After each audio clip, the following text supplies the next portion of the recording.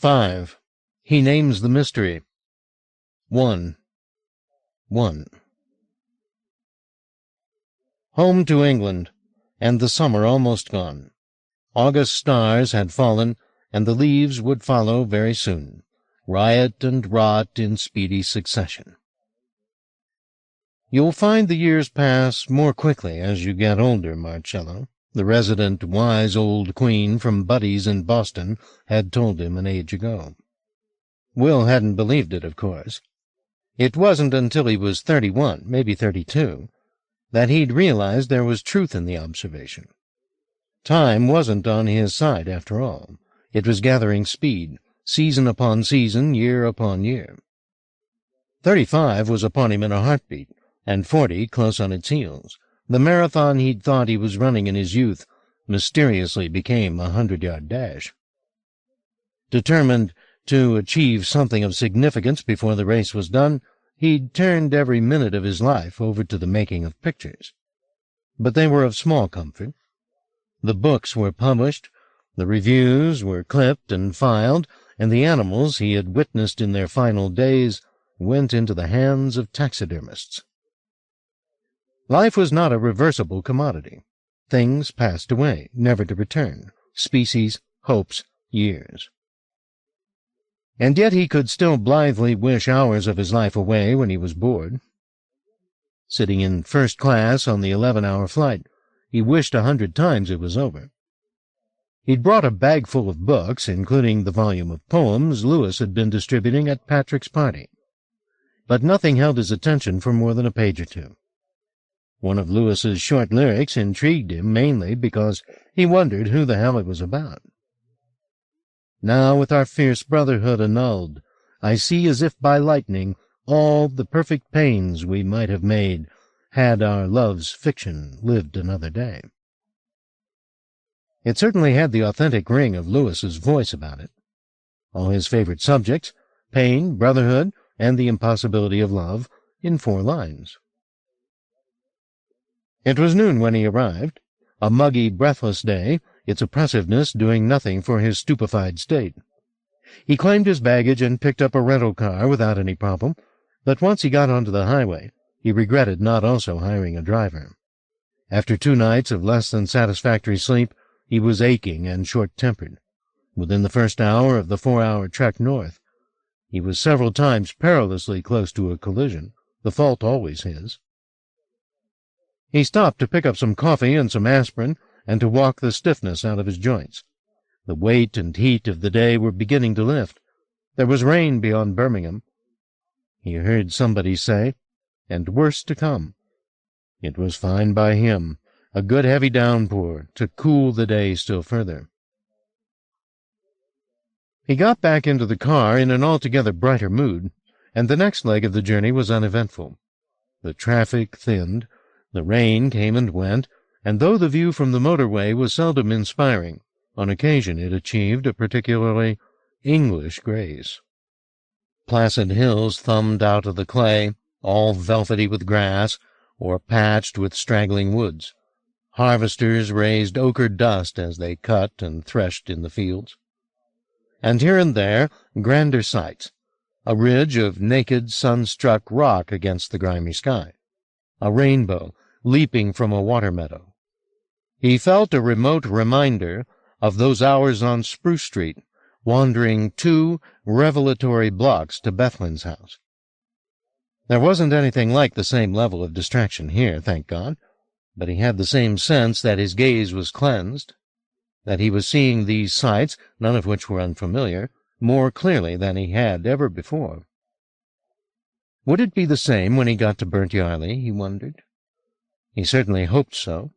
He wanted to see the place made new, if that were possible, to which end he didn't let himself stew in expectation of what lay ahead, but kept his thoughts in the moment, the road, the sky, the passing landscape. It became harder to do, however, once he got off the highway and headed into the hills. The clouds broke, and the sunlight moved on the slopes as if commanded, the light beautiful enough to bring him close to tears. It amazed him that, having put so many journeys between his heart and the spirit of this place, laboring for more than 2 decades to discipline his sentiments, its beauty could still steal upon him. And still the clouds divided, and the sun joined up its quilt piece by gilded piece. He was passing through villages he now knew, at least by name: Herricksthwaite, Rattlesmore, Kemp's Hill. He knew the twists and turns in the road, and where it would bring him to a vantage point from which to admire a stand of sycamores, a stream, the folded hills. Dusk was imminent, the last of the day's light still warming the hilltops, but leaving to the blues and grays of dusk the valleys through which he wound his way. This was the landscape of memory, and this the hour. Nothing was quite certain. Forms blurred, defying definition. Was that a sheep or a boulder? Was that a deserted cottage or a clot of trees? His only concession to prophecy had been to prepare himself for a shock when he got into Burnt Yarley, but he needn't have concerned himself. The changes wrought upon the village were relatively small. The post office had been remodeled. A few cottages had been tarted up. Where the grocer's had once stood, there was now a small garage. Otherwise, everything looked quite familiar in the streetlight. He drove on until he reached the bridge, where he halted for a moment or two. The river was high, higher, in fact, than he ever remembered it running. He was sorely tempted to get out of the car and sit for a few minutes before covering the final mile. Maybe even double back 300 yards and fortify himself with a pint of Guinness before he faced the house itself.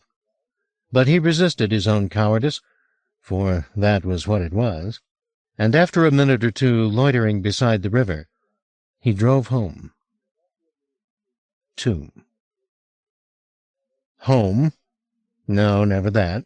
Never home. And yet what other word was there for this place he'd fled from? Perhaps that was the very definition of home, at least for men of his inclination, the solid, certain spot from which all roads led. Adele was opening the door even as he got out of the car. She'd heard him coming, she said, and thank goodness he was here. Her prayers were answered.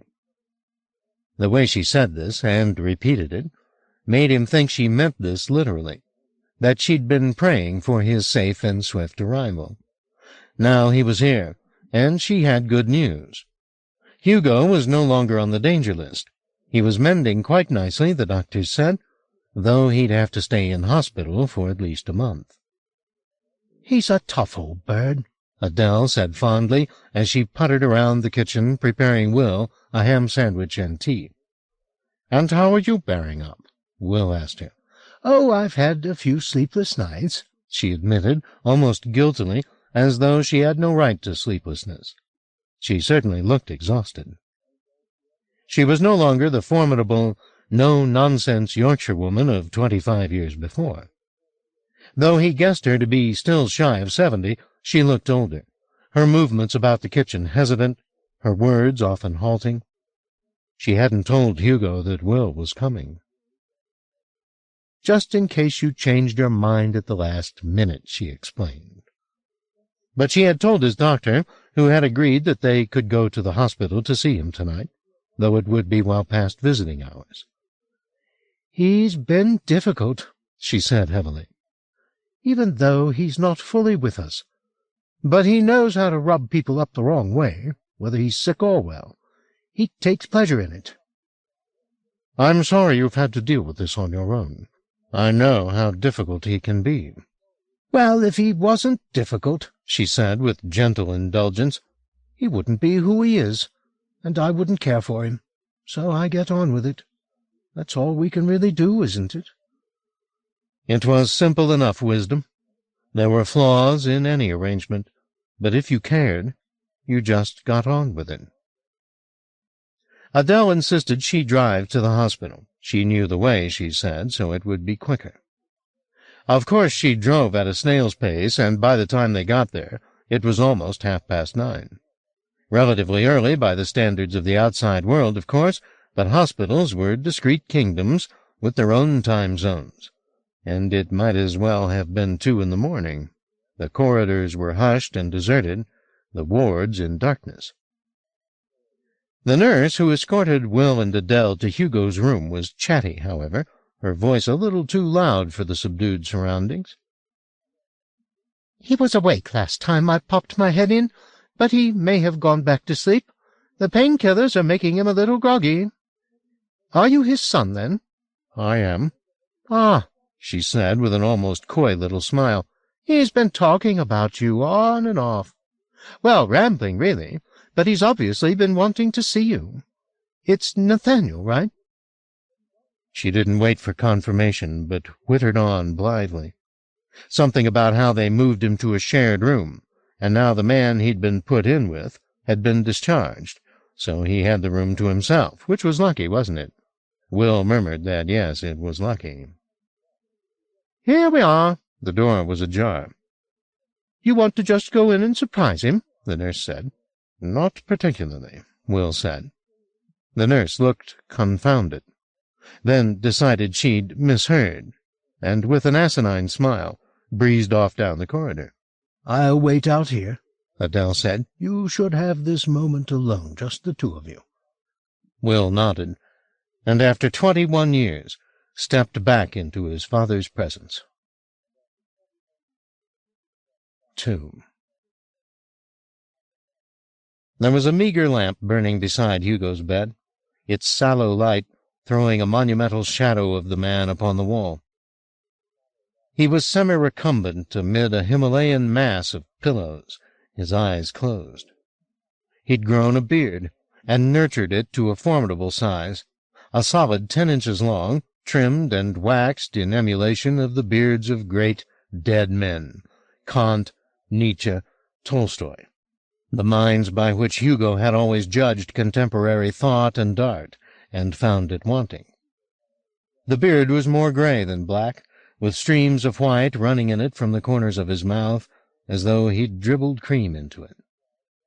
His hair, by contrast, had been clipped short, and lay flat to his scalp, delineating the Roman dome of his skull.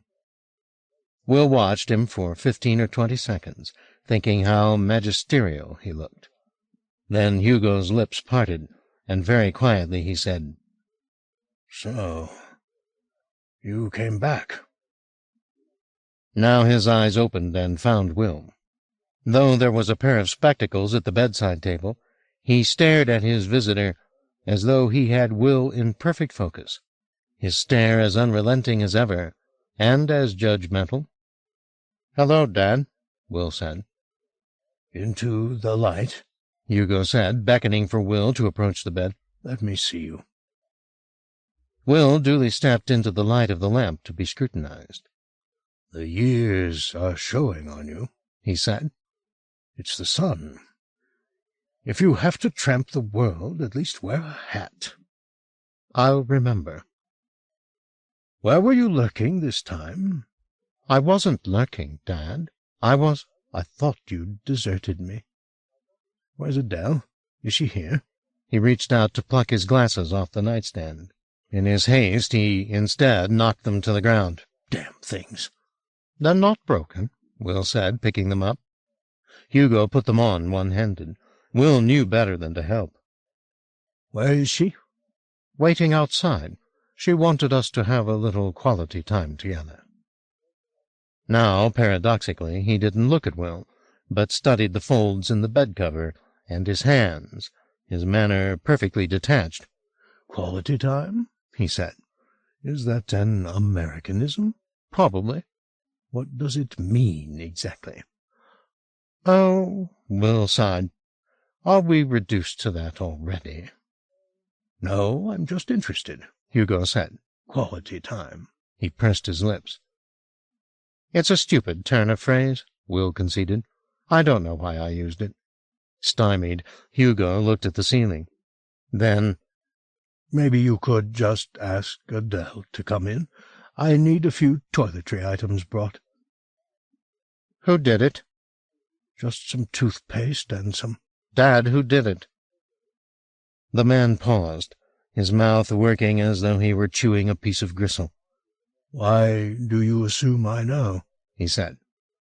"Why do you have to be so argumentative? This isn't a seminar. I'm not your student, I'm your son. Why did you take so long to come back? Hugo said, his eyes returning to Will. You knew where to find me. Would I have been welcome? Hugo's stare didn't waver. Not by me, particularly, he said with great precision. But your mother was very hurt by your silence. Does Eleanor know that you're in here?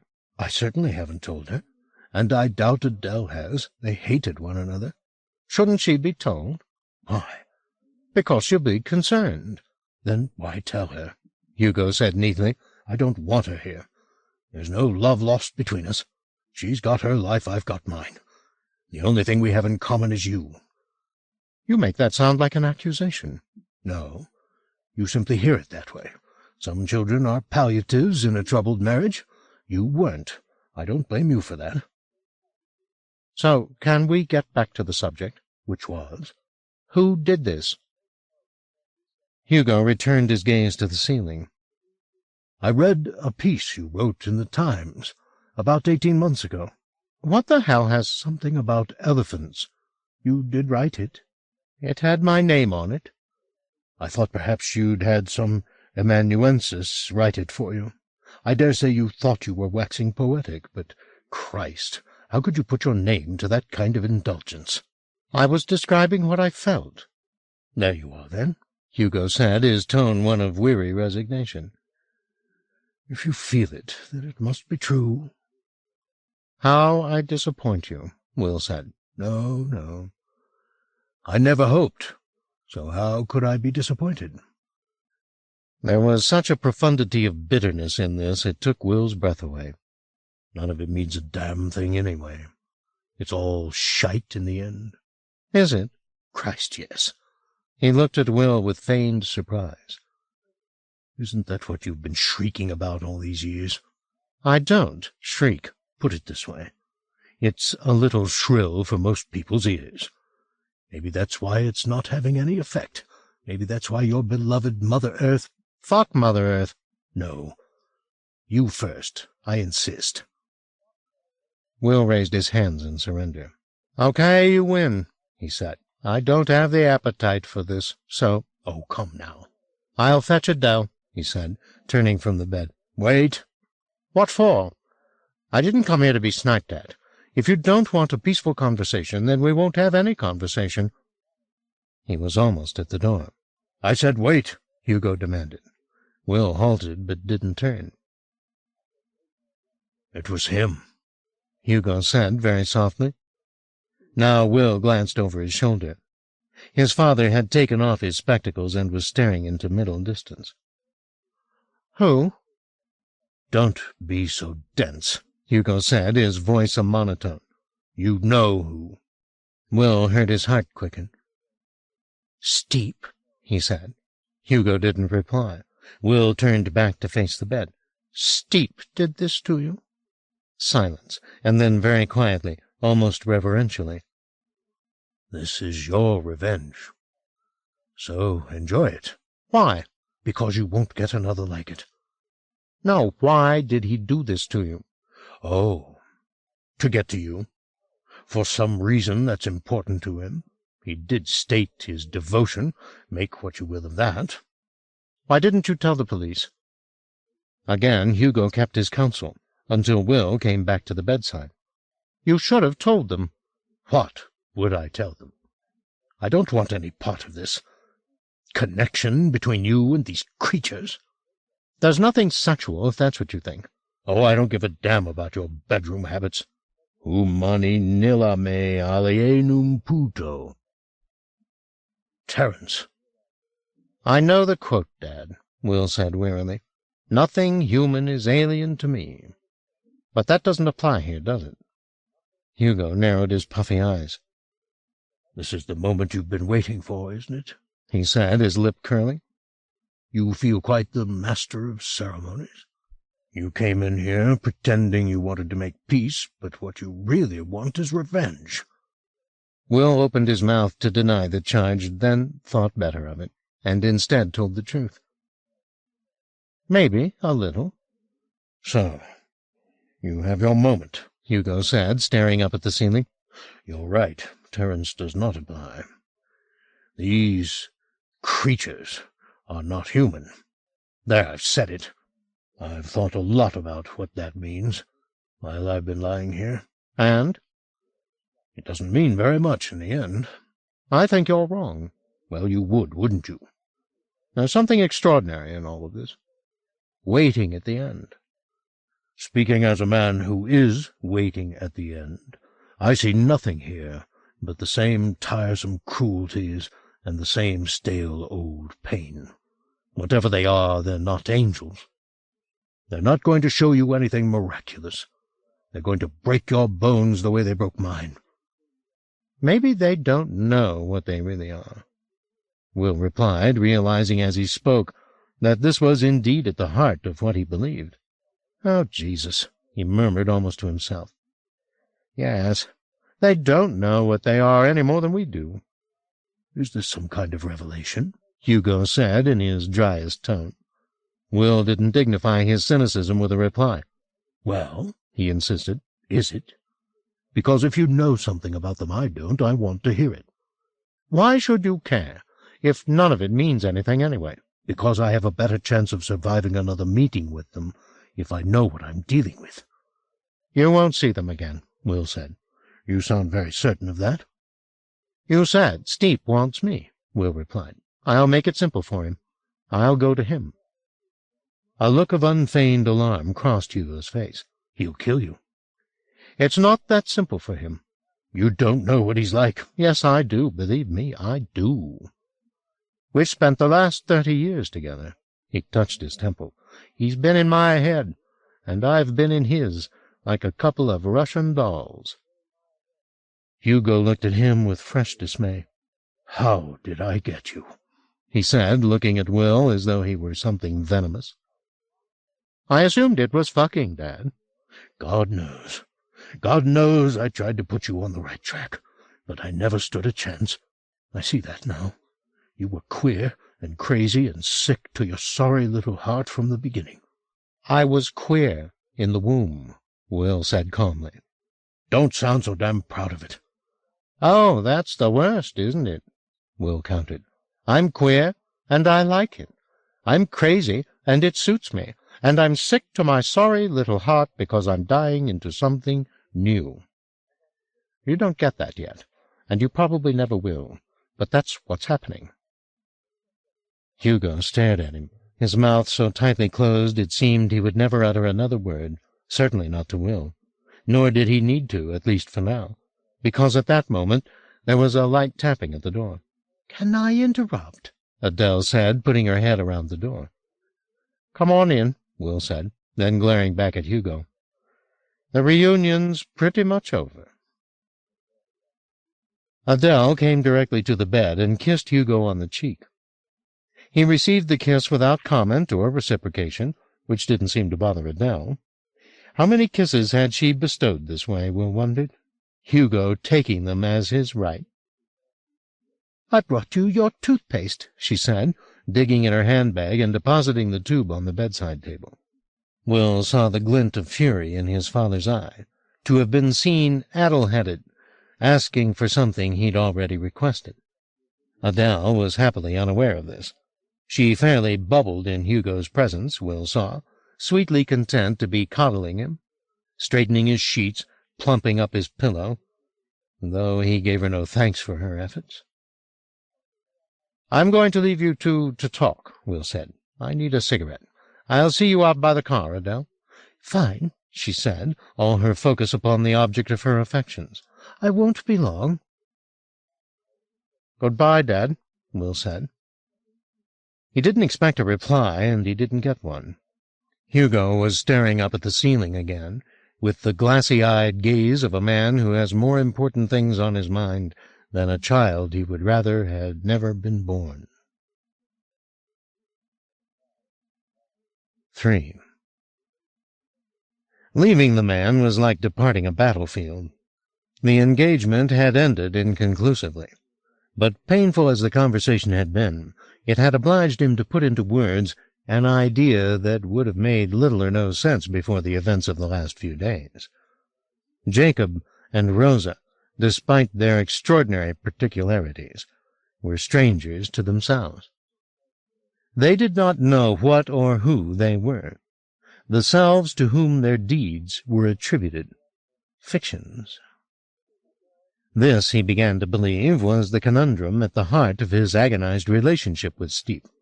Jacob was not one man, but many, not many, but none. He was a creature of Will's invention, as surely as Will and Lord Fox were Steep's own creatures, made by a different process perhaps, but still made. Which thought inevitably begged another conundrum. If there was nobody in this circle who was not somehow dependent upon the volition of another for their existence, could they be said to be divisible entities, or were they one troubled spirit? Steep the Father, Will the Son, and Lord Fox the unholy ghost? That left the role of Virgin Mother for Rosa, which faintly blasphemous notion brought a smile to his lips. As he wandered back down the dispiriting corridors to the front of the building, he realized that from the very beginning Steep had confessed his ignorance of his own nature. Hadn't he described himself as a man who couldn't remember his own parents? And later, talking of his epiphany, evoked the perfect image of his dissolution, his body lost to the waters of the Neva, Jacob in the wolf, Jacob in the tree, Jacob in the bird. It was cool outside, the air moist and clean. Will lit a cigarette and plotted as best he could what to do next. Some of what Hugo had said carried weight. Steep was indeed dangerous right now, and Will had to be careful in his dealings. But he couldn't believe that Steep simply wanted him dead. They were too tightly bound together, their destinies intertwined. This wasn't wish fulfillment on Will's part. He had it from the fox's own mouth. If the animal was Steep's agent in the curious circle, which he surely was, then he was espousing Jacob's hopes. And what was being expressed when the animal spoke of Will as its liberation, if not the desire that he solve the enigma of Jacob and Rosa's very existence? He lit a second cigarette, smoked his way through it, and immediately lit a third, desperate for the nicotine rush that would help him clarify his thoughts. The only way to solve this puzzle, he knew, was to deal with Steep directly, to go to him, as he'd told Hugo he would, and pray that Steep's desire for self-comprehension overrode the man's appetite for death. He knew how it felt, that appetite, how it had quickened his senses, shedding blood. The very hand that put his cigarette to his lips had been inspired by the knife, hadn't it, exulting in the harm it was capable of doing? He pictured the birds even now, huddling in the cleft of a frozen branch, winking their beady eyes. They see me. See them back. I do. Fix them with your eyes. I am. Then finish it. He felt a tremor of pleasure down his spine. Even after all these years, all the sights he'd seen that in scale and savagery beggared the little murders he'd performed, he could still taste the forbidden thrill of it. But there were other memories that in their way held as much power. He brought one of them to mind now and put it between himself and the knife. Thomas Simeon, standing among the blossoms, proffering a single petal. I have the Holy of Holies here, the Ark of the Covenant, the Sangreal, the great mystery itself, right here on the tip of my little finger. Look. That was also part of the puzzle, wasn't it? Not just Simeon's metaphysical ideas, but the substance of the simpler exchanges between the two men. Simeon's rejection of Jacob's attempts to coax him back into the company of Rukenau, the promise Steep had made to protect the artist from his patron, the talk of power play between Rukenau and Steep, which had been concluded, Will half remembered, with some fine, careless words of independence from Steep. What had he said? Something about not knowing who'd made him? There it was again, that same confession. Will's recollection of the conversation between Steep and Simeon was far more patchy than his memory of the knife, but he had the sense that Rukenau had possessed some knowledge of Jacob and Rosa's origins, that they themselves did not. Could he have remembered that correctly? He began to wish he could conjure Lord Fox and quiz him, not because he believed the creature would have the answers to his inquiries about Rukenau. He would not. But because, for all the animal's prickly manner and obscure remarks, he was the closest Will had to a reliable touchstone in this confusion. There was evidence of desperation, Will thought. When a man turns to an imaginary fox for advice, he's in trouble. "Aren't you cold out here?" He looked around to see Adele striding across the parking lot toward him. "I'm fine," he told her. "How's Hugo?" "All settled down for the night," she said, plainly happy to have him comfortably tucked up. "Time to go home?" "Time to go home." He was too distracted to engage Adele in cogent conversation on the way home, but she didn't seem to mind. She chattered on anyway, about how much better Hugo looked today than he had yesterday, and how resilient he'd always been. He seldom caught so much as a cold, she said. And how quickly he would bounce back, she was certain, especially once she got him home, where he'd be more comfortable, and she could coddle him. Nobody was ever comfortable in hospital, were they? In fact, a friend of hers who'd been a nurse had said to her the very worst place to be ill was a hospital, with all those germs in the air. No, he'd be much better off at home with his books and his whiskey and a comfortable bed.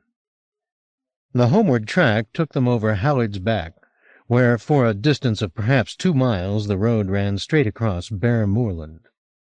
No lights here, no habitations, no trees, just the pitch-black sweep of moor on either side of the road.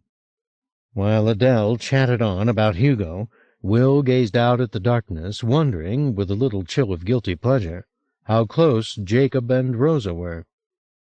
Out there in the night right now, perhaps. Rosa hunting hares, Jacob staring at the sealed sky. They didn't need to sleep through the hours of darkness. They weren't prone to the exhaustion of ordinary men and women. They would not wither, nor lose their strange perfection. They belonged to a race or condition that was in some unfathomable fashion beyond the frailties of disease or even death. That should have made him afraid of them, because it left him defenseless. But he was not afraid. Uneasy, yes, but not afraid. And despite his ruminations in the parking lot, despite all his unanswered questions, there was a corner of his heart that took curious comfort in the fact that this puzzle was so complex. There was little comfort, this voice inside him said, in discovering a mystery at the wellspring of his life so banal his unremarkable mind could readily fathom it. Better, perhaps, to die in doubt, knowing there was some revelation still unfound, than to pursue and possess such a wretched certainty. 4:1 He slept deeply up in the beamed room that had been his as a boy. There were new curtains on the window, and a new rug on the floor, but otherwise the room was virtually unchanged. The same wardrobe, with the mirror on the inside of the door, where he had appraised the progress of his adolescence countless times, studied the advance of his body hair, admired the swelling of his dick. The same chest of drawers where he had kept his tiny collection of Muscle Boy magazines, filched from newsagents in Halifax. The same bed where he had breathed life into those pictures and dreamed the living bodies there beside him, in short, the site of his sexual coming-of-age. There was another piece of that history, albeit small, at work downstairs the following morning. "You remember my boy Craig?" Adele said, bidding the man working under the sink to emerge and say hello. Of course Will remembered him. He'd conjured up Craig in his coma dream. A sweaty adolescent who for a few hours had roused in the 13-year-old Will a feeling he could not have named. Desire, of course. But what had seemed for a little time attractive in Craig, the adolescent, his scowl, his sweat, his lumpen weight, was charmless in the adult. He grunted something unintelligible by way of a greeting. "Craig does a lot of odd jobs around the village," Adele explained. "He does some plumbing, some roofing. He's got quite a little business going, haven't you?" Another grunt from Craig. It was strange to see a grown man, he was fully a foot taller than Adele, standing crab-footed and bashful while his mother listed his accomplishments. Finally he grunted, "Are you done?" to Adele, and returned to his labors. "You'll want some breakfast," Adele said. "I'll cook up some eggs and sausage, maybe some kidneys or black pudding." "No, really, I'm fine. I'll just have some tea." "Let me make you a couple of slices of toast, at least. You'll need feeding up a little bit." Will knew what was coming. "Have you not got a lass to cook for you?" "I do fine on my own." "Craig's wife, Mary, is a wonderful cook, isn't she, Craig?" The grunt by way of reply. "You never thought of getting married? I suppose with your work and all, it'd be hard having a normal life." She chatted on while she brewed the tea. She'd spoken to the hospital this morning, she said, and Hugo had passed a very comfortable night, the best so far, in fact. "I thought we could both go back to see him this evening." "That's fine by me." "What are you planning to do today?" "Oh, I'll just have a wander down to the village." "Get reacquainted," Adele said. "Something like that." 2. When he left the house a little before 10, he was in a quiet turmoil. He knew his destination, of course, the courthouse. Unless he'd missed his guess, there he'd find Jacob and Rosa ensconced waiting for him. The prospect aroused a cluster of contrary feelings. There was inevitably a measure of anxiety, even a little fear. Steep had brutally assaulted Hugo, and was perfectly capable of doing the same or worse to Will. But this anxiety was countered both by anticipation and curiosity. What would it be like to confront Steep again after all these years? To be a man in his presence, not a boy, to meet him eye to eye. He'd had a few glimpses of how it might be in his years of travel. Men and women he'd encountered who carried with them some of the power that had attended Jacob and Rosa. A priestess in Ethiopia, who, despite the plethora of religious symbols she carried about her neck, some Christian, some not, had spoken in a kind of poetic stream of consciousness that suggested she was deriving her inspiration from no readily named source. A shaman in Sanlasan, whom Will had watched swaying and singing before an altar heaped with marigolds, and who had given him healthy helpings of sacred mushrooms. Teonanacatl, the divine flesh, to help him on his own journey. Both extraordinary presences, from whose mouths he might have imagined Steep's grim wisdom coming. The day was calm and cool, the cloud layer unbroken. He ambled down to the crossroads, from which spot he'd once been able to see the courthouse, but no longer. Trees that had been svelte 30 years before were now in spreading maturity, and blocked the view with their canopies. He paused just long enough to light up another cigarette, and then headed on his way. He had covered perhaps half the distance when he began to suspect his assumption at the crossroads had been wrong. Though the trees were indeed fuller than they'd been, and the hedgerows taller, surely by now he should have been able to see the roof of the courthouse. He walked on, the suspicion becoming certainty the closer he came to the spot. The courthouse had been demolished. He had no need to clamber through a hedgerow to get into the field that it had dominated. There was now a gate at the spot, through which, he assumed, the rubble had been removed. The field had not been returned to agricultural use, however. It had been left to the vagaries of seed and season. He clambered over the gate, which, to judge by its condition, had not been opened in many years, and strode through the tall grass until he came to the foundation, which was still visible.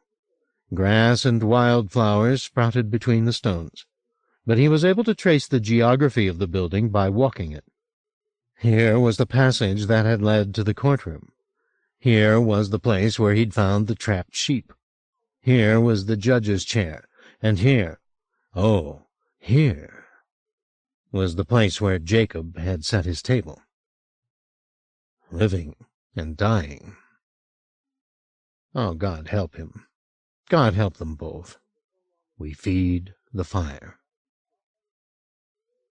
It was so long ago, and yet as he stood there, where he'd stood, it was as if he were a boy again, the languid air darkening around him as though the survival of the light depended upon the cremation of moths.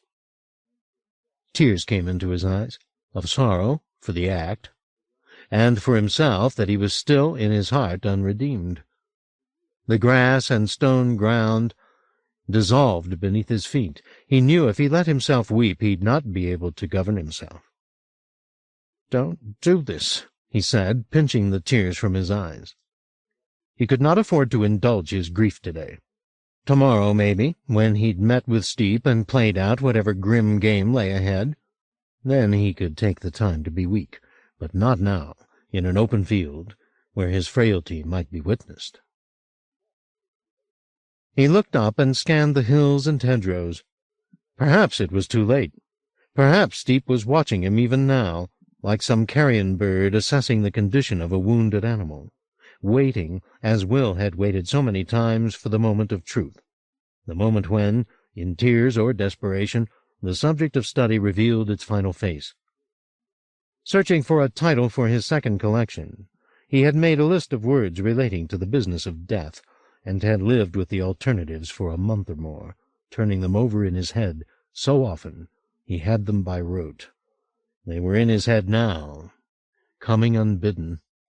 The pale horse and the Totentons, cold meat and crowbait, a bed of clay, a last abode, the long home. This last had been a contender for the title, describing the grave to which his subjects were about to be delivered as a place of inevitable return. It was distressing to think of that now, standing as he did within a mile of his father's house. It made him feel like a condemned man. Enough of this creeping despair, he told himself. He needed relief from it, and quickly. He climbed over the gate, and without a backward glance, returned along the road with the determined stride of a man who had no further business in the place behind him. He was out of cigarettes, so he made his way into the village to pick up another pack. The streets were busy, he was pleased to see. There was no little comfort to be had in the sight of people about their ordinary lives, buying vegetables, making small talk, hurrying their children along. In the newsagents he listened to a leisurely conversation on the subject of the Harvest Festival. The woman behind the counter, plainly the daughter of Mrs. Morris, who'd run the place in Will's youth, opining that it was all very well trying to bring folks into church with fancy tricks, but she drew a line at services being fun. "What's the problem with a bit of fun?" her customer wanted to know. "I just think it's a slippery slope," Miss Morris replied. "We'll have dancing in the aisles next." "That's better than sleeping in the pews," the woman remarked with a little laugh, and picking up her chocolate bars made her exit. The exchange had apparently been less jocular than it had seemed, because Miss Morris was quietly fuming about it when she came to serve Will. "Is this some big controversy?" he asked her. "The Harvest Festival, I mean." "No," she said, a little exasperated at herself. "It's just that Franny always knows how to stir me up." "Franny?" "Yes." "Franny Cunningham? I'll be back for the cigarettes." And he was out of the shop, looking right and left for the woman who'd just breezed by. She was already on the opposite side of the road, eating her chocolate as she strode on her way. "Franny!" he yelled, and dodging the traffic, raced to intercept her. She'd heard her name being called and was looking back toward him. It was plain from her expression she still didn't recognize him, though now, when he saw her face full on, he knew her. She was somewhat plumper, her hair more gray than auburn, but that look of perpetual attention she'd had was still very much in place, as were her freckles. "Do we know each other?" she said as he gained the pavement. "Yes, we do," he grinned. "Franny, it's me. It's Will." "Oh, my Lord," she breathed. I mean, you were—" "In the shop, yes. We walked straight past one another." She opened her arms, and Will went into them, hugging her as fiercely as she hugged him. "Will, Will, Will," she kept saying. "This is so wonderful. Oh, but I'm sorry to hear about your dad." "You know, everybody knows," she said. "You can't keep secrets in Burnt Yarley." "Well, I suppose that's not quite true, is it?" She gave him an almost mischievous look. "Besides, your dad's quite a character. Sherwood sees him at the plough all the time, holding court. How's he doing?" "Better, thank you." "That's good." "And Sherwood?" "Oh, he has his good times and his bad times. We still have the house together, the one on Sampson Street." "What about your mom and dad?" "Dad's dead. He died 6 years ago this coming November. Then last year we had to put Mom into a hospice. She's got Alzheimer's. We looked after her at home for a couple of years, but she was deteriorating so fast. It's horrible to watch. And Sherwood was getting in such a depression about it." "It sounds like you've been through the wars." "Oh, well," Franny shrugged, "we battle on. Do you want to come back to the house for something to eat? Sherwood will be so pleased to see you." "If it's not going to be an inconvenience." "You've been away too long," Franny chided him. "This is Yorkshire. Friends are never an inconvenience." "Well," she added, with that mischievous twinkle, "almost ever." 5. It was only a 15-minute walk back to the Cunningham house, but by the time they arrived at the gate, they'd already lost any initial tentativeness and were talking in the easy manner of old friends. Will had given Franny a quick summary of the events in Balthazar. She'd read about the accident, as she called it, in a magazine article Sherwood had found. And Franny had prepared him for the reunion with Sherwood by filling in a little of her brother's medical history. He'd been diagnosed with a form of acute depression, she explained, which he'd probably been suffering since childhood. Hence his seesawing motions, his sulks, his rages, his inability to concentrate. Though he now had pills to keep it manageable, he was not, nor ever would be, entirely cured. It was a burden he would bear to the end of his life. "It helps to think of it as a test," she said. "God wants us to show him how tough we are." "Interesting theory." "I'm sure he approves of you," she said, not entirely joking. "I mean, if anyone's been through the mill, it's you. All those terrible places you've had to go." "It's not quite the same if you volunteer, though, is it?" Will said. "You and Sherwood haven't had any choice." "I don't think any of us have got much choice," she said. She dropped her voice. "Especially us. When you think of what happened back then, we were children. We didn't know what we were dealing with." "Do we now?" She looked at him with a gaze suddenly shorn of joy. "I used to think— this probably sounds ridiculous to you, but I used to think somehow we'd met the devil in disguise." She laughed nervously at this. "That does sound stupid, doesn't it?" Her laugh disappeared almost immediately, seeing that Will was not laughing with her. "Doesn't it?" "I don't know what he is," he replied. "Was?" she said quietly. He shook his head. "Is," he murmured. They'd reached the gate. "Oh, Lord," she said. There was a little quaver in her voice. "Maybe I shouldn't come in." "No, you must," she replied. "But we shouldn't talk about this any more. Not in front of Sherwood. He gets upset." "I understand." "I think about it a lot. After all these years, I turn it over in my head. I even did a bit of research a few years ago, trying to get to the bottom of it all." "And?" She shook her head. "I gave up," she said. "It was bothering Sherwood, and it was churning everything up all over again. I decided it was better to leave it alone." She unlatched the gate and started down the path, which was edged on either side by sprays of lavender, toward the front door. "Before we go in," Will said, "can you tell me what happened to the courthouse?" "It was demolished." "That I saw." "Marjorie Donnelly had it done. Her father was the man—" "Who was murdered, I remember." She had to fight tooth and nail to get it done. There was some heritage committee said it was of historical interest. Eventually she hired a dozen slaughterhouse men from Halifax. At least this is what I heard. It might not be true. But I heard they came with sledgehammers in the middle of the night, and they did so much damage the place had to be leveled for safety concerns. Good for her. Don't mention it, please. I won't. I'm making Sherwood sound worse than he is, she said, digging for her key in her purse. Most of the time he's fine. Just once in a while something strikes him the wrong way, and he gets so down in the dumps I think he's never going to snap out of it. She'd found the key and now unlocked the door, calling for Sherwood as she stepped inside. There was no reply. Will followed her in while she went to look for him upstairs. "He must have gone out walking," she said, coming back downstairs. "He does that a lot." They talked for the next hour or so over cold chicken, tomatoes, and homemade chutney, the conversation ranging ever more widely as it progressed. Franny's ebullience and sheer good nature charmed Will thoroughly. She had become an eloquent and deeply compassionate woman. More than ever, as she related her history, he sensed a regret that she'd not been able to move out of this house and find a life for herself, apart from Sherwood and his problems. But that regret was never explicit, and she would have been upset, he guessed, if she'd thought he'd recognized it in her. She was doing her Christian duty, caring for Sherwood, no more, no less.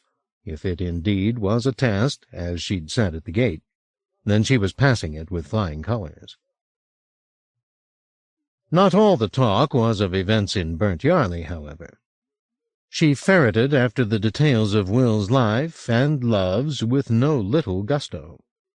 And though he was at first reticent, her sheer persistence won him over. He gave her, in a somewhat bowdlerized version, an account of his emotional adventures, interlaced with a potted history of his career. Drew and Patrick and the Castro, books, bears, and Balthazar. "Do you remember how you were always wanting to run away?" she said to him. "The first day we met, that's what you said you were going to do, and you did." "It took me a while." "The point is, you went," she said, eyes shining. "We've all got dreams when we're kids, but most of us give up on them. But you didn't.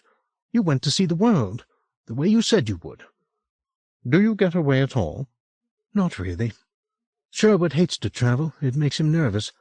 We've been down to Oxford a couple of times, and we pop over to Skipton to see Mom in the hospice, but he's much happier when he's here in the village." "And what about you?" "I'm happier when he's happiest," she said simply. "And you never talk about what happened?" "Very, very seldom. But it's always there, isn't it? I suppose it always will be." She lowered her voice as though the walls would report the conversation to Sherwood if they heard it. "I still have dreams about the courthouse," she said. "They're more vivid than any other dream I have.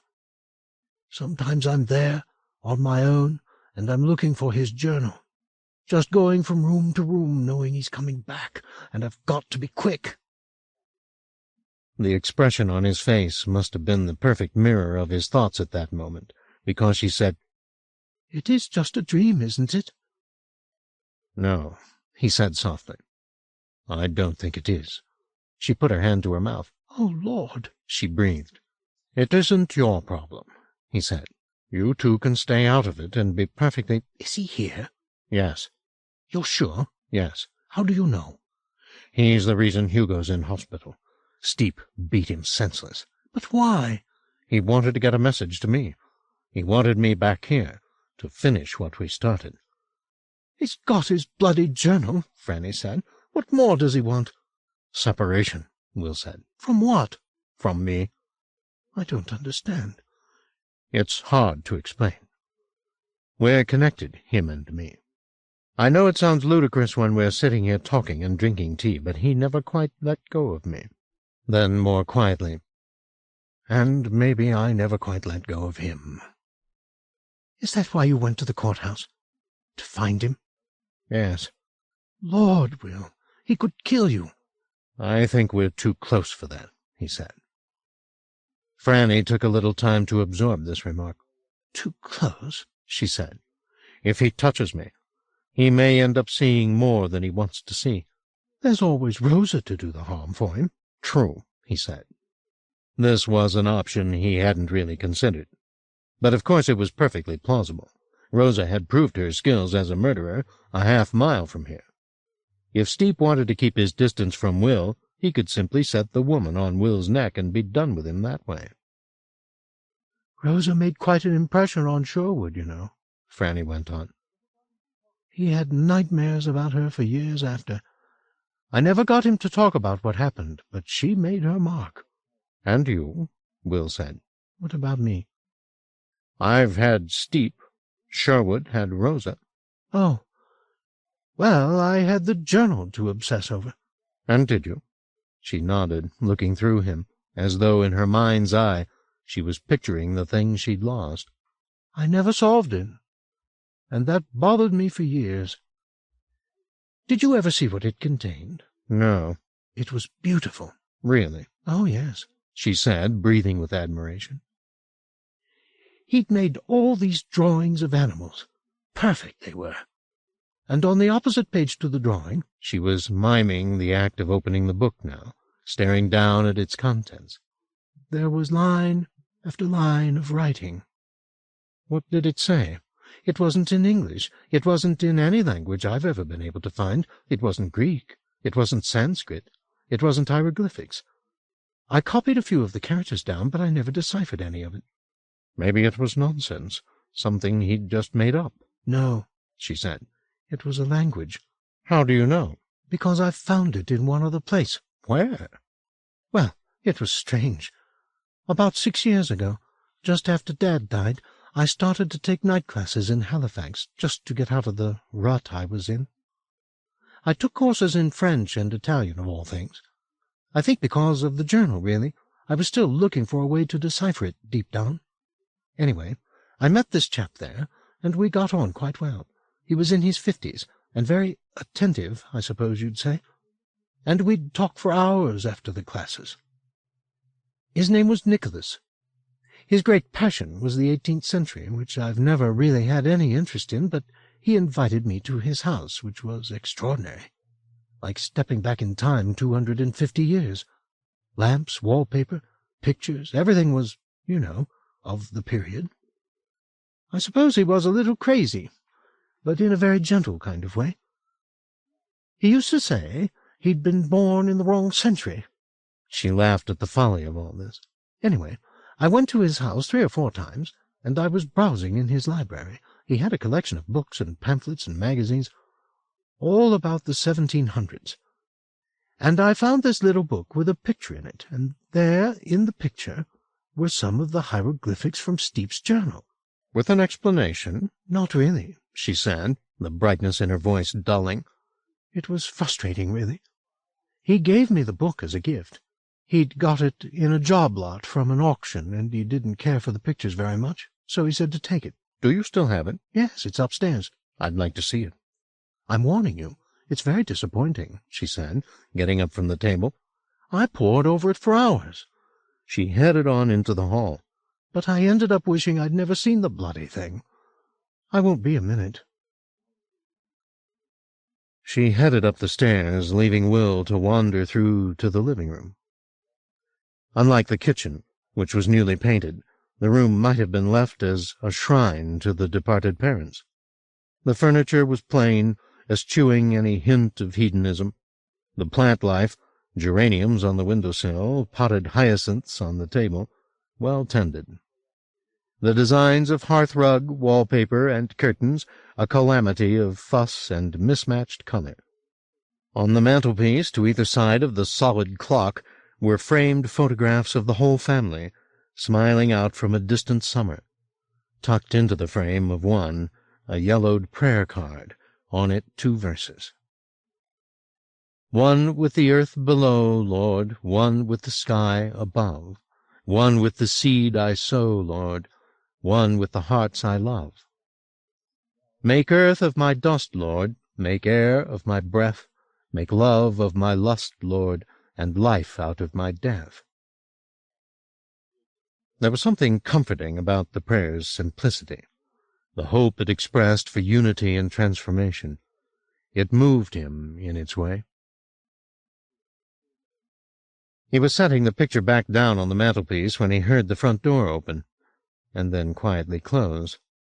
A moment later, an ill-shaven man, with pinched and woebegone features, his thinning hair grown to near shoulder-length but unkempt, appeared at the living-room door and stared at him through round spectacles. "Well," he said, with such certainty it was almost as if he'd expected to find Will there. "My God, you recognized me." "Of course," Sherwood replied, proffering his hand as he crossed the room. "I've been following your rise to notoriety." He shook Will's hand, his palm clammy, his fingers bone-thin. "Where's Fanny?" "She's upstairs." "I've been out walking," Sherwood said, though he had no need to explain himself. "I like to walk." He glanced out of the window. "It's going to rain within the hour."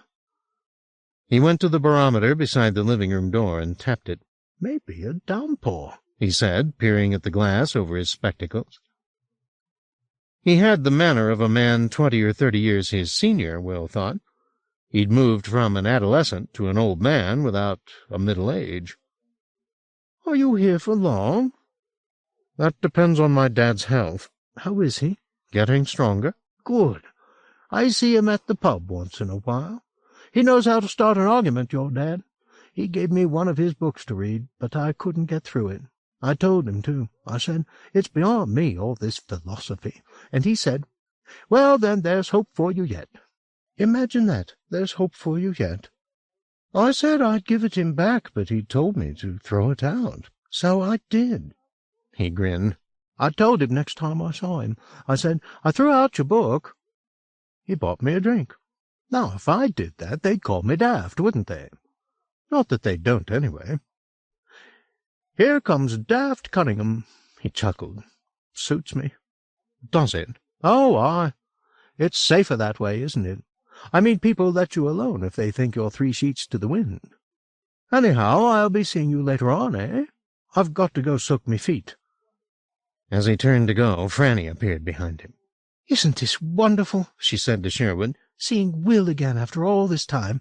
"Wonderful," Sherwood said, without any great measure of enthusiasm. "See you again, then?" A look of bemusement crossed Franny's face. "Aren't you staying to talk?" "Well, actually, I should be on my way," Will said, glancing at his watch. It was indeed time he was off. He'd promised Adele they'd make an early visit to the hospital today. "Here's the book," Franny said, passing a slim, dun volume to Will. Sherwood was meanwhile slipping away up the stairs. "Would you mind letting yourself out, Will?" Franny said, apparently concerned about her brother's behavior. "I'll give you a ring tomorrow, and maybe you can come back down when Sherwood's feeling a little bit more sociable." With that, she was gone up the stairs to find out what was amiss. Will let himself out. The cloud layer had thickened and darkened. Rain, as Sherwood had predicted, could not be far off. Will picked up his pace, flipping through the book Franny had given him as he walked. The pages were as stiff as card, the printing too small to be read on the move. The reproductions were in black and white and poor. Only the title page was readily legible, and the words upon it brought him to a halt. "A Mystic Tragedy" was the main title, and underneath, "The Life and Work of Thomas Simeon." 6.1. He began to study the book as soon as he got back to the house. It was scarcely more than a monograph, 130 pages of text, along with 10 line reproductions and 6 plates, which was intended, so the author, one Kathleen Dwyer, stated, as a brief introduction to the life and work of an almost entirely neglected artist. Born in the first decade of the 18th century, Thomas Simeon had been something of a prodigy. Raised in Suffolk, in humble circumstances, his artistic skills had been first noticed by the local vicar. who, out of what seemed to be a selfless desire to have a God-given gift provide joy to as many people as possible, had arranged for the young Simeon's work to be seen in London. 2 watercolors from the hand of the 15-year-old boy had been purchased by the Earl of Chesterfield, and Thomas Simeon was on his way. Commissions followed. A series of picturesque scenes depicting London theatres had been successful. There had been a few attempts at portraiture, these less well received. And then, when the artist was still a month shy of his 18th birthday, there had come the work by which his reputation as a visionary artist was made, a diptych for the altar of St. Dominic's in Bath. The paintings were now lost, but by all contemporary reports they had caused quite a stir. "Through the letters of John Galloway," Dwyer had written, "we can follow the blossoming of the controversy which attended the unveiling of these paintings. Their subjects were unremarkable. The left-hand panel depicting a scene in Eden, the right, the hill at Golgotha. It seemed to everyone who saw them," Galloway reports in a letter to his father dated February 5, 1721, "as if Thomas had walked on the perfect earth of Adam's garden, and set down in paint all he saw, then gone straightway to the place where our Lord died, and there made a painting as desolate as the first was filled with the light of God's presence." Barely 4 months later, however, Galloway's tone had changed. He was no longer so certain that Simeon's visions were entirely healthy. "I have many times thought that God moved in my dear Tom," Galloway wrote. "But perhaps that same door which he opened in his breast to give God entrance, he left unattended. For it seems to me sometimes that the devil came into his soul too, and there fights night and day with all that is best in Tom. I do not know who will win the war, but I fear for Thomas's presence of mind." There was more on the subject of Simeon's deterioration around the time of the diptych, but Will skimmed it. He had an hour before Adele had planned their trip to the hospital, and he wanted to have the slim volume read. Moving on to the next chapter, however, he found Dwyer's style thickening as she attempted to make an account of what was clearly a problematic area in her researches. Paring away the filigree and the qualifications, the essence of the matter seemed to be this. Simeon had undergone a crisis of faith in the late autumn of 1722, and may, though documentation was unreliable here, have attempted suicide. He had alienated Galloway, his companion from childhood, and sequestered himself in a squalid studio on the outskirts of Blackheath, where he indulged a growing addiction to opium. So far, predictable enough. But then, in Dwyer's constipated phrasing, came the figure who would, with his subtle appeals to the painter's now debauched instincts, render the glorious promise of his gilded youth a tarnished spectacle. His name was Gerard Rukenau, variously described by contemporary witnesses as transcendentalist of surpassing skill and wisdom, and by no lesser personage than Sir Robert Walpole, the very model of what he must become as this age dies. To hear him speak was, one witness remarked, like listening to the Sermon on the Mount delivered by a satyr. One is moved and repelled in the same moment, as though he arouses one's higher self and one's basest instincts simultaneously. Here, then, Dwyer theorizes, was a man who could understand the contrary impulses that had fractured Simeon's fragile state of mind, a father-confessor who would quickly become his sole patron, removing him both from the pit of self-abnegation into which he'd fallen, and from the leavening influence his saner friends might have exercised. At this juncture, Will put the book down for a couple of minutes in order to digest what he'd just read. Though he now had a few descriptions of Rukenau to juggle, they essentially cancelled one another out, which left him no further advanced. Rukenau was a man of power and influence, that much was clear, and had no doubt powerfully affected Steep. Could "living and dying we feed the fire" not have been a line from a satyr's sermon?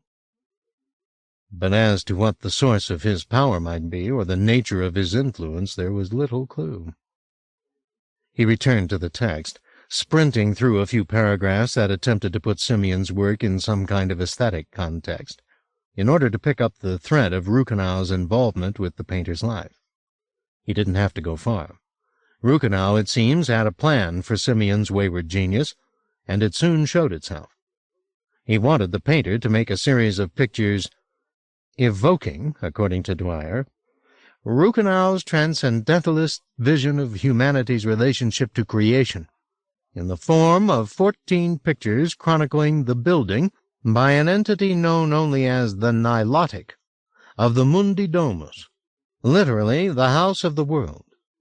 Only one of these pictures is known, and it indeed may be the only one surviving, given that a woman friend of Ruchenau, Dolores Cruikshank, who had volunteered to pen an exegesis of his theories, complained in March of 1723 that, between Gerard's meticulous concerns for a true reflection of his philosophies and Simeon's aesthetic neuralgia, these pictures have been made in more versions than mankind itself, each one destroyed for some piffling flaw in conception or execution.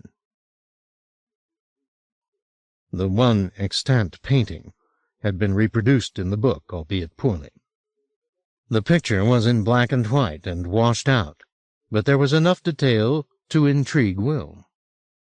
It seemed to depict an early portion of the construction process, a naked, sexless figure who appeared to be black-skinned in the reproduction, but could just as easily have been blue or green, was bending toward the ground, in which numerous fine rods had been stuck, as though marking the perimeters of the dwelling.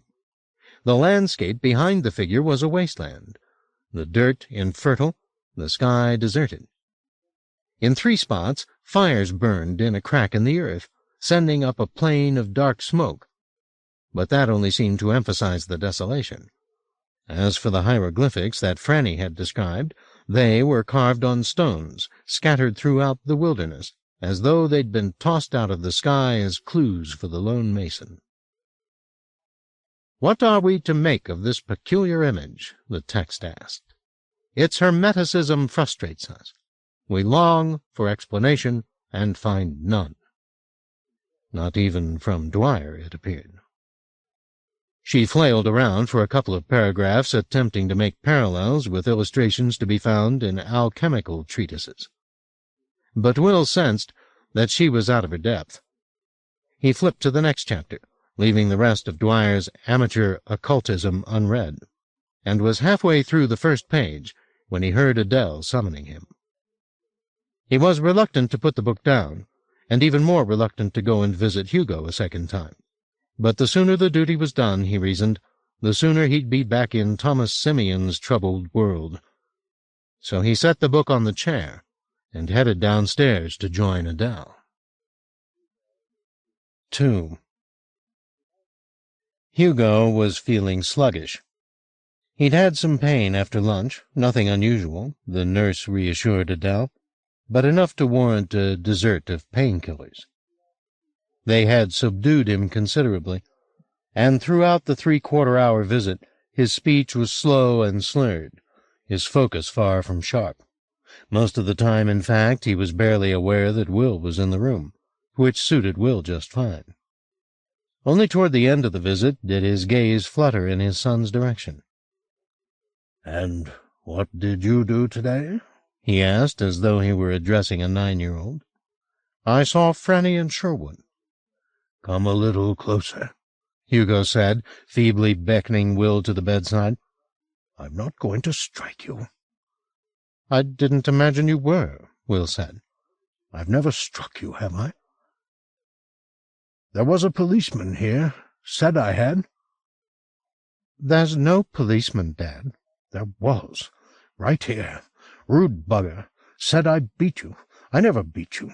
He sounded genuinely distressed at the accusation. "It's the pills they're giving you, Dad," Will gently explained. "They're making you a little delirious. Nobody's accusing you of anything. There was no policeman? No.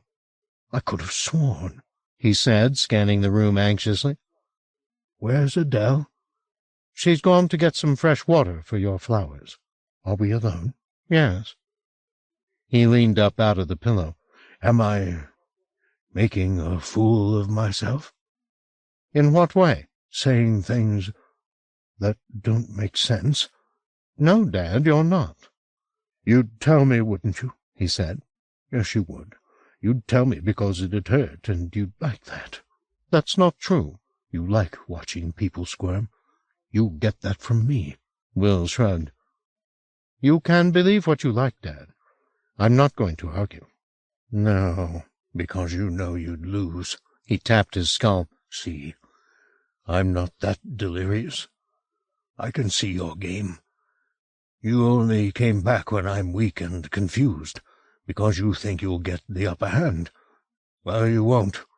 I'm your match with half my wits. He settled back into his pillow again. I don't want you coming here again, he said softly. Oh, for Christ's sake. I mean it, Hugo said, turning his face from Will. I'll get better without your care and attention, thank you very much. Will was glad his father's eyes were averted. The last thing he wanted at that moment was for Hugo to see what an effect his words were having. Will felt them in his throat and chest and gut. All right, Will said. If that's what you want. Yes, it is. Will watched him a moment longer, with some remote hope that Hugo would say something to undo the hurt, but he'd said all he intended to say. I'll get Adele, Will murmured, retreating from the bed. She'll want to say goodbye. Take care of yourself, Dad. There was no further response from Hugo, whether word or sign. Shaken, Will left him to his silence and headed out in search of Adele. He didn't tell her the substance of his exchange with Hugo. He simply said that he'd wait for her at reception. She told him she'd just been speaking to the doctor and he was very optimistic about Hugo's progress. Another week, she said, and he could probably come home. Wasn't that wonderful? It was raining now. Nothing monsoonal, just a steady drizzle. Will didn't shelter from it. He stood outside with his face turned up to the sky, letting the drops cool his hot eyes and flushed cheeks. When Adele emerged, she was in her usual post-visit flutter. Will volunteered to drive, certain he could shave 15 minutes off the travel time and be back with the Simeon book before dark. She babbled on happily as they went, mainly about Hugo. He makes you very happy, doesn't he? Will said. He's a fine man, she said, and he's been very good to me over the years. I thought when my Donald passed away I'd never have another happy day. I thought the world was at an end. But you know, you get on with it, don't you? It was hard at first because I felt guilty, still living when he was gone. I thought, that's not right. But you get over that after a while. Hugo helped me. We'd sit and talk, and he'd tell me to just enjoy the little things, not try and understand what it was all about, because that was all a waste of time. It was funny that, coming from him, I always thought philosophers were sitting talking about the meaning of life, and there's Hugo saying, don't waste your breath. And that was good to hear, was it? It helped, she said. I started to enjoy the little things the way he said. I was always working so hard when Donald was alive. You still work hard. It's different now, she said. If something doesn't get dusted, I don't fret about it. It's just dust. I'll be dust one of these days. Have you got him to go to church? I don't go any more. You used to go twice on a Sunday. I don't feel the need. Did Hugo talk you into that? I don't get talked into things, Adele said a little defensively. I didn't mean— No, I know what you meant. Hugo's a godless man, and he always will be. But I saw the suffering my Donald went through. Terrible it was, terrible to see him in such a state. And I know people say, That's when your faith gets tested. Well, maybe mine did, and it wasn't strong enough, because church never meant the same to me after that. God let you down? Donald was a good man. Not clever, like Hugo, but good in his heart. He deserved better. She fell silent for a minute or so, then added a coda. We've got to make the most of what comes along, haven't we? There's nothing certain. 7. Will spent the rest of the evening with Thomas Simeon, burying himself in this other life as a refuge from his own. It was no use brooding on what had happened at the hospital. With a little distance and a couple of heart-to-hearts with Adriana, he'd be able to put the experiences in a sane perspective. For now, it was best ignored. He rolled a joint, pulled his chair over to the open window, and sat there reading, lulled by the spatter of the rain on the roof and sill. He'd left off reading, with Dwyer moving from occult waters, where she'd plainly been out of her depth, back into the relative comfort of simple biography. Simeon's ever-reliable friend Galloway reappeared at this juncture, having been moved by the commands of friendship. What had gone on between these two, Will wondered, to separate Simeon from his patron Rukenau, whose baleful influence could be seen in every part of Thomas's appearance and demeanor.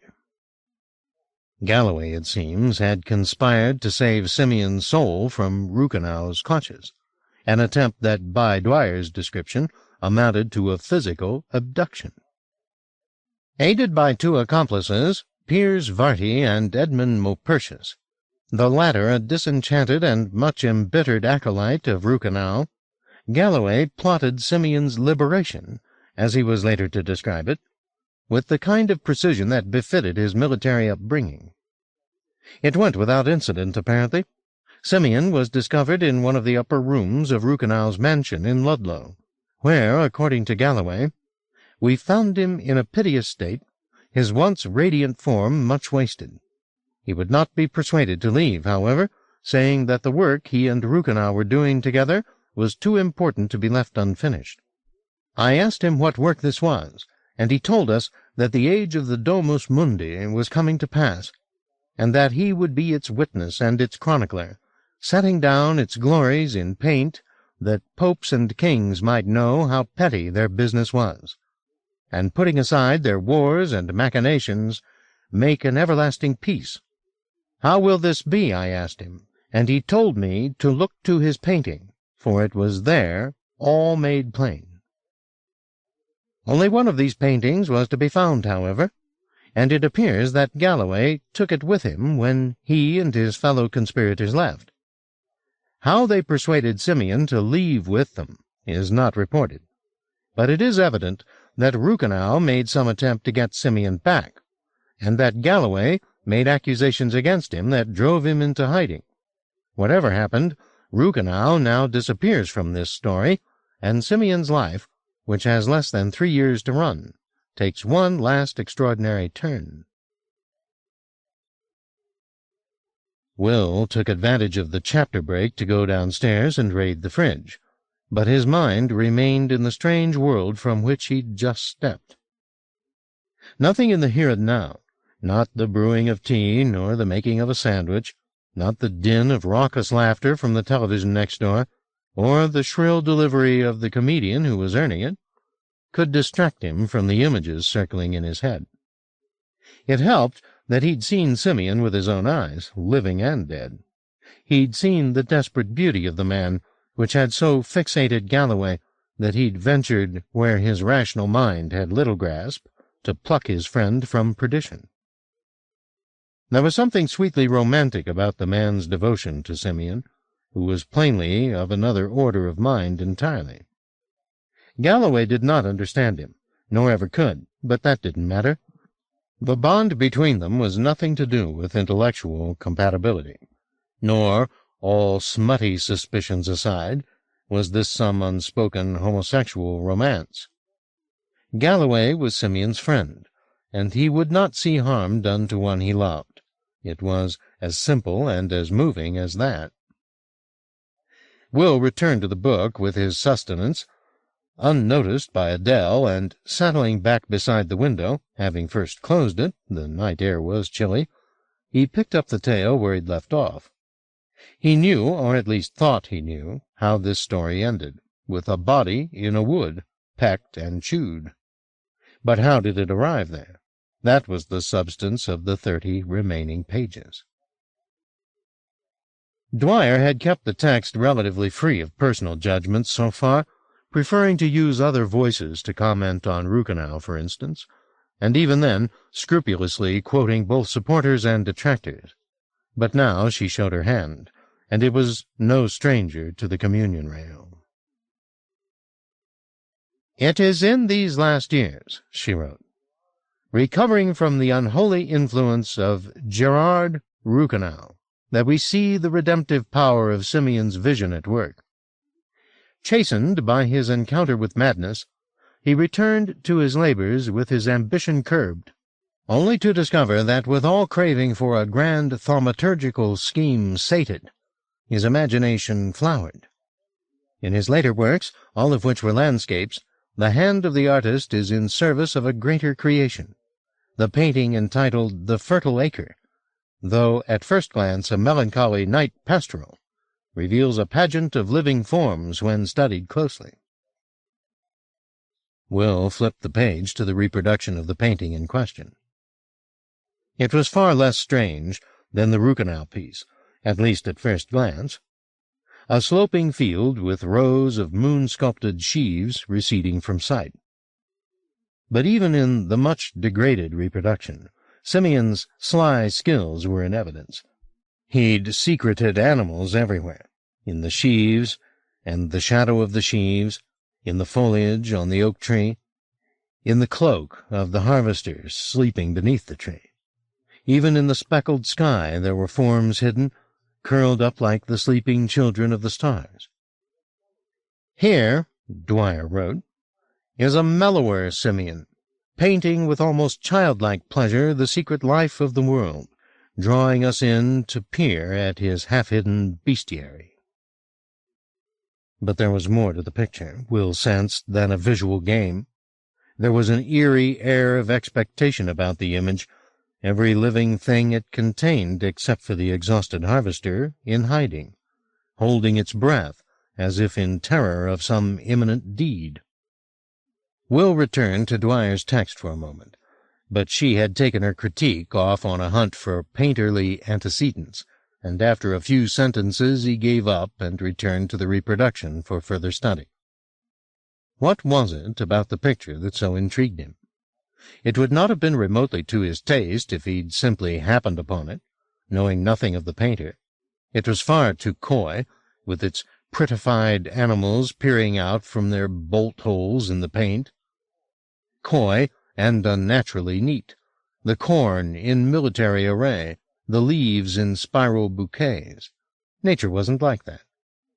The most placid scene, examined by an unsentimental eye, revealed a ragged world of raw forms in bitter and unending conflict. And yet he felt a kinship with the picture, as though he and its maker were, despite all evidence to the contrary, men of similar vision. Frustrated that he could not better understand his response to the work, he returned to Dwyer's text, skipping the art critique, which was mercifully short, and moving on to pick up the biographical threads. Whatever she'd claimed about the mellower Simeon, the facts of his life did not suggest a man at peace with himself. Between August of 1724 and March of 1725, he moved his lodgings no less than 11 times, the longest period he spent in one place being November and December, which he passed in a monastery at Dungeness. It is not clear whether he went there intending to take vows. If so, it was a passing fancy. By the middle of January he is writing to Dolores Cruikshank, who had been one of Rukenau's cronies 3 years before, but was now, in her own words, quite cured of his influence, and states, "I am thinking of leaving this wretched country for Europe, where I think I may find souls more sympathetic to my vision than ever I have found in this too rational isle. I have looked everywhere for a tutor who might guide me, but I find only stale minds and staler rhetoric. It seems to me we must invent religion every moment, as the world invents itself, for the only constant is in inconstancy. Did you ever meet a doctor of divinity who knew this simple truth, or if he knew it, dared speak it out? No. It is a heresy among learned men, because to admit it is to unseat themselves from their certainties, and they may no longer lord themselves over us, saying, this is so and this is not. It seems to me the purpose of religion is to say, all things are so, an invented thing and a thing we call true, a living thing and a thing we call dead, a visible thing and a thing that is yet to be. All are so. There was one that we both knew who taught this truth, and I was too arrogant to learn it. I regret my foolishness every waking hour. I sit here in this tiny town and look west to the islands and pine for him like a lost dog. But I dare not go to him. He would kill me, I think, for my ingratitude. Nor could I fault him for that. I was misled by well-meaning friends, but that's no excuse, is it? I should have bitten off their fingers when they came to take me. I should have choked them with their prayer books. And now it's too late. I beg you, send me news of him if you have any, so when I look toward the isles, I may imagine him and be soothed. This was powerful stuff, but difficult for Will to sympathize with. He had made his way in the world largely by defying tutelage. So this yearning for a teacher, so passionately phrased that Simeon might have been speaking of physical desire, seemed to him faintly preposterous. To Dwyer also. It was, she wrote, an indication that Simeon was undergoing a profound psychological upheaval. And there was more, a good deal more. In a second letter to Cruikshank, written from Glasgow, less than a week later, Simeon's overripe imaginings are running riot. I heard from a certain source that the man of the Western Isles has finally turned his golden architect to his purpose, and has the foundation of heaven laid. What source is this, you ask? I will tell you, though you may mock me.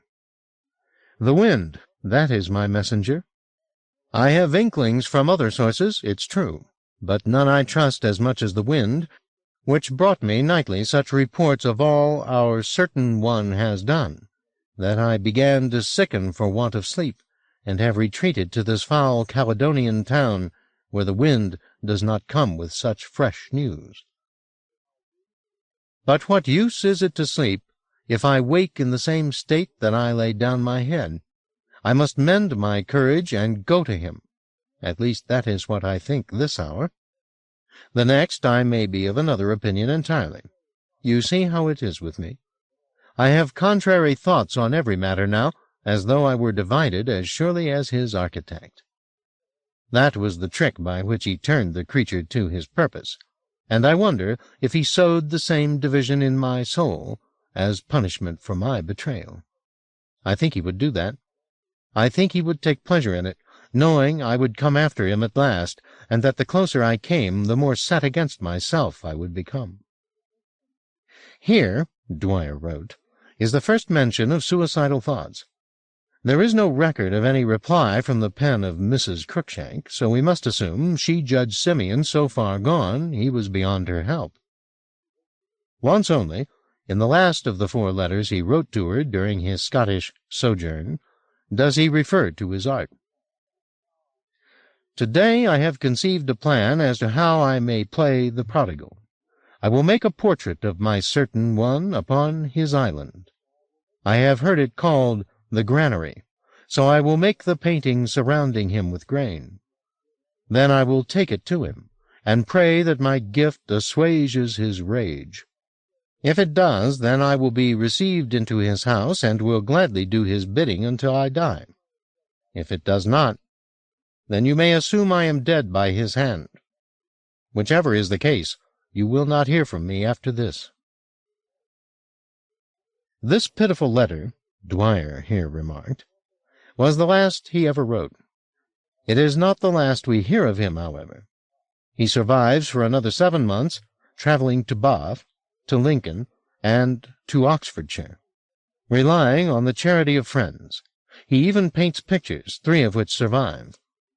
None of them fit the description of the granary painting he is planning in his letter to Dolores Cruikshank, nor is there any record of his having traveled to the Hebrides in search of Rukenau.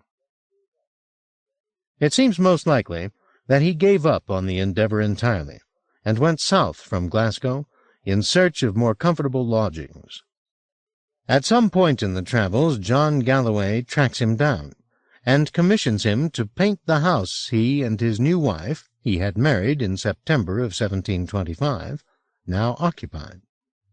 As Galloway reports in a letter to his father, "My good friend Tom Simeon is now at work immortalizing the house, and I have high hopes that the picture will be splendid. I believe Thomas has it in him to be a popular artist, if he can just put aside some of his high-flown notions. I swear, if he could, he would paint an angel blessing every leaf and blade of grass. For he tells me he looks hard to see them, noon and night. I think him a genius, probably, and probably mad. But it is a sweet madness, which offends Louisa not at all. Indeed, she said to me, when I told her he looks for angels, that she did not wonder that he failed to see them, for he shed a better brightness than they, and shamed them into hiding." An angel blessing every leaf and blade of grass. There was an image to conjure with, Will thought. Weary of Dwyer's prose now, of guesswork and assumptions, he returned to The Fertile Acre and studied it afresh. As he did so, he realized the connection between this image and his own pictures. They were before and after scenes, bookends to the Holocaust text that lay between. And the author of that text?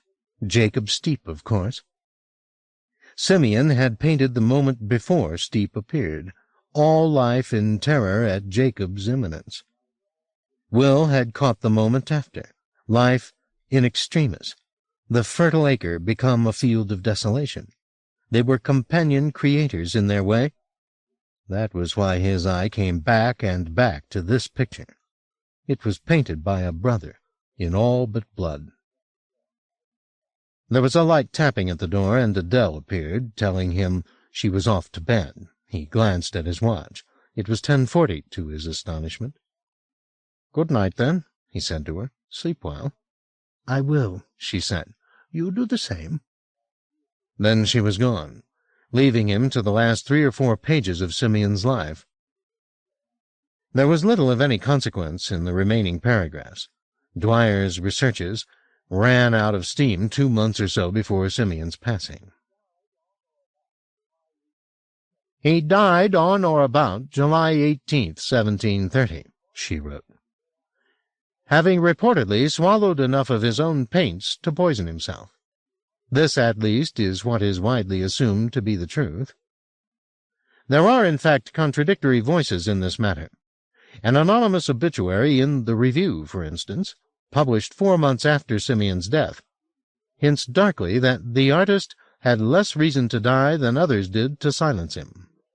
And Dolores Cruikshank, writing to Galloway at about the same time, remarks that, "I have been trying to locate the physician who examined Thomas's corpse, because I heard a rumor that he'd found curious and subtle dislocations in the body, as though it had been subjected to an assault before death. I thought of the invisibles you told me he had been so fearful of when you'd taken him from Rukenau's place. Had they perhaps mounted an attack upon him? But the physician, a Dr. Shaw, has disappeared apparently. Nobody knows where or why." There was one final oddity. Though John Galloway had made arrangements for his agents to collect the body and have it removed to Cambridge, where he'd arranged for it to be buried with due honors, when they came to do so the remains had already been spirited away. Thomas Simeon's last resting place is therefore unknown, but this writer believes his body was probably taken by land and sea to the Hebrides, where Rukenau had chosen to retreat. It is unlikely, given Rukenau's iconoclastic beliefs, that Simeon was buried in hallowed ground. It's more likely he lies in some anonymous spot. It is only to be hoped that he rests well there. The travails of his life ended before he had truly made any mark upon the art of his time. John Galloway was killed in 1734, accidentally shot during a military exercise on Dartmoor. Piers Varty and Edmund Maupertuis, who assisted Galloway in the abduction of Simeon from Rukenau's house, both died young. Varty perished of consumption, and Maupertuis, arrested for smuggling opium in Paris, died of a heart attack in police custody. Only Dolores Cruikshank lived out her biblical span, and more, dying at the age of 91. Much of the correspondence quoted here was in the possession of her heirs. As for Gerard Rukenau, despite 4 years of attempts by this author to uncover the truth behind his legendary existence, little beyond the information contained within these pages could be found. There is no trace of the house in Ludlow from which Galloway supposedly abducted him, nor are there extant any letters, pamphlets, wills, or other legal documents bearing his name. In a sense, none of this matters. Simeon's legacy—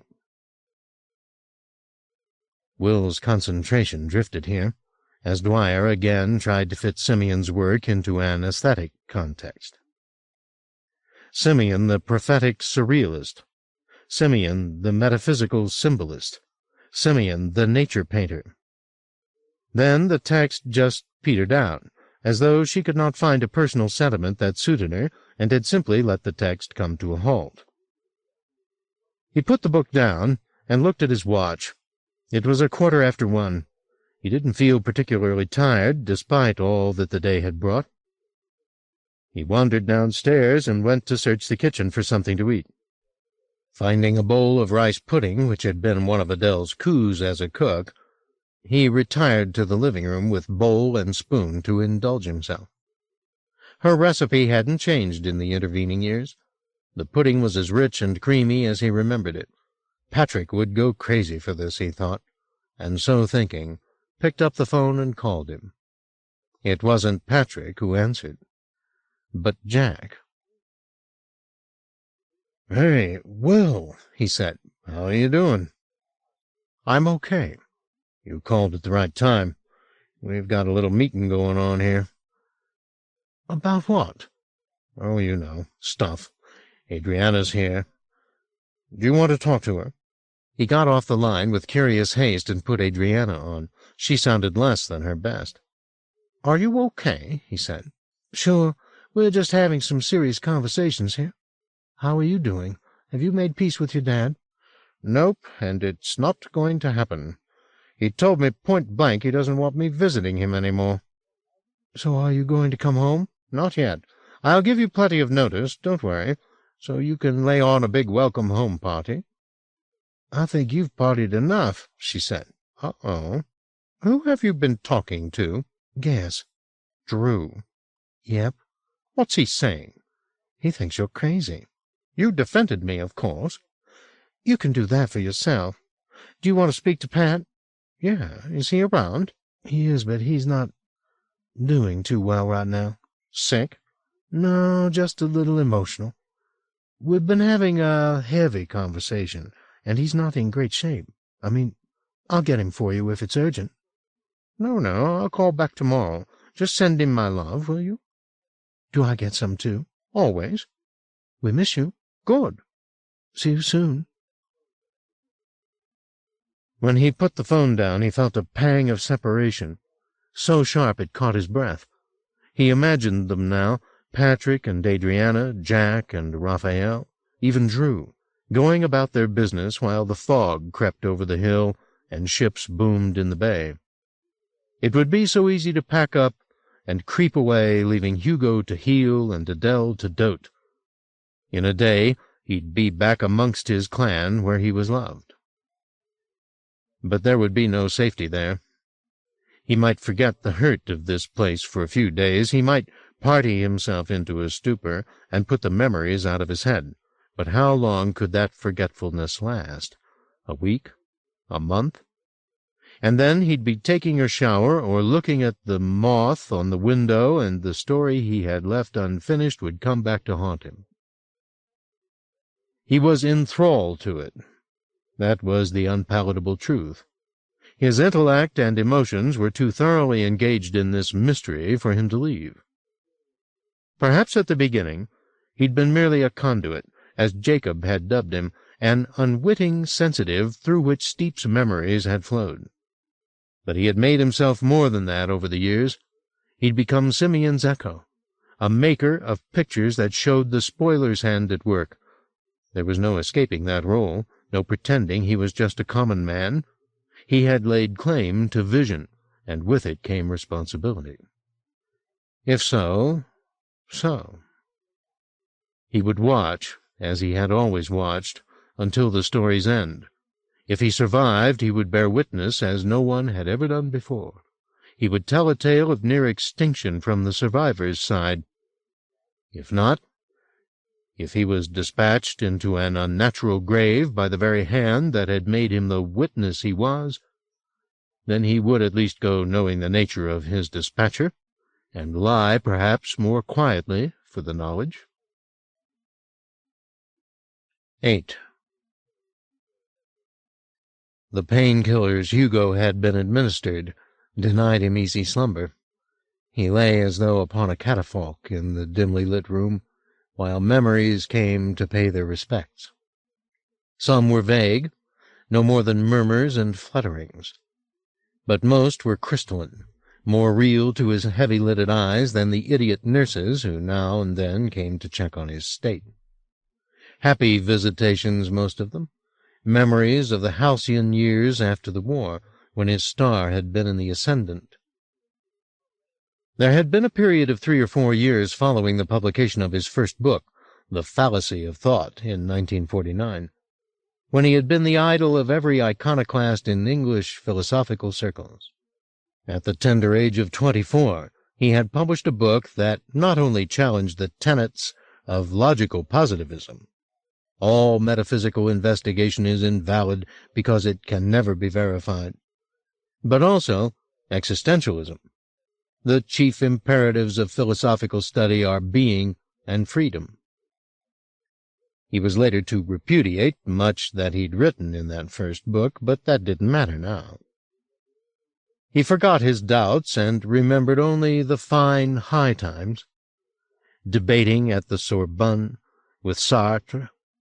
He'd met Eleanor there that spring, making mincemeat of Ayres at a party in Oxford, being told by one of his sometime tutors that he was destined for greatness, that if he kept to his purpose he would change the course of European thought. All perfect nonsense, but he indulged it readily tonight, enjoying the gilded phantoms that glided to his bedside to pay him court. Sartre was among them, as batrachian as ever, with Simon in tow. Some of these tribute-payers simply smiled and nodded at him. 1 or 2 were too drunk to say a word, but many chatted to him in a casual fashion, unimportant opinions, every one, but he listened indulgently, knowing they only sought to impress. And then, more quietly than even the quietest of the crowd, came one who did not belong among these blithe memories, and with him his lady friend, watching Hugo from the bottom of the bed. "Go away," Hugo said. The woman, her companion had called her Rosa, hadn't he, out on the dark road, studied him sympathetically. "You look tired," she said. "I want the other dreams back," he said. "Damn it, you frightened them off." It was true. The room had been vacated of all but these two, the smiling beauty and her gaunt and sickly groom. "I told you to go away," Hugo said. "You're not imagining us," Rosa said. Oh, Lord, he thought. "Unless, of course, we're all illusions, you imagining us, imagining you." "Don't bother," Hugo said. I wouldn't let a first-year student get away with that sort of sophistry." Even as he spoke, he regretted his tone. He was supine and light-headed, lying in a bed. This was no time to be condescending. "On the other hand," he began. "I'm sure you're right," the woman said. She pinched herself. "I feel very real," she smiled, touching her breast now. "You want to feel?" "No," he said hastily. "I think you do," she replied, moving along the side of the bed toward him. "Just a touch." "Your boyfriend's very quiet," Hugo said, hoping to distract her. She glanced back at Steep, who had not moved a muscle since arriving. His gloved hands were clinging to the rail at the bottom of the bed, and he looked so frail in the sickly light, Hugo felt less intimidated the more he studied the man. The mesmeric strength he'd displayed on the road seemed to have run out of his heels. Though he stared at Hugo hard, it was the fixedness of a man who lacked the will to avert his eyes. Perhaps, Hugo thought, I don't have to be afraid. Perhaps I can talk the truth out of them. "Does he want to sit down?" Hugo asked. "Maybe you should, Jacob," Rosa said, to which Steep grunted and retreated to the comfortless chair beside the door. "Is he sick?" Hugo asked her. "No, just anxious." "Any particular reason?" "Coming back here," the woman replied. "It makes us both a little sensitive. We remember things, and once we start remembering, we can't stop. Back we go, whether we like it or not." "Back where?" Hugo wondered, putting the question lightly so as not to seem too interested in the reply. "We don't exactly know," Rosa said, "which bothers Jacob a lot more than it bothers me. I think you men need to know these things more than we women do. Isn't that right?" "I hadn't thought about it," Hugo said. "Well, he frets noon and night about what we were before we were what we are, if you follow me." "Every inch of the way," Hugo beamed. "What a man you are," she said. "Are you mocking me?" Hugo bristled. "Not at all. I always mean what I say. You ask him." "Is it true?" Hugo said to Steep. "It's true," he replied, his voice colorless. "She's everything a man could ever want in a woman." "And he's everything I ever wanted in a man," Rosa said. "She's compassionate. She's motherly." "He's cruel. He's paternal." "She likes to smother." "So do you," Rosa pointed out. Steep smiled. "She's better with blood than I am, and babies, and medicine." "He's better with poems, and knives, and geography." "She likes the moon. I prefer sunlight." "He likes to drum. I like to sing." She looked at him fondly. "He thinks too much," she said.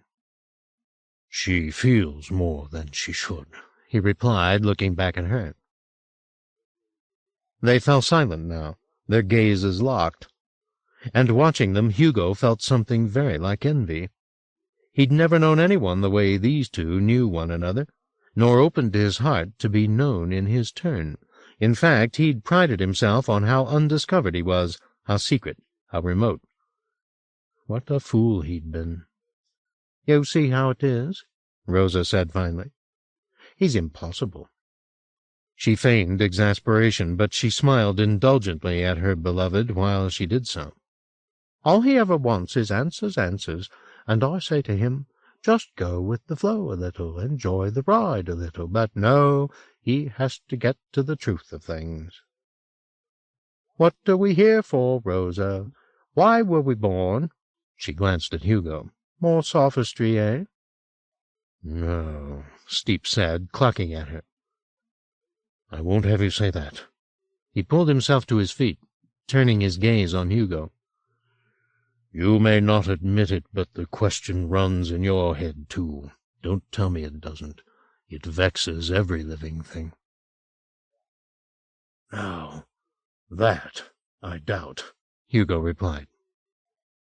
"You haven't seen the world through our eyes. You haven't heard it with our ears. You don't know how it moans and sobs." "You should try a night in here," Hugo said. "I've heard enough sobbing to last—" "Where's Will?" Steep said suddenly. "What?" "He wants to know where Will is," Rosa said. "Gone," Hugo replied.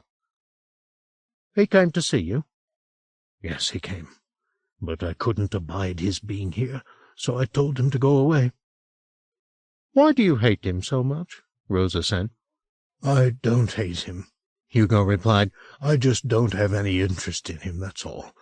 I had another son, you know." "So you said," Rosa reminded him. "He was the heart of me. You never saw such a boy. His name was Nathaniel. Did I tell you that?" "No." "Well, it was." "So, how did Will take it?" Steep said. Hugo looked faintly annoyed to have been distracted from his reverie. "How did he take what?" "You're sending him away." "Oh, Christ knows. He's always been secretive. I never knew a thing he was thinking." "He got that from you," Rosa observed. "Maybe," Hugo conceded. "Anyway, he won't be coming back." "He'll come and see you one more time," Steep said. "I beg to differ." "Believe me, he will," Steep replied. "It's his duty." He glanced at Rosa, who now sat gently on the bed beside Hugo. She lay her hand on the patient's chest lightly. "What are you doing?" he said. "Be calm," she told him. "I am calm. What are you doing?" "It can be bliss," she said. Hugo appealed to Steep. "What's she wittering on about?" "He'll come to pay his respects, Hugo," Steep replied. "What is this?" "And he'll be weak. I need him weak." Hugo could hear his pulse in his head now, its lazy rhythm soothing. "He's already weak," Hugo said, his voice a little slurred. "How little you know him," Steep replied. "The things he's witnessed, the things he's learned. He is dangerous." "To you?" "To my purpose," Steep replied. Even in his present dreamy state, Hugo knew they came to the heart of things. Steep's purpose. "And what is that exactly?" he said.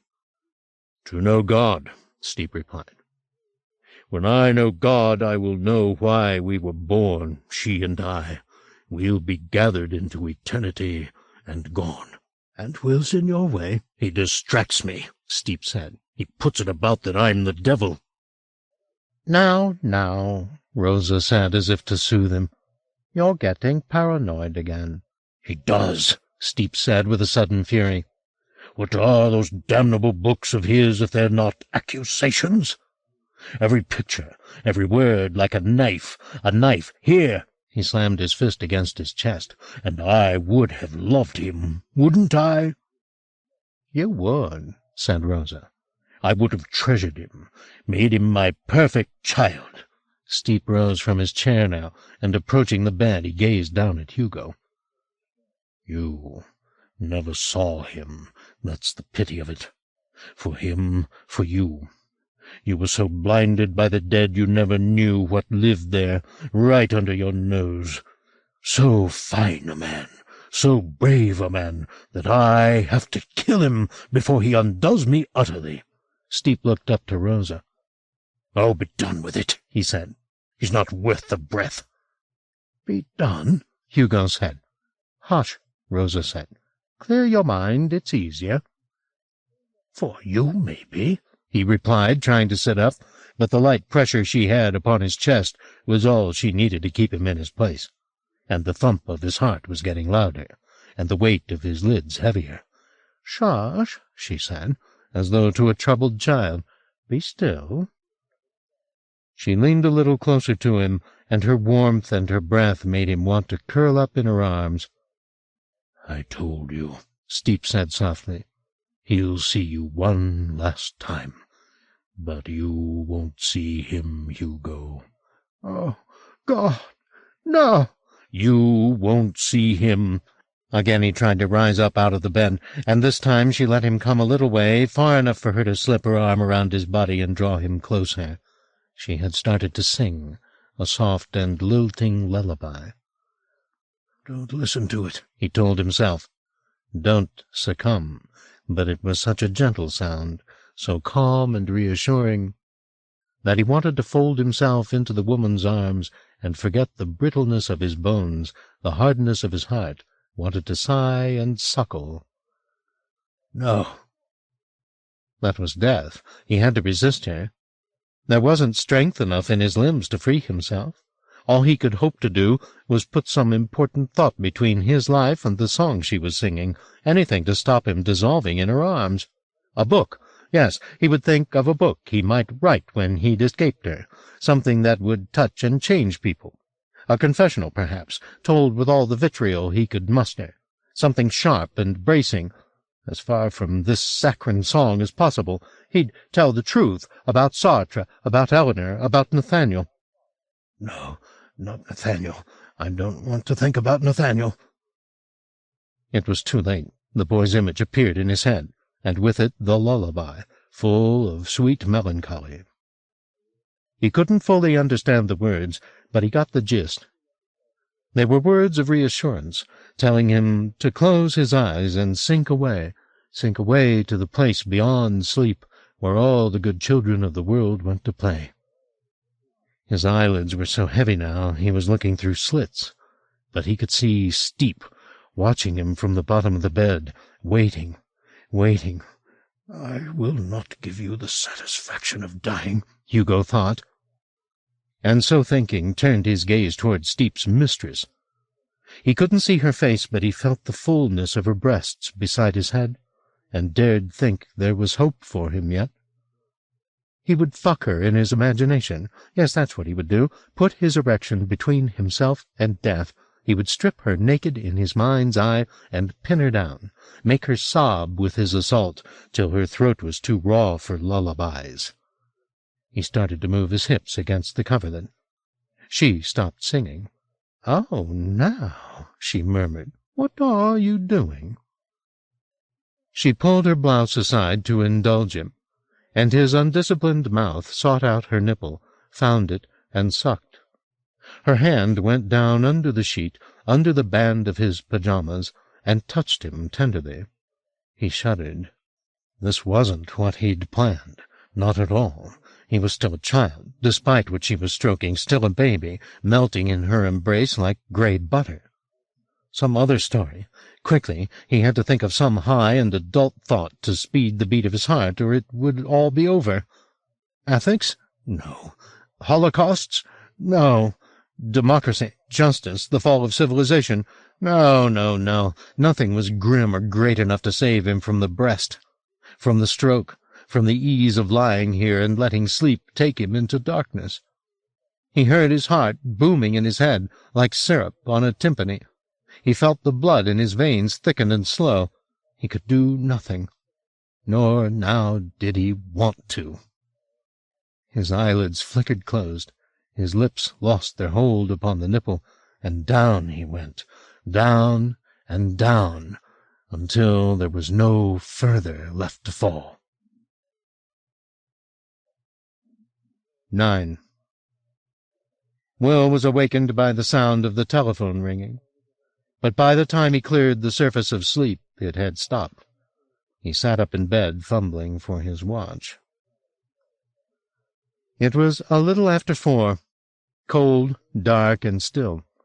He listened a moment and heard Adele say something, her words, which he failed to grasp, becoming sobs. Turning on the lamp, he found his underwear, pulled it on, and went out onto the landing in time to hear her putting down the phone. He knew what she was going to say before she turned her streaming face up to him. Hugo was dead. If it was any comfort, the doctor on duty told them when they got to the hospital, he had died peacefully in his sleep. Very probably heart failure, a man his age, having taken such a beating. But they'd know more tomorrow. Meanwhile, did they want to see him? "Of course I want to see him," Adele said, clutching Will's hand. Hugo was still in the bed where they'd talked with him 12 hours before, his head propped on the mountainous pillows, his beard laid on his chest like a knitted platter. "You should say your goodbyes first," Adele said, hanging back to let Will approach the bed. He had nothing to say, but he went anyway. There was something faintly artificial about the whole scene. The sheet too perfectly smoothed, the body too symmetrically laid. Why should he not also play a part? Bow his head, pretend to be bereft? But standing there looking at the manicured hands and the veins on the eyelids, he could only hear the contempt that had issued from this man over the years, the disparagement and the dismissals. He would never hear that litany again, but nor would he ever earn his way out of it, and there would be pain in that by and by. "That's it, then," he said softly. Even now, though he knew it was absurd, he half expected his father to open a quizzical eye and call him a fool. But Hugo had gone wherever the sad fathers go, and left his son to his confusions. "Good night, Dad," Will murmured, and turning from the bed let Adele take his place. "Do you want me to stay with you?" he asked her. "I'd rather you didn't, if you don't mind. I'd like to say a few things, just him and me." He left her to it, wondering what she would say when he'd gone. Would there be tearful professions of love, unleashed now that she didn't fear his censure? Or just a quiet chat, his hand in hers, a gentle admonishment that he'd slipped away so suddenly, a kiss on his cheek with her goodbye? The thought of that moved him far more than the body had. Loyal Adele, who had built her late life around his father, made his comfort her ambition, and his affection her touchstone, murmuring in the ruins. Assuming she would take her time with Hugo, he didn't head for the parking lot, which was garishly lit, but took a side door out into the hospital's modest garden. There was enough light shed from the windows for him to be able to see his way to a bench beneath a tree, and there he sat to ponder things a while. After a few minutes he heard motion in the canopy overhead, then a few tentative trills as the first birds called up the day. In the east there was a merest sliver of cold gray. He watched it like a child watching the minute hand of a clock, determined to detect its motion, but its increments defied him. There was more to see around him, however. Rose bushes and hydrangeas, a wall covered with creeping vine, the murk still too thick to put color on the blooms, but rising by the moment, like a print developing in a tray, the tones dividing. On another day he might have been enraptured, his eyes greedy for the sight, but now there was no pleasure in either the bloom or the day that was sculpting it. What now? He looked across the garden in the direction of the voice. There was a man standing beside the viney wall. No, not a man. Steep.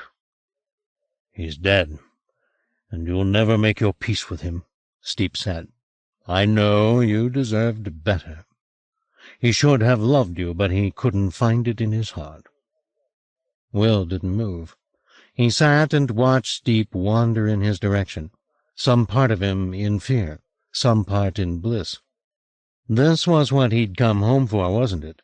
Not the hope of reconciliation. This. "How long has it been?" Steep said. "Rosa and I were trying to remember. Isn't it in your little book? That's for the dead, Will. You're not yet numbered among them." "Almost 30 years. "Is it really? 30? And you've changed so much, and I haven't. And that's both our tragedies." "I've just grown up. That's not tragic." He got to his feet now, which motion stopped Steep in his tracks. "Why did you beat my father half to death?" "He told you?" "Yes." "Then he also told you why?" I don't believe you'd be so petty. You're better than that. He was a defenseless old man. If I never touched the defenseless, then I would touch nothing, Steep said. Surely you remember how quick my little knife can be. I remember. There isn't a living thing safe from me. Now you're exaggerating, said Rosa, drifting out of the shadows behind Steep. I'm immune. I doubt that, Steep replied. Listen to him, Rosa said. Sorry about your father. He needed a little tenderness, that was all. Rosa, Jacob said. So I rocked him for a while. He was so peaceful. The confession was put so lightly Will didn't understand what was being said at first. Then it came clear. You murdered him. Not murdered, said Rosa. Murder's cruel, and I wasn't cruel with him.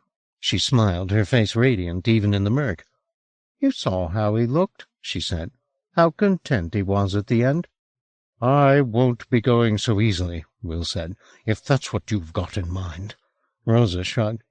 It'll be fine, you'll see. Hush, Steep said. You had your time with the father. The son's mine. Rosa threw him a baleful glance, but kept her silence. She's right about Hugo, Steep went on. He didn't suffer, and nor will you. I haven't come here to torment you, though God knows you've tormented me. You began it, not me. You held on, Steep said. Anyone else would have let go, got himself a wife to love him, children, dogs, anything. But you held on, haunting me, bleeding me. He was speaking through gritted teeth, his body trembling. It's got to stop, he said. Now, here, it stops here. He unbuttoned his jacket. His knife was at his belt, waiting for his fingers. There was no great surprise in this. Steep was here as an executioner. What surprised Will was how undistressed he was. Yes, Steep was dangerous, but so was he. One touch, flesh to flesh, and he could carry Steep away from this gray morning, back to that wood, perhaps, where Thomas Simeon lay pecked blind, where the fox loped, Lord Fox, the beast who had taught him so much. That wisdom was in him now. It made him sly. It made him sleek. "Touch me, then," he said to Steep, reaching out to his enemy, like Simeon showing off his radiant petal. "I dare you. Touch me. We'll see where it takes us." Steep had stopped in his tracks, studying Will sourly. "You said he'd be weak," Rosa remarked, clearly amused. "I told you to be quiet," Steep said. "I've got as much right—" "Shut up!" Steep roared. "Why don't we just talk this out like reasonable people?" Will said. "I don't want to be haunted any more than you do. I want to let you go. I swear I want that." "You can't control it," Steep said. "There's a hole in your head where the world gets in. You probably get it from your crazy mother. A little touch of the psychic. It wouldn't matter if you were dealing with an ordinary man." "But I'm not." "No, you're not." "You're something else, both of you." "Yes." "But you don't know what, do you?" "You're more like your father than you think," Steep observed. "Both sniffing after answers, even though your lives hang in the balance." "Well, do you know or don't you?" It was Rosa who answered, not Steep. "Admit it, Jacob," she said. "We don't know." "Maybe I could help you," Will said. "No," Steep replied. "You won't persuade me to spare you, so don't waste your breath. I'm not so afraid of my own memories that I can't endure them long enough to slit your throat." He slid the knife from its leather sheath. "The error wasn't yours. I accept that. It was mine. I was alone, and I wanted a companion. I chose carelessly. It's as simple as that. If you'd been an ordinary child, you could have had your adventure and gone on your way. But you saw too much. You felt too much." His voice was thick with feeling, not all of it anger, not by far. "You took me to your heart, Will, and I don't belong there." The light was strong enough, and Steep close enough, that Will could see just how sick with anticipation Steep looked. His face was white and fragile, His beauty, despite the beard and the dome of his brow, became almost feminine, almost lush, while the rest was wasted, his lips, his eyes, the curve of his cheek. He raised the knife, and at the glint of it Will remembered how it felt to have it in his hand. The heft of it, the ease of it, the way it had carried his fingers with it to do its work. If Steep got within striking distance, there would be no hope of a reprieve. The knife would find Will's life and take it so quickly he'd barely know it was gone. He glanced to his left, looking for the gate that led out of the garden. It was 10, maybe 12 yards from him. If he moved, Steep would intercept him in 3 strides at most. His only hope was to stop Steep in his tracks, and the only means he had to do that was a name. "Tell me about Rukenau," he said. Steep halted. His face, which in its present state was incapable of concealing his feelings, showing blank astonishment. His mouth opened, but no words emerged. It was Rosa who said, "You know Rukenau." By now Steep had recovered himself enough to say, "Impossible." "Then how—" "It doesn't matter," Steep said, plainly determined not to be distracted from his purpose. "I don't want to hear about him." "I do," Rosa said, striding toward Steep. "If he knows something, then we should have it out of him." She pushed past Jacob and stood between Will and the knife. It was a little comfort, at least, not to be able to see the blade. "What do you know about Rukenau?" "This and that," Will said, attempting to keep his manner light. "See," said Steep, "he knows nothing." Will saw a flicker of doubt cross Rosa's face. "You'd better tell me," she said softly. "Quickly." "Then he'll kill me," Will said. "I can persuade him to let you go," she said, her voice dipping close to a whisper. "If you can get a message to Rukenau, tell him I want to be back with him." Will caught a glimpse of Steep's face over her shoulder. He was tolerating this exchange, but not for much longer. If Will didn't supply further proof of his worth very quickly, the knife would be on him. He took a deep breath, then gave up the only other piece of genuine information he possessed. "Back in the house, you mean?" he said. "In the Domus Mundi?" Rosa's eyes widened. "Oh, my Lord," he said. "He does know something." She glanced back at Steep. "Did you hear what he said?" "It's a trick," Steep replied.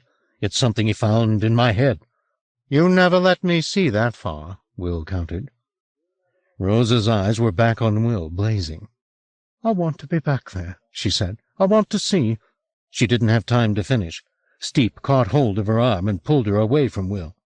Her response was instantaneous. She wrenched her arm from his grip and struck Jacob in the face, almost casually. The blow caught him off balance. He staggered back, more surprised, Will thought, than hurt. "Don't you dare lay a hand on me," she spat at him, turning back to finish her interrogation of Will.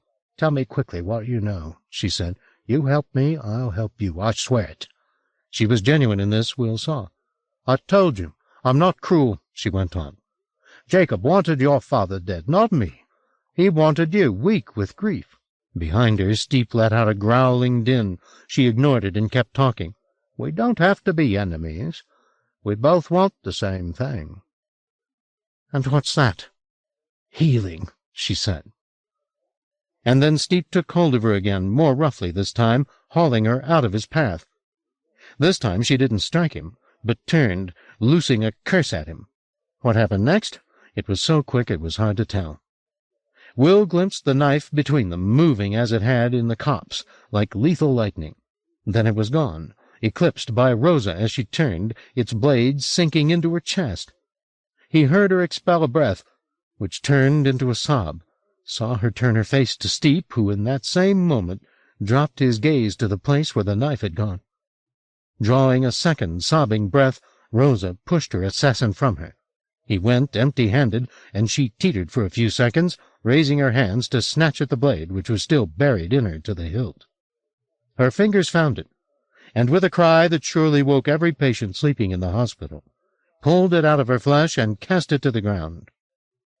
A strange fluid came with it, copiously, spreading down her blouse and into her skirt. She looked down at its progress with a kind of curiosity on her face. Then, lifting her head to fix Steep afresh, she stumbled toward him. "Oh, Jacob," she sobbed, "what have you done?" "No, no," he said, shaking his head, tears rolling down his cheeks.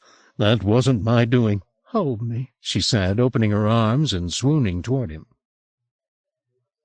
It was plain by his expression that he didn't want to touch her, but he had no choice. His body moved to catch her, his arms opening like a mirror of hers. Then, locking around her, the violence of her fall carrying them both to their knees. He didn't protest his innocence now. He simply lay his sobbing head on her shoulder and said her name over and over. Will didn't want to see the end of this. He had a moment to escape, and he took it, giving the pair a wide berth as he crossed to the gate. On his way, his eyes alighted on the murder weapon lying in the dewy grass where Rosa had dropped it. His instinct was quicker than his doubts. In one motion, he stopped and scooped it up, its weight exciting his hand as he went on his way. Only when he'd cleared the gate and felt safe from pursuit did he turn to look back at Rosa and Jacob. The pair had not moved. They were still on their knees, Steep clasping the woman to him. Was he sobbing? Will thought so. But the din of the birds rising everywhere to get about the business of the day was so loud that his grief was drowned out. 10. Over the years, Will had needed to polish his powers of deception until they were virtually flawless, talking his way into places he was not supposed to go to document sights he was not supposed to see. They stood him in good stead in the hours following the confrontation in the rose garden. First in the hospital, minutes after the stabbing, signing the paperwork that allowed his father's body to be tagged and taken away. Then in the car with Adele, heading back to the house. Through it all, he pretended a calm, subdued demeanor and carried it off unchallenged. He didn't repeat Rosa's confession to Adele, of course. What was the use? Better that she believed her beloved Hugo had died contentedly in his sleep than be troubled with the truth in all its grotesquerie, especially when that truth brought with it so many questions that Will could not answer. Not yet, at least. Enough had been said in the garden for him to dare believe he might yet decode the mystery. Rosa's talk of Rukenau as a living presence, as impervious to the claims of age it seemed as she and Steep, and the notion that he was somehow a healer of her pain. Had she been foreseeing the wound she was about to sustain? Were both new elements in the story. He had not yet put the pieces together, but he would. What he'd felt in the garden he felt still. Lord Fox remained in him, its spirit effervescent. It would sniff out the truth, however many carcasses it was hidden beneath. No doubt that would be a dangerous process. Whatever murderous intentions Steep had harbored before dawn were surely multiplied 100-fold now. Will was no longer simply an error of judgment, a boy with a hole in his head who'd grown into a too adhesive man. Not only did he possess information, very little in fact, but Steep didn't know that, he'd also witnessed the wounding of Rosa. As if all of that wasn't enough, Will now had the knife. He felt it tapping against his chest as he drove, secure in the inner pocket of his jacket. If for nothing more, Jacob would come to reclaim it. Given that fact, Will wanted to separate himself from Adele as soon as possible. Plainly, Steep had little compunction about harming people who got between him and his quarry.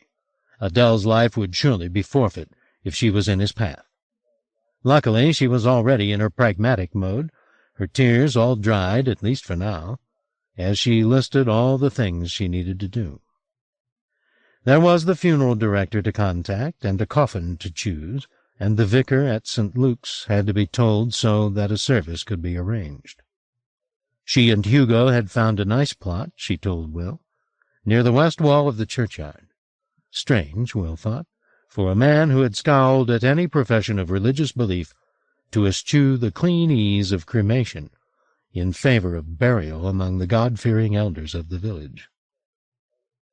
Perhaps Hugo had done it for Adele's sake, but even that, in its way, was remarkable, that he would put his own feelings aside so as to accommodate her wishes, especially this decision, this last. Perhaps he had felt more for her than Will had thought. "He made a will, I do know that," Adele was saying. "It's with a solicitor in Skipton, a Mr. Napier. That's it, Napier. I suppose you should be the one to contact him because you're next of kin." Will said he'd do that straight away. "First, some breakfast," Adele said. "Why don't you go down to your sister's place for a few hours?" Will said. "You don't want to be cooking food." "That's exactly what I do want to be doing," she said firmly. "I've been happier in this house," they were driving up to the gate as she spoke, "than any other place I've ever been. And this is where I want to be right now."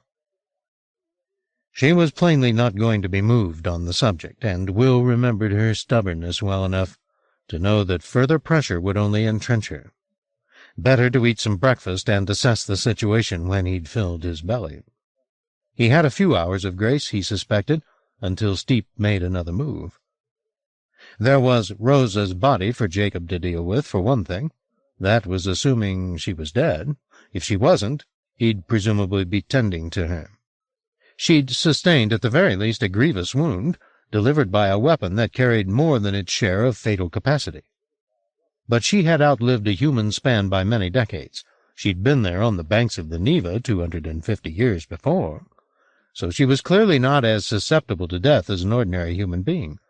Perhaps she was even now recovering. In short, he knew very little, and could predict even less. In such circumstances, eat. That was Adele's recipe, and by God it worked. Both their moods brightened as she cooked and served a breakfast fit for suicidal kings. Bacon, sausage, eggs, kidneys, mushrooms, tomatoes, and fried bread. "What time did you get to sleep last night?" she asked him as they ate. He told her some time after 1:30. "You should lie down for a little while this afternoon," she said. 2 hours is not enough for anyone. "Maybe I'll find a little time later," he said to her, though he would have to balance out the requirements of fatigue and vigilance to do so. Fortified by food, tea, and a couple of cigarettes, he made the call to Napier, the solicitor, for Adele's peace of mind.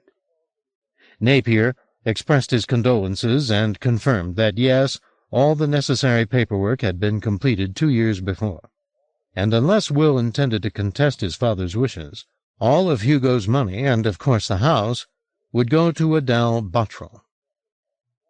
Will replied that he had no intention of contesting, and thanking Napier for his efficiency, went to pass the news along to Adele. He found her at the door of Hugo's study. "I think maybe you should go through his papers rather than me," she said, "just in case there's, I don't know, things from your mother, private things." "We don't have to do it today, Adele," Will said gently. No, I know. But when the time comes, I'd be more comfortable if you did it." He told her he would, and reported on his conversation with Napier. "I don't know what I'm going to do with the house," she fretted. "Don't even think about it right now," Will told her. "I've never been very good with legal things," she said, her voice softer than he'd ever heard it. "I get confused when solicitors talk." He took her hand. Her thin fingers were cold, but her skin was creamy soft, despite the years of washing and cleaning. "Adele," he said, "listen to me. Dad was very organized." "Yes," she said, "I liked that about him." "So you needn't worry." Suddenly she said, "I loved him, you know." The saying of it seemed to surprise her as much as it did Will. Tears came, filling her eyes. "He made me so happy." Will put his arms around her, and she willingly took his comfort, sobbing against him. He didn't insult her grief with platitudes. She had loved this man with all her heart, and now he'd gone, and she was alone. There were no words for that. What little comfort he could offer, he offered with his arms, gently rocking her while she cried. He had seen mourning in 100 species in his time, made photographs of elephants at the bodies of their fallen kind, grief in every tiny motion of their mass, and monkeys, maddened by sorrow, shrieking like keening clansmen around their dead. A zebra nosing at a foal brought down by wild dogs, head bowed by the weight of her loss. It was unkind, this life, for things that felt connection, because connections were always broken sooner or later. Love might be pliant, but life was brittle. It cracked, it crumbled, while the earth went on about its business and the sky on its way as though nothing had happened. At last Adele drew herself away from him, and, mopping up the tears with a much-used handkerchief, sniffed and said, "Well, this isn't going to get anything done, is it, now?" She drew a sighing breath. "I'm sorry things were the way they were between you and Hugo. I know how he could be, believe me, I do. But he could be so wonderful when he didn't feel as if he had to show off. He didn't have to do that with me, you see. I doted on him, and he knew it, and of course he liked to be doted on. I think most men do." She sniffed hard, and for a moment it seemed tears were going to come again, but she got the better of them.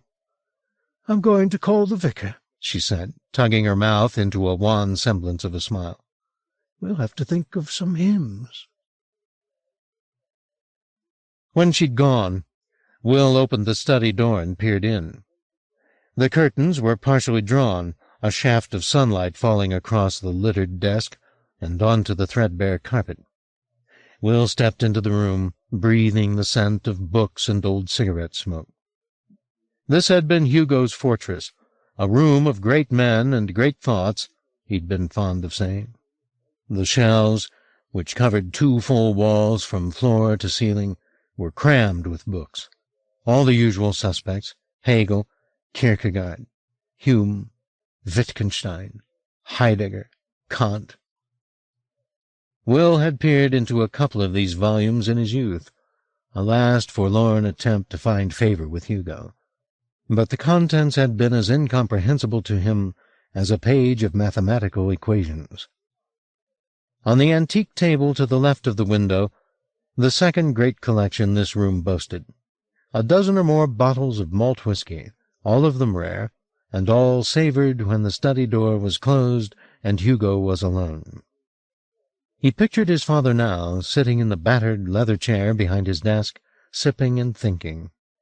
Had the whisky eased his understanding of the words, he wondered? Had his mind slid through the forests of Kant more speedily when slickened by a single malt? He crossed to the desk, where a third collection was gathered.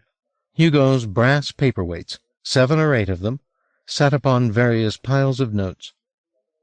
If any private correspondence with Eleanor survived, it would be here in one of the drawers, but he doubted its existence.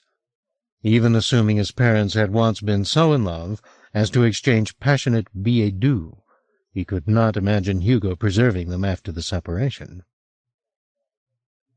There was a sheaf of papers lying on the blotting pad in the middle of the desk. Will picked them up and flipped through them. They seemed to be notes for a lecture, every other word contested, scribbled, and rewritten, portions of the text so densely annotated it was virtually indecipherable. Opening the curtain a little wider to shed a better light on the desk, he sat down in his father's chair and studied the chaotic sheets, piecing the sense of the text together as best he could. "We deal daily with the squalid facts of our animality," Hugo had written, putting, illegible, a process of self-censorship so ingrained we can no longer see it at work. We do not examine the excrement in the bowl or the phlegm in the handkerchief for moral or ethical. He had first written spiritual in place of ethical, but struck it out. Indicators. There followed a paragraph that he had excised completely, cross-hatching it in his fervor to erase it. When the text picked up again, it was clearer, but still problematic. Tears, we may allow, carry a measure of emotional significance. In certain, illegible, sweat may be illegible.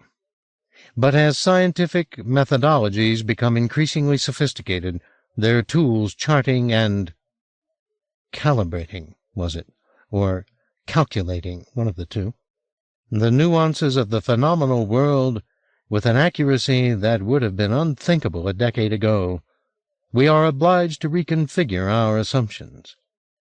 Chemical signifiers, the sap that oozes from our flesh and organs in response to emotional activity, may be found in all our waste products. Beside this he had scrawled 3 question marks, as though he was here doubtful of his facts. He plowed on with his thesis nevertheless. Emotion, in other words, resides in the most despised matter in our local parameters, and it will soon be within the realm of instrument sensitivity that the precise emotional source of these signifiers may be discovered. In short, we will be able to recognize a quality of mucus that carries traces of envy, a sample of sweat containing evidence of our rage, a portion of excrement that may be dubbed loving. The perverse wit of his father's construction brought a smile to Will's lips. The way that last sentence had been cunningly constructed, phrase by phrase, to climax in the inevitable collision of the sublime and the abject. Had Hugo seriously intended to deliver this to his students? If so, it would have been quite a sight, Will thought, seeing the import of what they were being told dawn on them. There followed 2.5 paragraphs that had been scratched out, and then Hugo had taken up his argument in an even more unlikely direction, his language growing steadily more ironic. "How are we to read and interpret these glad tidings?" he'd written. "This curious interface between emotions that we hold in high esteem and the muck that our bodies ooze and expel. In passing these chemical signifiers into the living and sensitive matrix of a world that it pleases us to characterize as neutral, are we perhaps influencing it in ways neither our sciences nor our philosophies have hitherto recognized? And further, in reconsuming the products of this now tainted reality as food, are we at some presently indiscernible level continuing a cycle of emotional consumption, dining, as it were, on a salad dressed with other men's emotion? At the very least, let us admit the possibility that our bodies are a kind of marketplace, in which emotion is both the coin and the consumable. And if we dare a braver stance, consider that the terrain we have dubbed our inner lives is in a fashion we cannot yet analyze or quantify, affecting the so-called outer or exterior world at such a subtle but all-pervasive level that the distinction between the two, which depends upon a clear definition of a non-sentient material state, and thus its thinking, emoting overlords, becomes problematic. Perhaps the coming challenge is not, as Yeats had it, that the center will not hold, but that the boundaries are blurring. All that constituted the jealously defined expression of our humanity, our private, passionate selves, is in truth a public spectacle, its sights so universally manifested and so commonplace that we can never gain the necessary distance to separate ourselves from the very soup in which we swim. Strange stuff, Will thought, as he laid the sheets back on the blotting pad. Though the word spiritual had been very severely ousted from the text, its presence lingered. Despite the dry humor and chilly vocabulary of the text, it was the work of a man feeling his way toward a numinous vision, sensing, perhaps reluctantly, that his philosophies were out of breath, and it was time to let them die. Either that, or he'd written it dead drunk. Will had lingered long enough. It was time he got on with the business of the day, the first portion of which was contacting Franny and Sherwood. They needed to be told of events at the hospital, in case Steep came looking for them. Unlikely, perhaps, but possible. Returning to the living room, Will found Adele busy on the phone, talking, he surmised, to the vicar. While he waited for the conversation to finish, he juggled the relative merits of delivering his message to the Cunninghams by phone or going down to the village to talk with them in person. By the time Adele was done, he'd made his decision. This was not news to be delivered down the telephone line. He'd speak to them face to face. The funeral had been arranged for Friday, Adele told him, 4 days hence, at 2:30 in the afternoon. Now that she had the date set, she could start to organize the flowers, the cars, and the catering. She's already made a list of people to invite. Was there anybody Will wanted to add? He told her he was sure her list was fine, and that if she was happy to get on with her arrangements, he would take himself down to the village for an hour or so. "I want you to bolt the front door when I'm not here," he told her. "Whatever for?" "I don't want any strangers coming into the house." "I know everybody," she said blithely, then, seeing that he wasn't reassured, said, "Why are you so concerned?" He had anticipated her question, and had a meager lie prepared. He'd overheard a couple of nurses talking at the hospital, he told her. There was a man in the area who'd been trying to talk his way into people's homes. He then described Steep, albeit vaguely, so that she didn't become suspicious about the story. He was by no means certain he'd succeeded in this, but no matter. As long as he'd sowed sufficient anxiety to keep her from letting Steep in, he'd done all he could. 11:1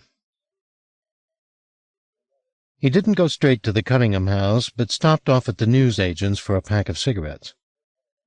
Adele had apparently spoken to others besides the vicar, while Will had been in the study, because Miss Morris already knew about Hugo's demise. "He was a fine man," she said. "When's the funeral?" He told her Friday.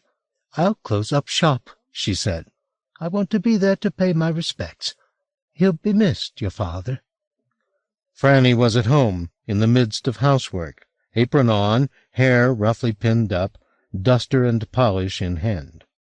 She greeted Will with her usual warmth, inviting him in and offering coffee. He declined. "I need to talk to you both," he said. "Where's Sherwood?" "Out," she said. "He disappeared early this morning, while I was still getting up." "Is that unusual?" "No, not when he's feeling unwell.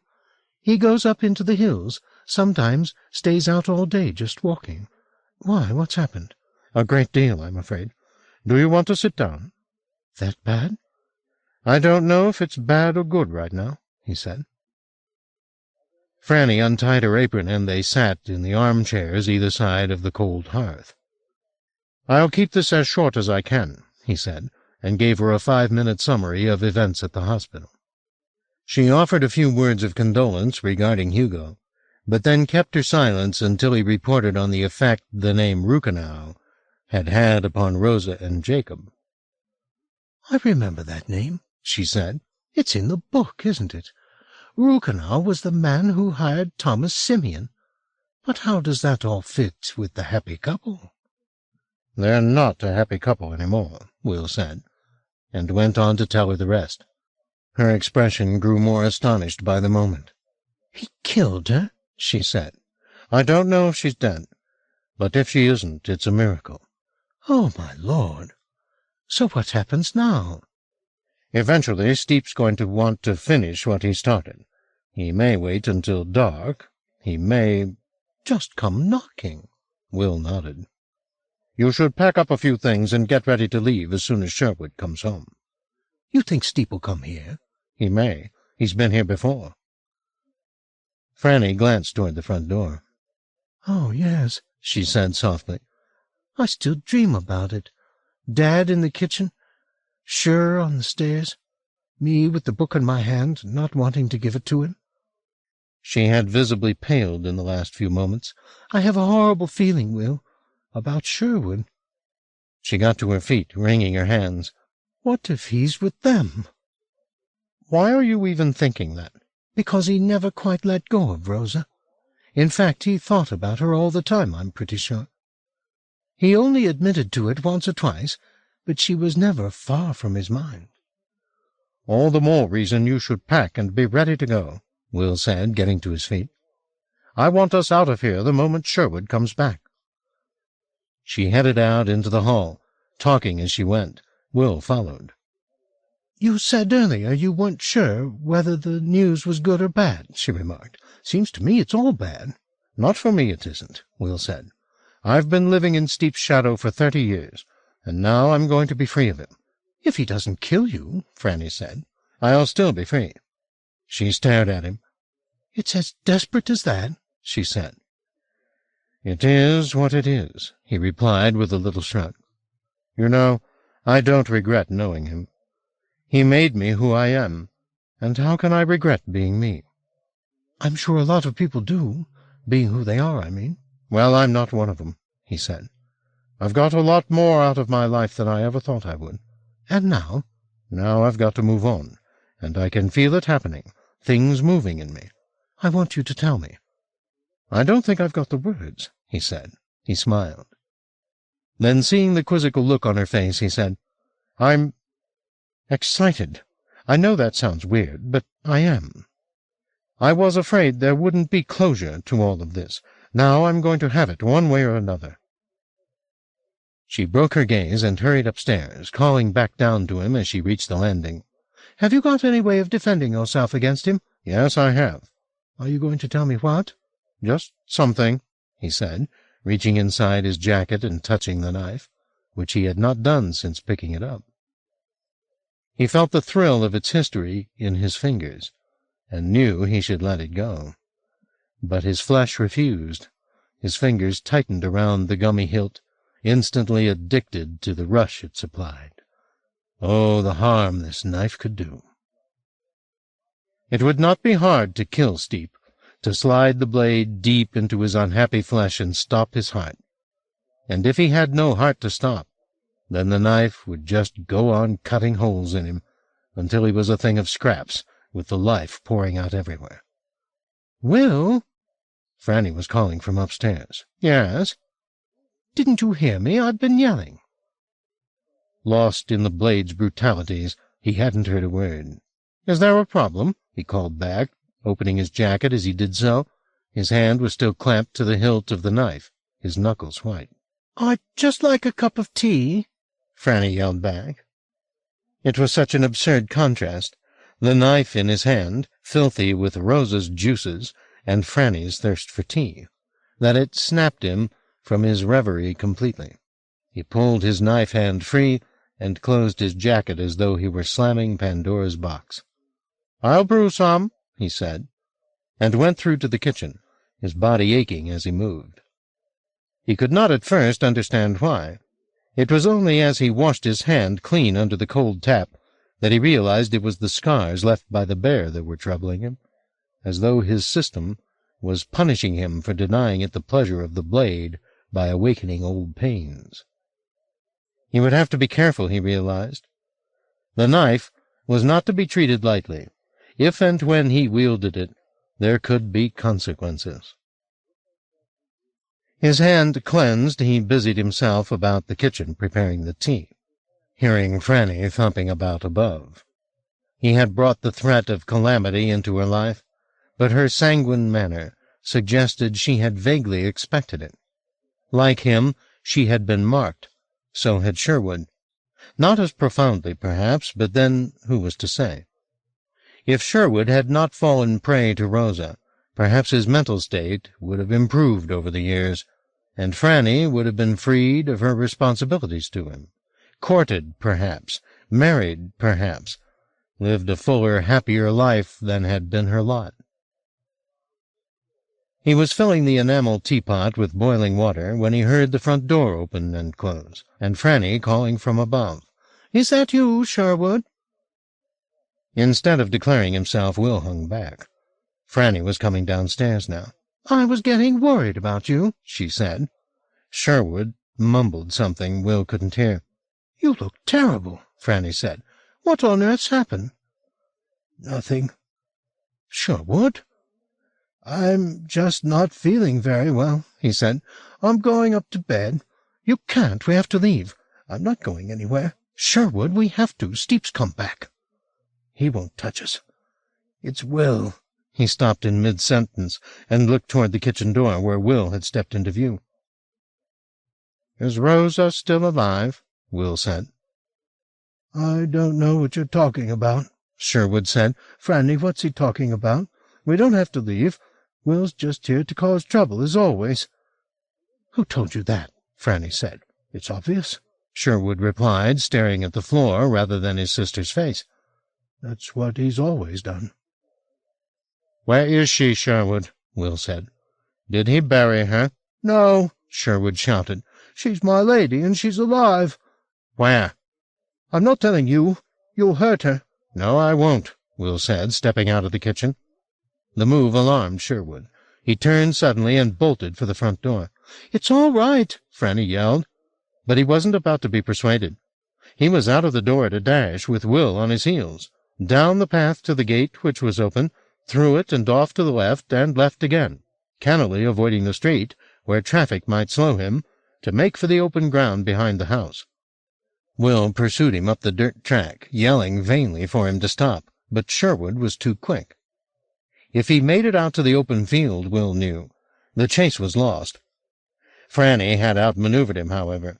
Out of the back of the house she came and ran straight at Sherwood to intercept him, catching such firm hold of him he couldn't wrest himself free fast enough to be out of her grip before Will caught up. Calm down, she said to him.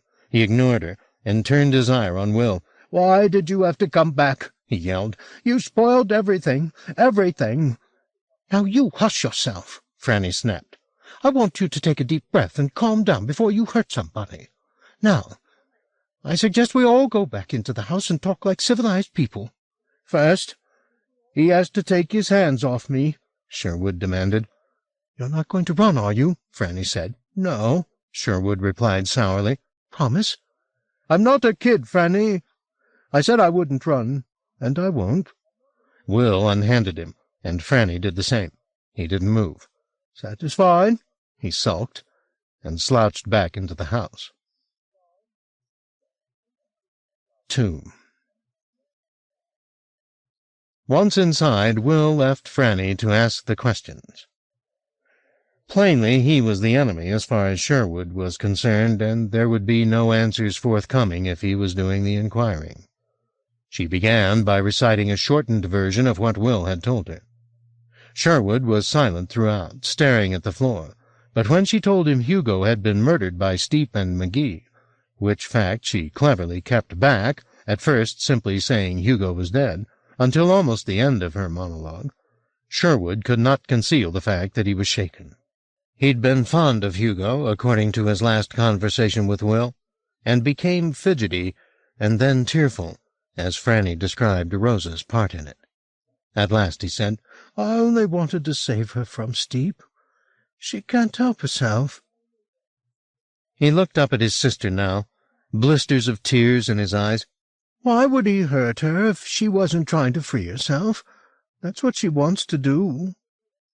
"Maybe we can help her," Will said. "Where is she?" Sherwood hung his head again. "At least tell us what happened," Franny said gently. "I met her a few days ago on the fells when I was out walking. She said she'd been looking for me. She needed my help. She asked me if I could find her somewhere to sleep, now that the courthouse was gone. I knew I should be afraid of her, but I wasn't. I'd imagined seeing her again so often, dreamed about meeting her just the way I did, up there in the sun. She looked so lonely. She hadn't changed at all, and she told me how happy she was to see me again. I was like an old friend, she said, and she hoped I thought of her the same way. I told her I did. I said I'd get her rooms at the hotel in Skipton, but she said no. Steep refused to stay in a hotel in case somebody locked the doors while he was asleep. I don't understand why, but that's what she said. She hadn't even mentioned Steep until then, and I was disappointed. I thought maybe she'd come back on her own. But the way she begged me to help her, I saw she was afraid of him. So I said I knew a place they could go, and I took her there. "Did you see Steep?" Franny asked him. "Later I did." "He didn't threaten you?" "No, he was quiet, and he looked sick. I almost felt sorry for him. I only saw him once." "What about this morning?" Will said. "I didn't see him this morning." "But you saw Rosa?" "I heard her, but I didn't see her. She was lying in the dark. She told me to go away."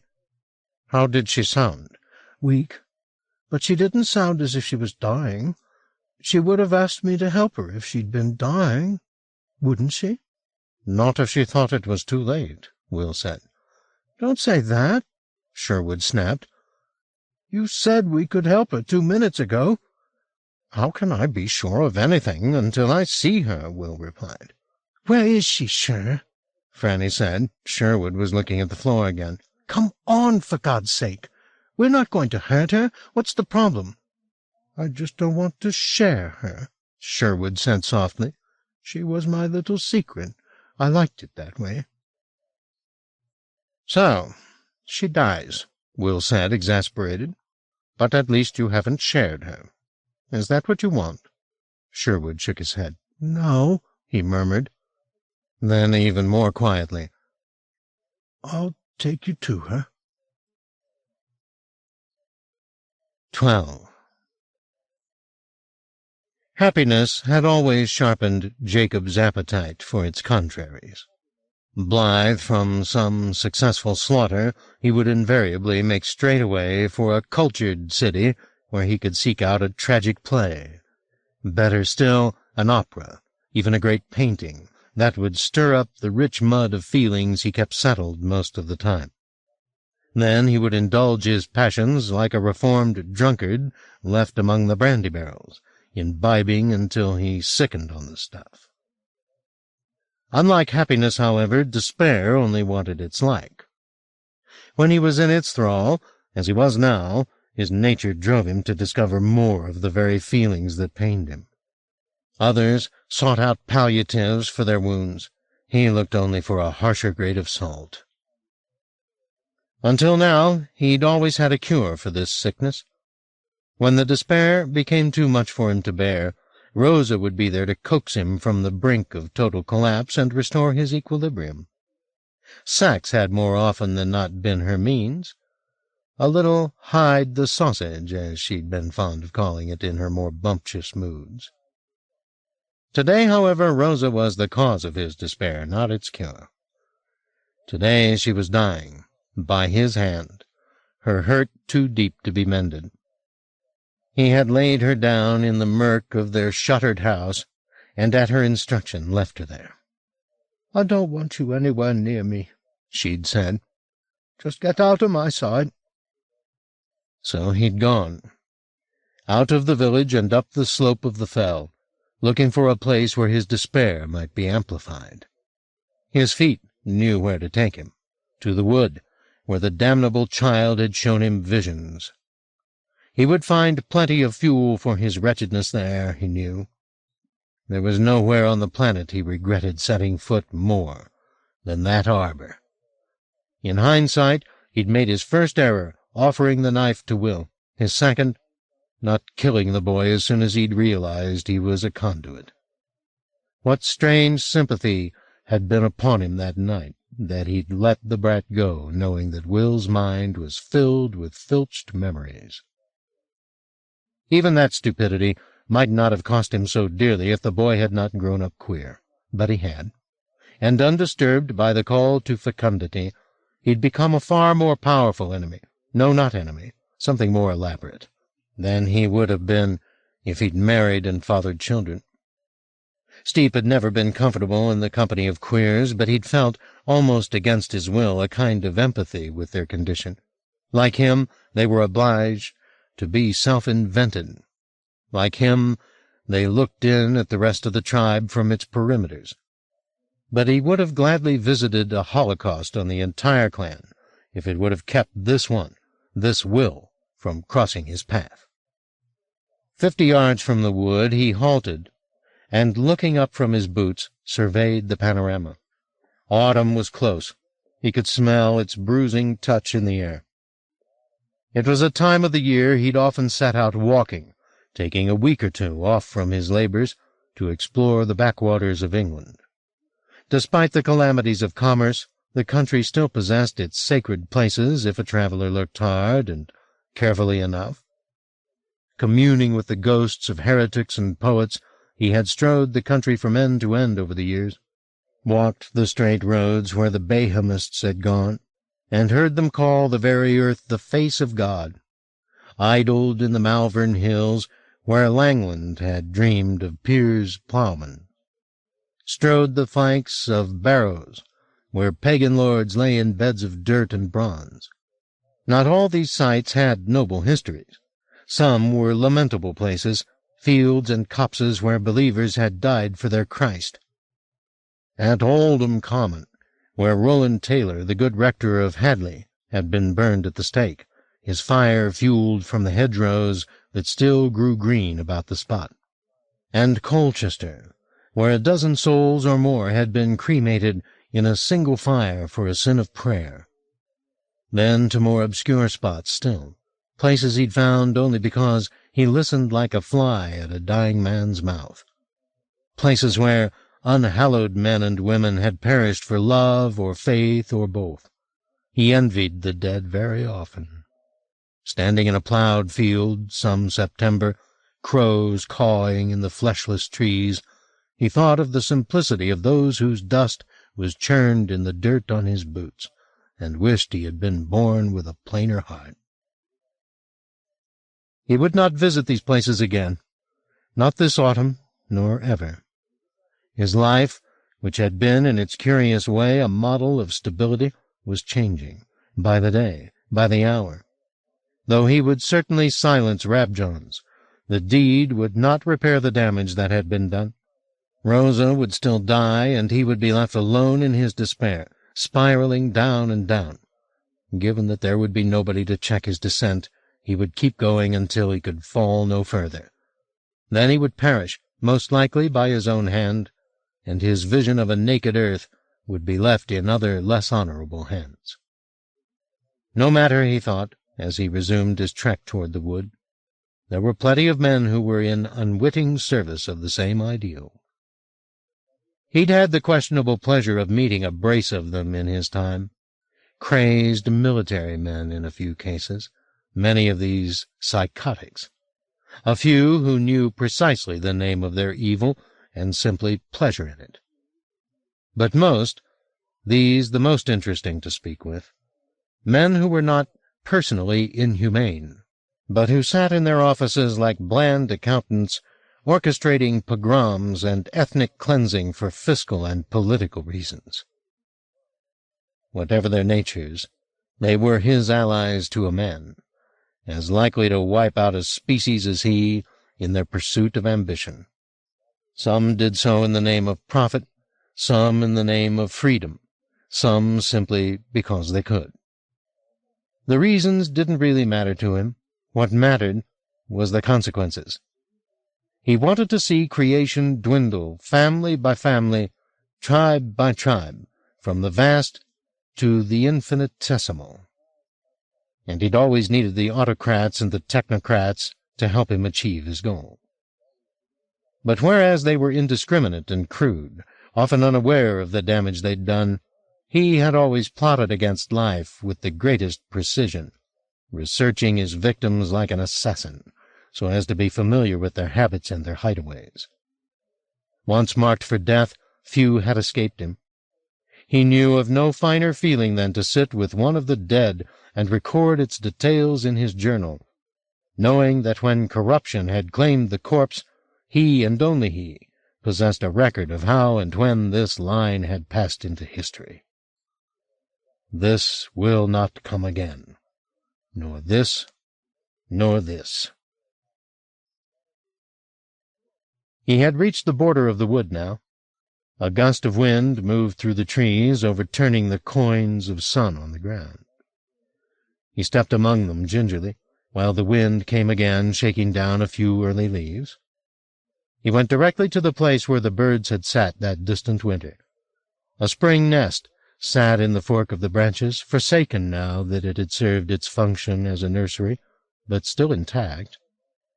Standing at the spot where the birds had fallen, He remembered the vision Rabjohns had made him endure with vile ease.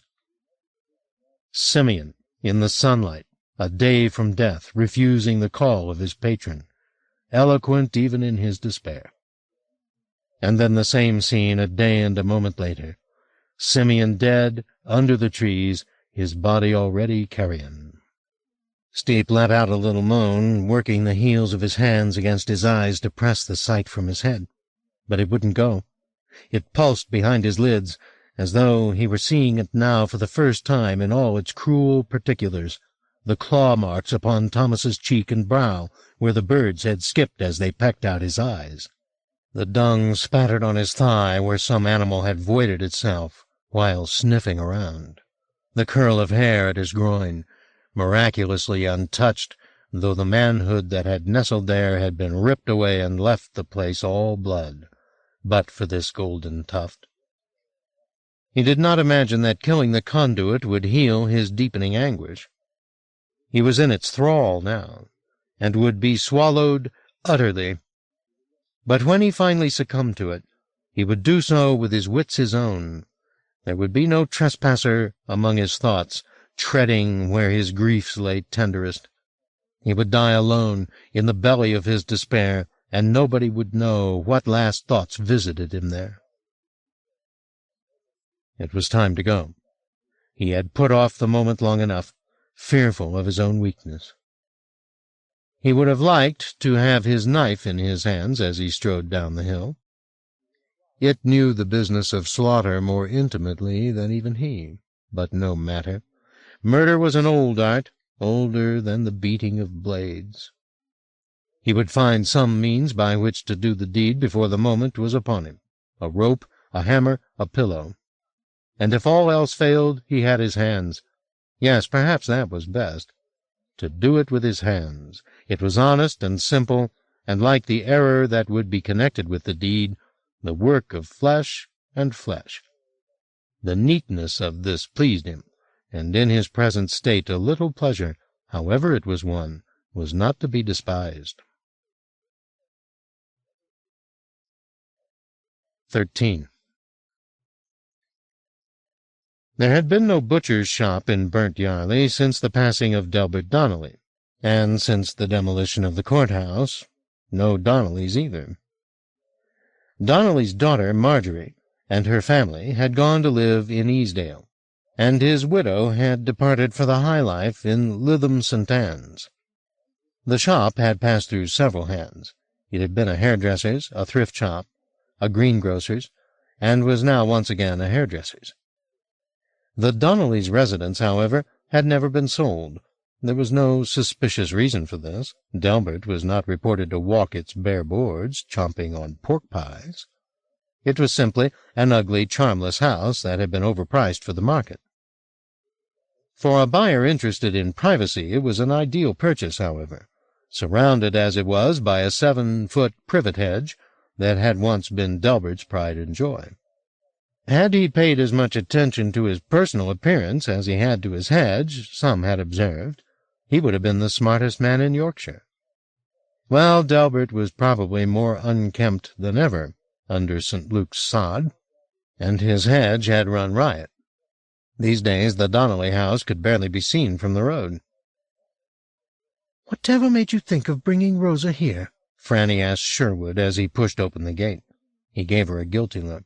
"I've been coming here on and off as long as it's been empty," he said. "Why?" "Dunno," he said. "So I could be on my own." "So all those times I thought you were out walking the hills you were here? Not always, but a lot of the time." He picked up his pace to get a little ahead of Franny and Will. Then, turning, said, "I have to go in without you. I don't want you frightening her." "Franny should stay out here by all means," Will said. "But you're not going in alone. Steep may be in there." "Then the three of us go in," Franny said. "No ifs, ands, or buts." And so saying, she strode on up the gravel path to the front door, leaving the men to catch up. The front door was open, the interior relatively bright. The source of illumination was not electric light, but 2 gaping holes, the larger 6 foot wide, in the roof, courtesy of the storms that had raged the previous February. 90-mile gusts had stripped off the slates, and icy rains had pummeled the boards to tinder. Now the day shone in. "Where is she?" Will whispered to Sherwood. "In the dining room," he replied, nodding down the hall. There were 3 doors to choose from, but Will didn't have to guess. From the furthest of them came Rosa's voice. It was weak, but there was no doubting its sentiments. "Don't come near me. I don't want anyone near me." "It's not Jacob," Will said, going to the door and pushing it open. There were shutters at the window, and they were almost closed, leaving the room murky. But he found her readily enough, lying against the wall to the right of the chimney-breast, her bags around her. She sat up when he entered, though with much effort. "Sherwood?" she said. "No, it's Will." "I used to be able to hear so clearly," Rosa said. "So he hasn't found you yet?" "Not yet, but I'm ready when he does." "Don't deceive yourself," she said. "He'll kill you." "I'm ready for that, too." "Stupid," she murmured, shaking her head. "I heard a woman's voice." "It's Franny, Sherwood's sister." "Bring her here," Rosa said. "I need tending to."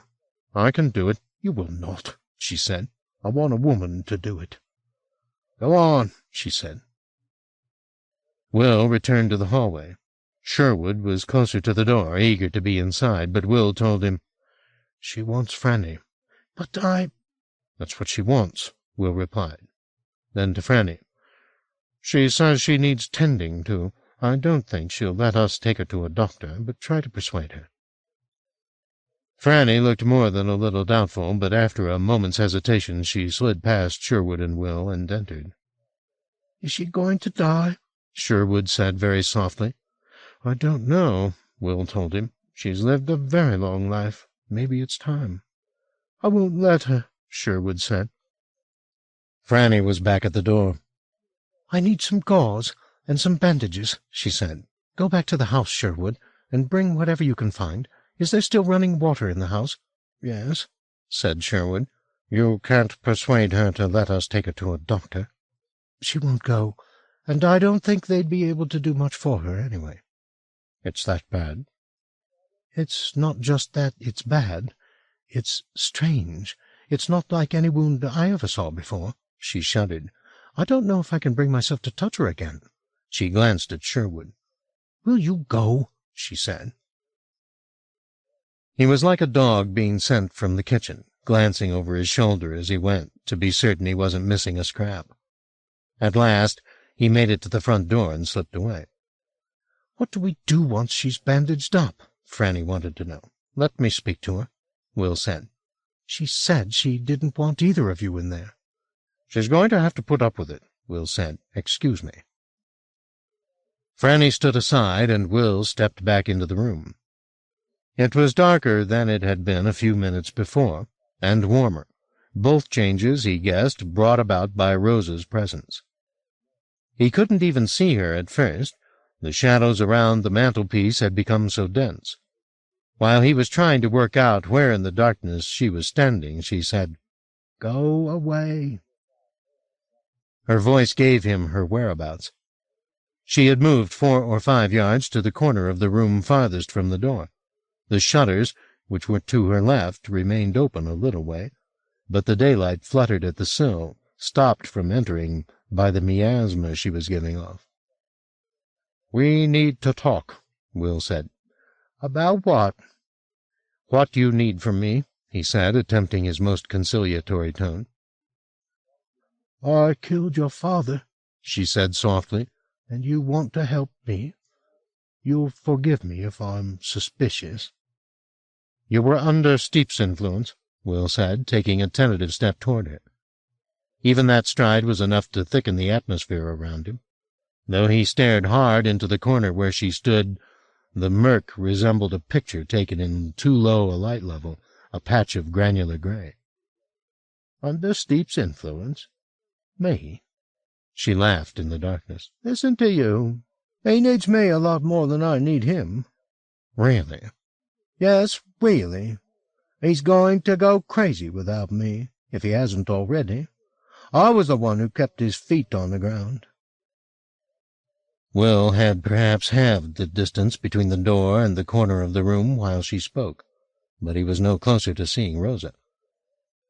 I wouldn't come any nearer if I were you, she warned. Why not? I'm coming apart, she said. I'm unknitting. It's a dangerous place for you to be right now. And Franny? She's fine. Women are a lot less susceptible. If she can seal me up, I may survive a day or two. But you won't heal? I don't want to heal, she replied. I want to find my way back to Rukenau, and I'll be happy. She drew a deep, ragged breath. You asked me what I needed from you, she said. Yes. Take me to him. Do you know where he is? On the island. Which island? I don't think I ever knew, but you know where he is. No, I don't. But in the garden. I was bluffing. There was a sound of motion from the corner of the room, and a wave of heat came against Will's face. He felt slightly sickened, and was sorely tempted to retreat to the door, but he held his ground, while the murk in front of him coalesced, and he began to see Rosa. She was like a phantom of her former self, her once luxurious hair falling straight to either side of her hollow-eyed face. She had her hands clamped to the wound, but she could not entirely conceal its strangeness. There were motes of pale matter, some glinting like gold, skittering over her fingers. Some trailed up her body, clinging to her breasts. Others flew like sparks from a bonfire, and exhausting themselves in their flight were extinguished. So you can't deliver me to Rukenau, she said. I can't take you straight to him, no, Will confessed, but that doesn't mean— Just another liar. I had no choice. You're all the same. He was going to kill me. It wouldn't have been any great loss, she said sourly. One liar more or less. Just go away. Hear me out. I've heard all I want to hear, she said, starting to turn from him. Without thinking, he moved toward her, intending another appeal. She caught the motion from the corner of her eye, and thinking perhaps that he meant her some harm, she reeled around. In that instant the fragments of brightness on her hands found purpose. They grew frenetic, and in a heartbeat fused, flying from her body in a bright thread. It came at will too fast for him to avoid it, grazing his shoulder as it snaked toward the ceiling. A fleeting contact, but enough to throw him off balance. He reeled for a moment, his legs so weak they refused to bear him up. Then he sank down to his knees, while a kind of euphoria ran through him, its source the place where the thread had grazed his flesh. He felt, or imagined he felt, its energy spreading through his body, sinew, nerve, and marrow illuminated by its passage, blood brightening, senses shining. He saw the thread on the ceiling now, dividing again, like a string of tiny pearls dropped in defiance of gravity, and snapping.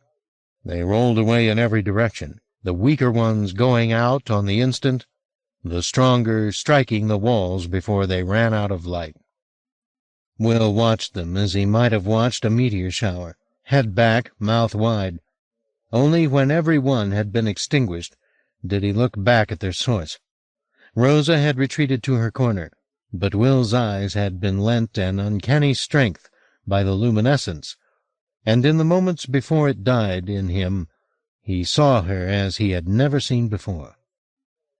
There was a creature of burnished shadow in her, dark and sleek and protean, a creature held in check by all that she'd become over the years, like a painting so degraded by accruals of grime and varnish, and the hands of inept restorers, that its glory was now no longer visible.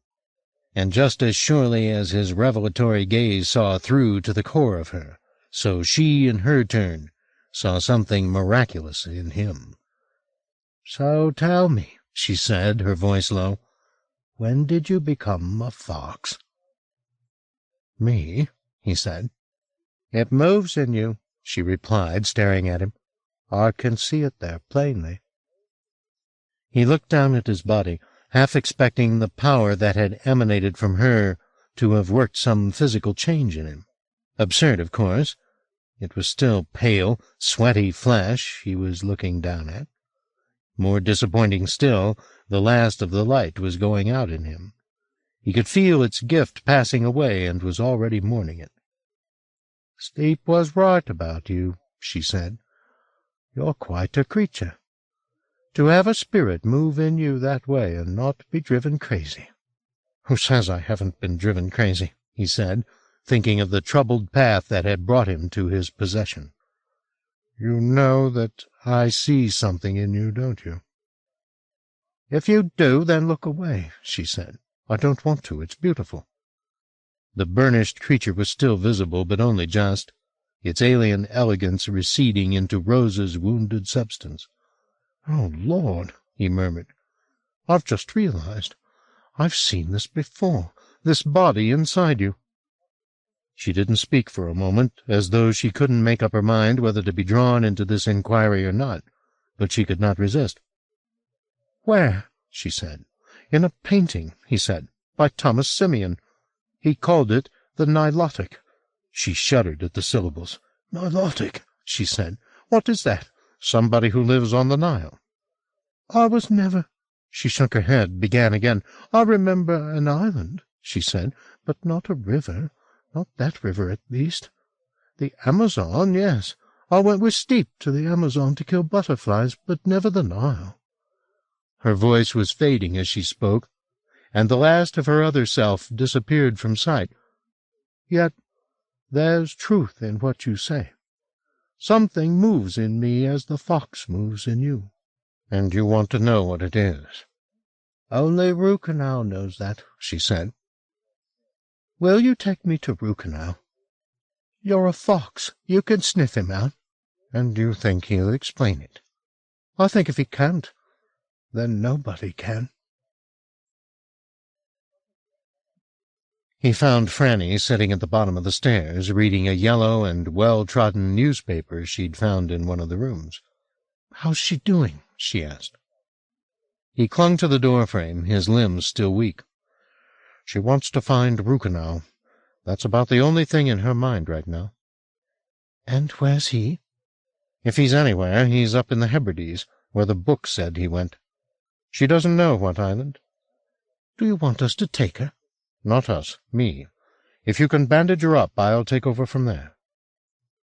Franny closed the newspaper and tossed it to the dusty boards. "And what do you think's on this island?" "Worst-case scenario, a lot of birds. Best case, Rukenau and the Domus Mundi, whatever the hell that is." "So you're suggesting I should stay here while you go off and see?" Franny said with a tight little smile. "No, Will, this is my moment, too. I was there at the beginning, and I'm going to be there at the end." Before Will could respond, the front door was pushed open, and Sherwood came in, nursing a bag of medications. "I've brought every bandage I could find," he said, dumping the bag in Franny's arms. "All right," said Will. "Here's the plan. I'm going to go back to my dad's house and tell Adele I've got to leave." "Where are you going?" Sherwood wanted to know. "Franny'll explain," Will said, coaxing his still nervous limbs into motion. He lurched past Sherwood to the front door. "Please be quick," Franny said. "I don't want to be here when—" "Don't even say it," Will told her. "I'll be quick as I can, I promise." Then he was out of the door at a stumble, down the path and out into the street. He wanted to run barefoot, or naked, the way he'd once imagined himself walking to Jacob in the courthouse, the fire in him turning snow to steam. But he kept the desires of boy and fox hidden as he made his way home. They'd have their moment, but not yet. 14. 1. Adele wasn't alone. There was a meticulously polished car parked outside the house, and inside its owner, a sprightly, even gleeful fellow by the name of Maurice Schilling, the undertaker. Will took Adele aside and explained that he was going to have to leave for a day or two. She, of course, wanted to know where he was going. He lied as little as possible. A woman friend of his was sick, he told her, and he was going to drive up to Scotland to do what he could to comfort her. "You will be back for the funeral?" she said. He promised he would. "I feel bad leaving you on your own right now." "If it's a mission of mercy," Adele said, "then you should go. I've got everything under control." He let her return to Mr. Schilling, and went upstairs to fetch some more robust attire. Sitting on the bed, lacing up his boots, he chanced to glance out of the window just as the sun broke the clouds and lay a patch of gold on the hillside. The laces went untied as he watched, his spirit suspended in a moment of grace. This isn't a dream of life, he thought, nor a theory, nor a photograph. This is life itself. And whatever happens now, we've had our moment, the sun and me. Then the clouds closed again, and the gold vanished, and heading back to the business of threading and tying, he found his eyes wet with gratitude for the epiphanies he'd been granted. The visions in Berkeley, the visitations of the fox, the touch of Rosa's thread. Each had been a kind of awakening, as though he'd stirred from his coma with a hunger for sentience that would not be sated by a single transformation. How many times would he have to waken? Until he was as conscious as a man could be. 12? 100? Or did it go on forever, this rousing of the spirit, the skins of his slumbers stripped away only to uncover another dream and another? Downstairs, Mr. Schilling was still talking about flowers, coffins, and prices. Will didn't interrupt the negotiations. Adele was perfectly capable of driving a hard bargain on her own, but slipped quietly into his father's study to look for an atlas. All the oversized books were collected on one shelf, so he didn't have to search far. It was the same battered edition he remembered from his childhood, furnished whenever he had geography homework. Much of it was out of date by now, of course. Borders had shifted, cities been renamed or destroyed. But the Western Isles were constants, surely. If wars had ever been fought over them, the peace treaties had been signed centuries ago. They were inconsequential, a scattering of colored dots on a paper scene. Happy with his prize, he slipped out of the study and, collecting his leather jacket from the hook by the door, left the house, while Mr. Schilling waxed lyrical about the comfort of a well-pillowed coffin. 2. "There's nothing to be afraid of," Franny had been told by Rosa when she went back in with the bandages. Her instincts had told her otherwise.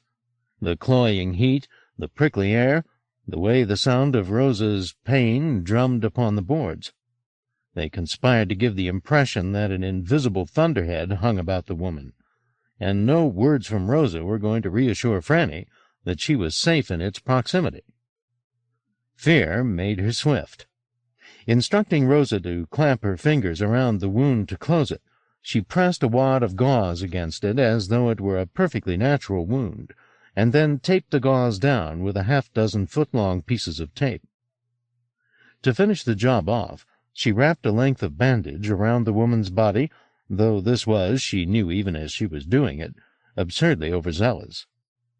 As she was finishing the work, however, Rosa lay her hand on Franny's shoulder and murmured the one word Franny had feared hearing. "Steep." "Oh, Lord," Franny said, looking up at her patient. "Where?" Rosa had her eyes closed, her gaze roving behind her lids. "He's not here," she said. "Not yet. But he's coming back. I can feel it." "Then we should get going." "Don't be afraid of him," Rosa said, her eyes flickering open. "Why give him the pleasure?" "Because I am afraid," Franny said. Her mouth was suddenly arid, her heart noisy. "But he's such a pathetic thing," Rosa said. "He always was. There were times when he was gallant, you know, and honorable, even loving sometimes. But mostly he was petty and dull." Despite her newfound urgency, Franny could not help but ask the begged question. "Why did you stay with him so long if he was such a waste of time?" because it hurts me to be separated from him," Rosa said. "It's always been less painful to stay than to go." Not such a strange answer, Franny thought. She'd heard it from a lot of women over the years. "Well, this time you go," she said. "We go, and to hell with him." "He'll follow," Rosa replied. "If he follows, he follows," Franny said, crossing to the door. "I just don't want to face him right now." "You want Will here?" "Yes, You think he can save you?" "Maybe." "He can't. Believe me, he can't. He's closer to Jacob than he realizes." Franny turned from the door. "What do you mean?" "I mean they're a part of one another. He can't save you from Jacob because he can't save himself." This was too big a notion for Franny to chew on right now, but it was certainly something to be filed away for later consumption. "I'm not going to abandon Will, if that's what you're suggesting." "Just don't depend on him," Rosa said. "That's all." "I won't." She opened the door and looked for Sherwood. He was sitting on the front step, stripping bark off a twig. Rather than call to him, who knew how near Steep was, she went to the step to rouse him from his thoughts. When she reached him, she saw that his eyes were red-rimmed. "Whatever's wrong?" she said. "Rosa's dying, isn't she?" he said, wiping snot from his nose with the back of his hand. "She'll be fine," Franny replied. "No, she won't," Sherwood said. "I feel it in my stomach. I'm going to lose her." "Now stop that," Franny gently chided him. She took the stripped stick out of his hands and tossed it away, then caught his arm and pulled him to his feet. "Rosa thinks Steep's in the vicinity." "Oh, Lord!" He glanced out toward the street. Franny had already looked that way. It was empty as yet. "Maybe we should go out the back," Sherwood suggested. "There's a garden and a gate that takes us out onto Capper's Lane." "That's not a bad idea," Franny said, and together they made their way back down the hall to where Rosa was standing. "We're going out the—" "I heard you," Rosa said. Sherwood had already made his way through the kitchen to the back door, and was now attempting to haul it open. It was stuck. He cursed it ripely, kicked it, and tried again. Either the kicks or the curses did the trick. With the hinges objecting noisily, and the rotted wood around the handle threatening to splinter, it opened up. What lay beyond was a wall of green, the bushes, plants, and trees that had once been the Donnellys' little Eden, now a jungle. Franny didn't hesitate. She plunged into the thicket and plowed through it, raising lazy swarms of seeds as she went. Rosa plunged after her, stumbling a little, her breath raw. "I see the gate," Franny called back to Sherwood, and was within half a dozen strides of it when Rosa said, "My bags! I left my bags!" "Forget them," Franny said. "I can't," Rosa said, turning around to head back to the house. "My life's in there."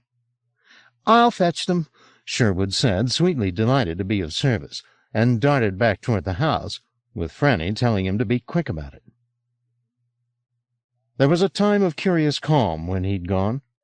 The two women standing in the bower, dwarfed by sunflowers and banks of hydrangeas, bees in the rampant roses, and blackbirds in the sycamore.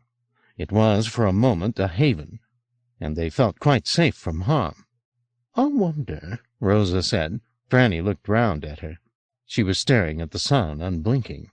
"What?" "If it wouldn't be better to just lie down here and die."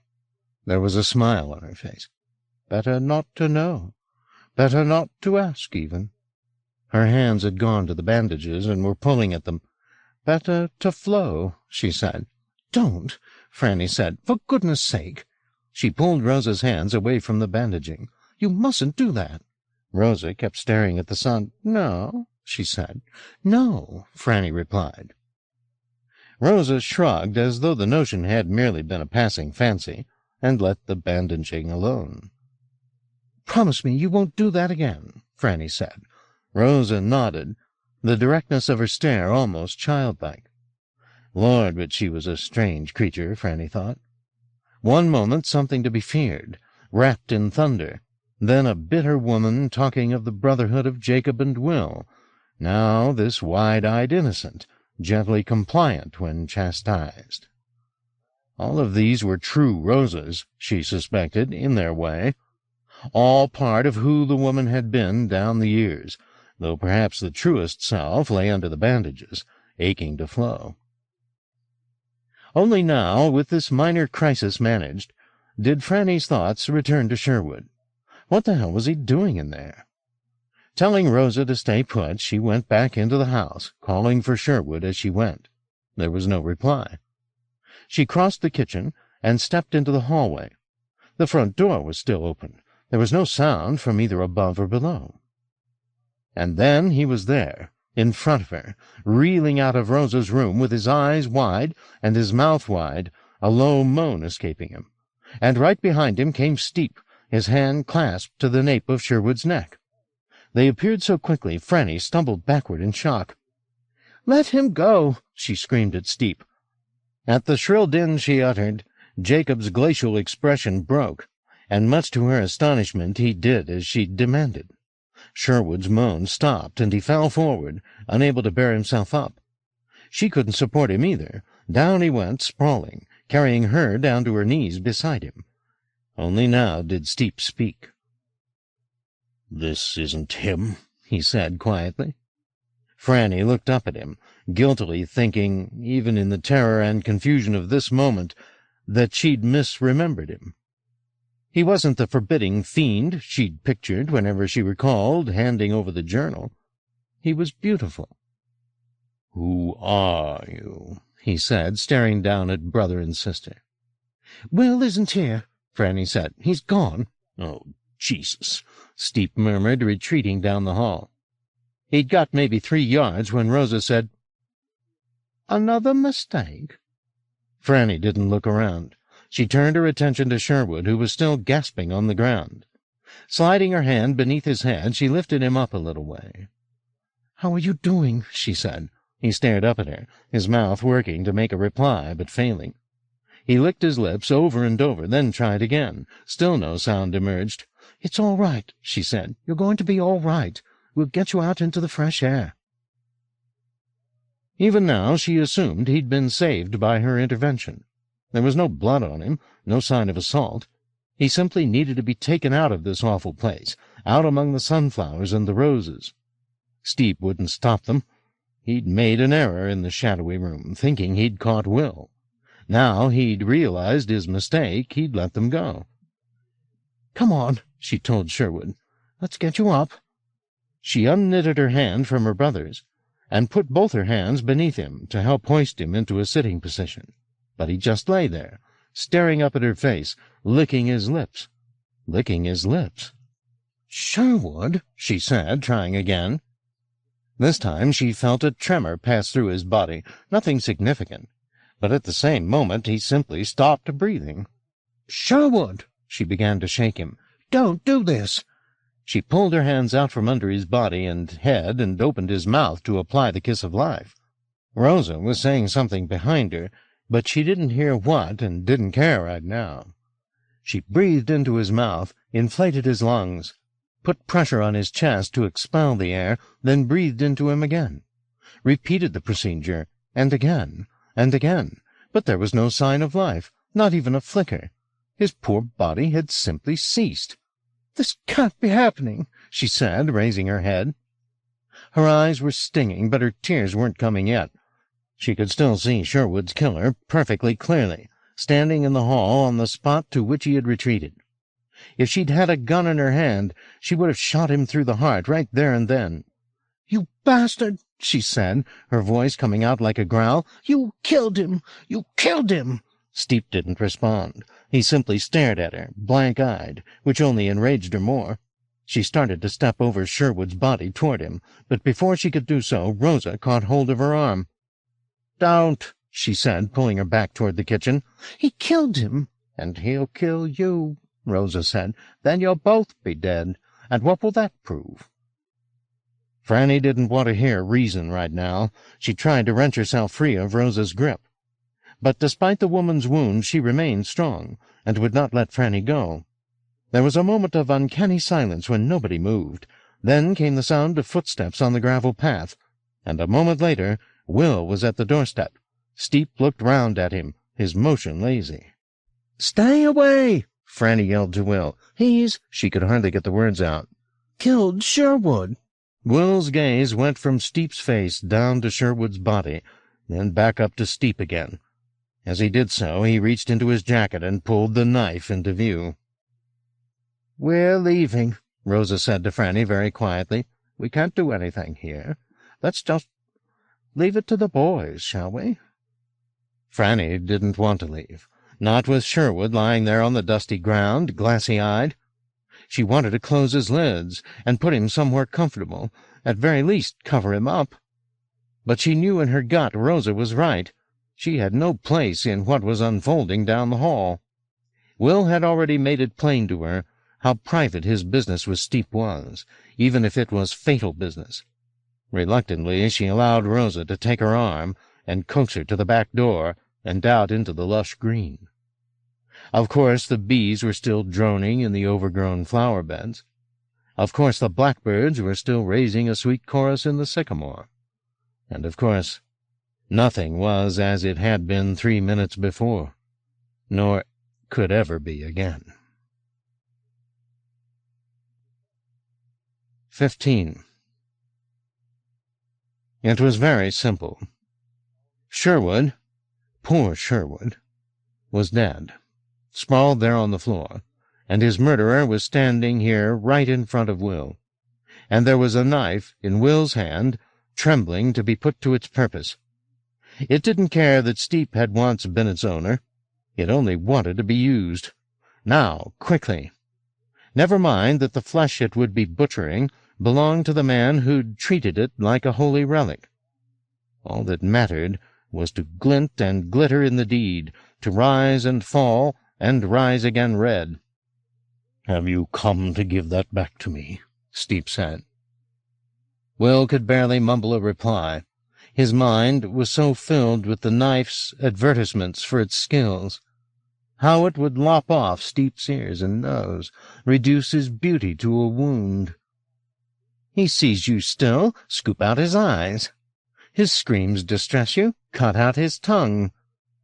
They were terrible thoughts, sickening thoughts. Will didn't want them, but they kept coming. Steep on his back now, naked, and the knife opening his chest, 1-2, exposing his beating heart. You want his nipples for souvenirs? Here. Here. Something more intimate, perhaps? Meat for the fox? And before Will knew what he was doing, his hand was up, the knife exulting. It would have opened Steep's face to the bone a moment later had Steep not reached up and caught the blade in his fist. Oh, it stung him, even him. His perfect lips curled in pain, and a hiss came between his perfect teeth, a soft hiss that died into a sigh as he expelled every vestige of air. Will attempted to pull the knife out of his grip. Surely it would slice the sheath of Steep's palm and free itself. Its edges were too keen to be contained, but it didn't move. He tugged again, harder. Still it didn't move. And again he pulled, but still Steep held it fast. Will's eyes flickered from the knife to his enemy's face. Steep had not drawn breath since he'd exhaled his sigh. He was staring at Will, his mouth open a little way as though he were about to speak. Then, of course, he inhaled. It was no common breath, no simple summoning of air. It was Steep's reprise of what had happened on the hill 30 years before, except that this time he was the one commanding the moment, unknitting the world around them. It flickered out on the instant, the floor seeming to fall away beneath their feet, so that Will and Steep seemed to hang above a velvet immensity, connected only by the blade. "I want you to share this with me," Steep said softly, as though he had found a fine wine and was inviting Will to drink from the same cup. The darkness was solidifying beneath their feet, a roiling dust, ebbing and flowing. But all around them otherwise, darkness, and above, darkness, no clouds, nor stars, nor moon. "Where are we?" Will breathed, looking back at Steep. Jacob's face was not as solid as it had been.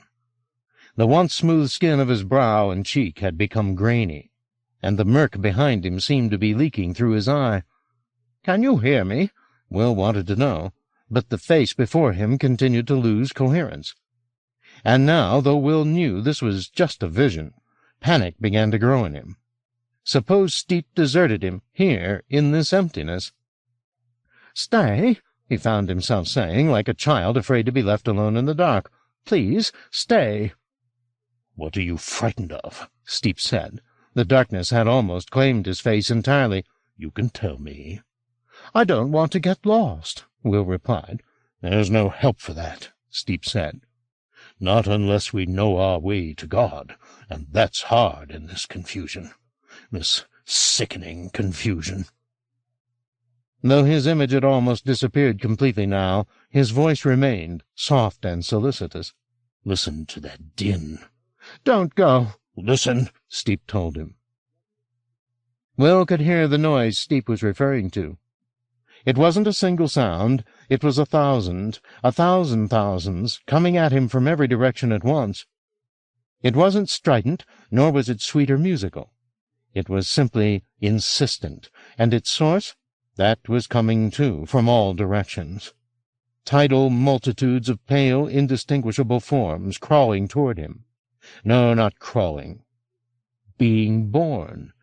Creatures spreading their limbs and purging themselves of infants that, even in the moment of their birth, were ungluing their legs to be fertilized, and before their partners had rolled off them, were spreading their limbs to expel another generation, and on in sickening multitudes, their mingled mewlings and sighings and sobs, the din that Steep had said drowned out God. It wasn't hard for Will to fathom what he was witnessing. This was what Steep saw when he looked at living things, not their beauty, not their particularity, just their smothering, deafening fecundity. Flesh begetting flesh, din begetting din. It wasn't hard to fathom because he'd thought it himself in his darkest times. Seen the human tide advancing on species he'd loved, beasts too wild or too wise to compromise with the invader, and wished for a plague to wither every human womb. Heard the din and longed for a gentle death to silence every throat. Sometimes not even gentle. He understood. Oh, Lord, he understood. "Are you still there?" he said to Steep. "Still here," the man replied. "Make it go away." "That's what I've been trying to do all these years," Steep replied. The rising tide of life was almost upon them, forms being born, spilling around Will's feet. "Enough," Will said. "You understand my point of view?" "Yes." "Louder." "Yes, I understand perfectly." The admission was enough to banish the horror. The tide retreated, and a moment later was gone entirely, leaving Will hanging in the darkness again. "Isn't this a finer place?" Steep said. "In a hush like this we might have a hope of knowing who we are. There's no error here, no imperfection, nothing to distract us from God." "This is the way you want the world," Will murmured. "Empty?" "Not empty, cleansed." "Ready to begin again?" "Oh, no." "But it will, Steep.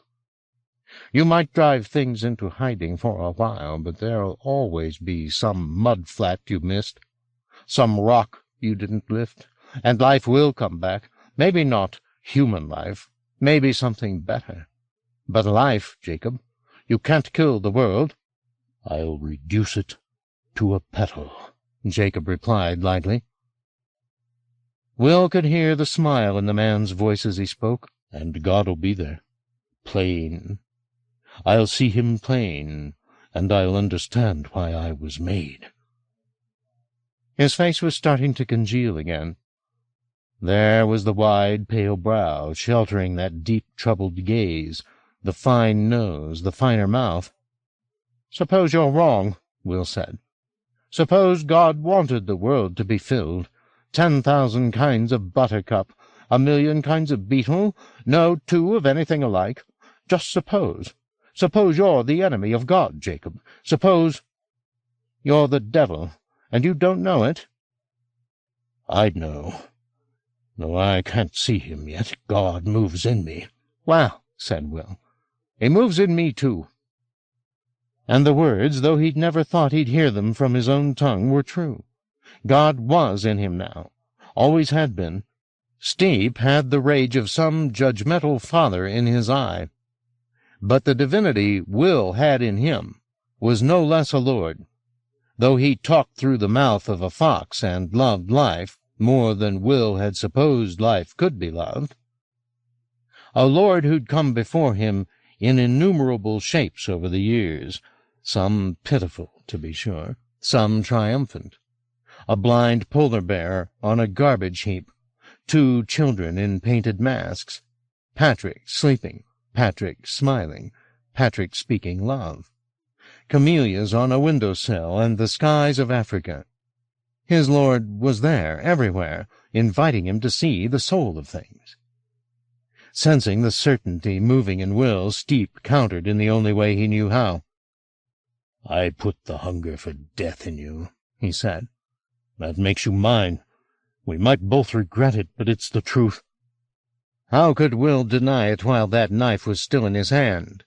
Taking his gaze from Steep's face, he sought the weapon out, following the form of the man's shoulder, along his arm to the fist that was still gripping the blade, and down to his own hand, which still grasped the hilt. Then, seeing it, he let it go. It was so simple to do. The sum of the blade's harms would not be swelled by his wielding of it, not by a single wound. The consequence of his letting go was instantaneous. The darkness was instantly extinguished, and the solid world sprang up around him. The hall, the body, the staircase that led up to the open roof, through which straight beams of sun were coming. And in front of him, Steep, staring at him with a curious look on his face. Then he shuddered, and his fingers opened just enough to allow the blade to slide from his grip. It had opened his palm deeply, and the wound was seeping. It wasn't blood that came, however. It was the same stuff that had seeped from Rosa's body, finer threads from a smaller wound, but the same bright liquor. Fragments of it curled lazily around his fingers, and without thinking what he was doing, Will reached out to touch it. The threads sensed him and came to meet his hand. He heard Steep tell him no, but it was too late. Contact had been made. Once again he felt the matter pass into him and through him. This time, however, he was prepared to watch for its revelations, and he wasn't disappointed. The face before him unveiled itself, its flesh confessing the mystery that lay beneath. He knew it already. The same strange beauty he'd seen lurking in Rosa was here in Steep, too. The form of the Nilotic, like something carved from the eternal. "What did Rukenau do to you two?" Will said softly. The flesh inside Steep's flesh stared out at him like a prisoner, despairing of release. "Tell me," Will pressed. Still it said nothing, yet it wanted to speak. Will could see the desire to do so in its eyes, how it wanted to tell its story. He leaned a little closer to it. "Try," he said. It inclined its head toward him, until their mouths were only 3 or 4 inches apart. No sound escaped it, nor could, Will suspected. The prisoner had been mute too long to find its voice again so quickly. But while they were so close, gaze meeting gaze, he could not waste its proximity. He leaned another inch toward it, and the Nilotic, knowing what was coming, smiled. Then Will kissed it lightly, reverently, on the lips. The creature returned his kiss, pressing its cool mouth against his. The next moment, as had happened with Rosa, the thread of light burned itself out in him and was gone. The veil fell instantly, obscuring what lay beneath, and the face Will was kissing was Steep's face. Jacob pushed him away with a shout of disgust, as though he'd momentarily shared Will's trance and only now realized what the power inside him had sanctioned. Then he fell back against the wall, clenching his wounded hand tightly closed, to be certain no more of this traitorous fluid escaped, and with the back of his other hand wiped his lips clean. He scoured every trace of gentility from his face as he did so. All perplexity, all doubt were gone. Fixing Will with a rabid gaze, he reached down and picked up the knife that lay between them. There was no room for further exchange, Will knew. Steep wasn't going to be talking about God or forgiveness any longer. All he wanted to do was kill the man who'd just kissed him. Even though he knew there was no hope of peace now, Will took his time as he retreated to the door, studying Steep. When next they met, it would be death for one of them. This would most likely be his last opportunity to look at the man whose brotherhood he had so passionately wanted to share. A kiss such as they'd exchanged was nothing to a man who was certain of himself.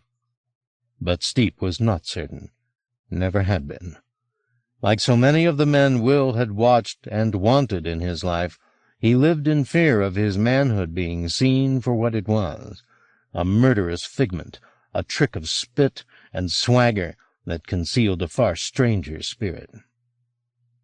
He could watch no longer. Another 5 seconds and the knife would be at his throat. He turned and took himself off across the threshold, down the path and out into the street. Steep didn't follow. He would brood a while, Will guessed, putting his thoughts in murderous order before he began his final pursuit. And pursue he would. Will had kissed the spirit in him, and that was a crime the figment would never forgive. It would come, knife in hand. Nothing was more certain.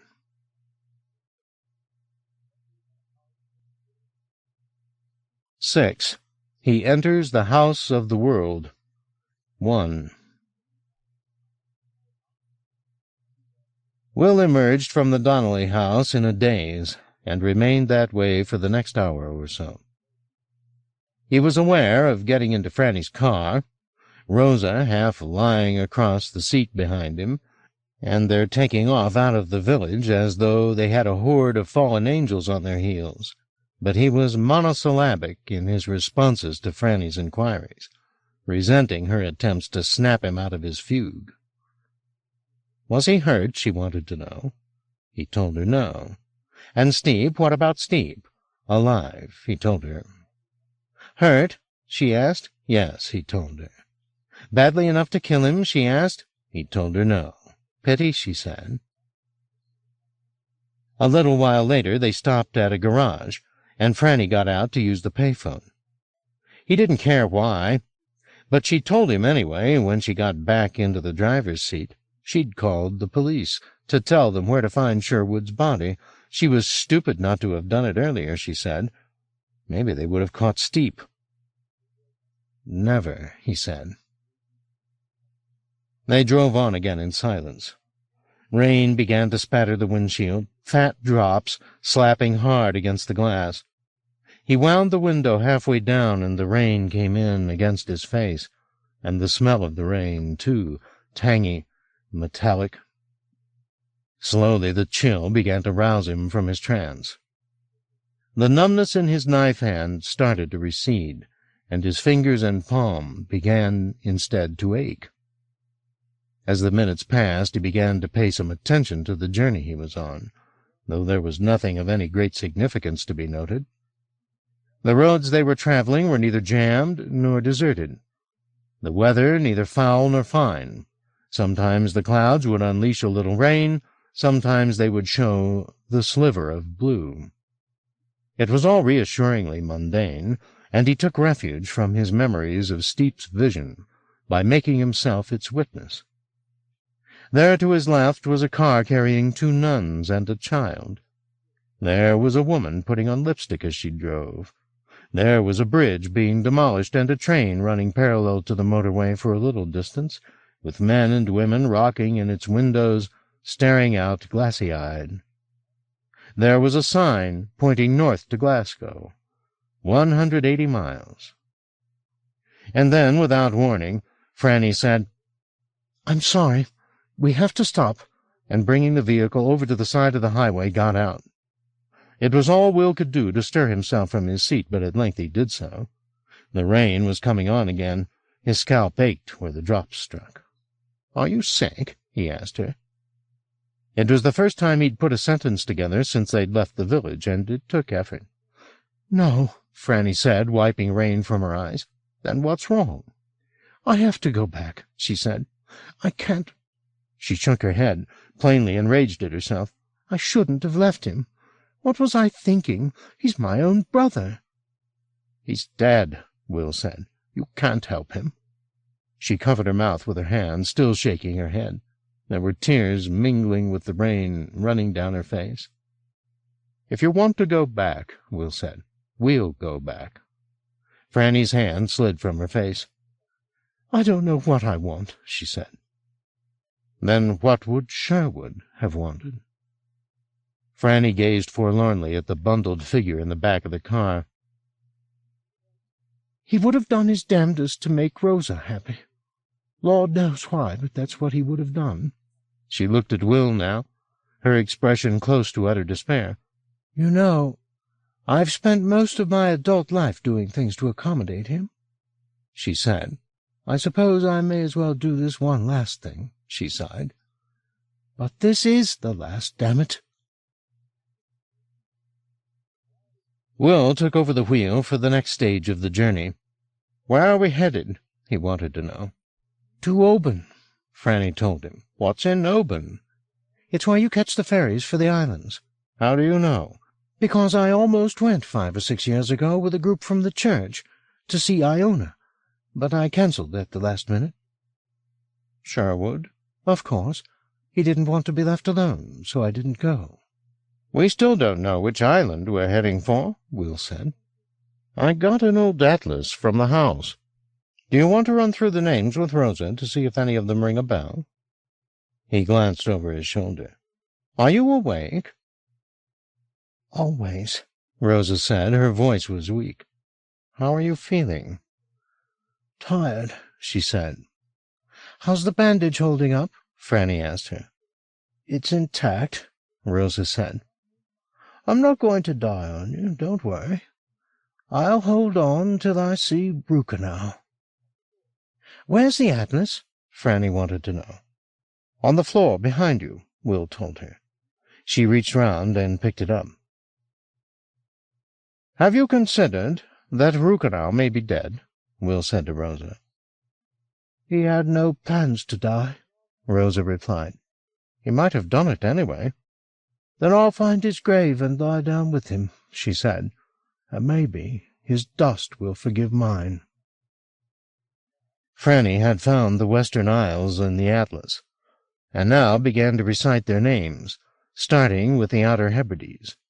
"Lewis, Harris, North Uist, South Uist, Barra, Benbecula, and Arran." Then on to the inner.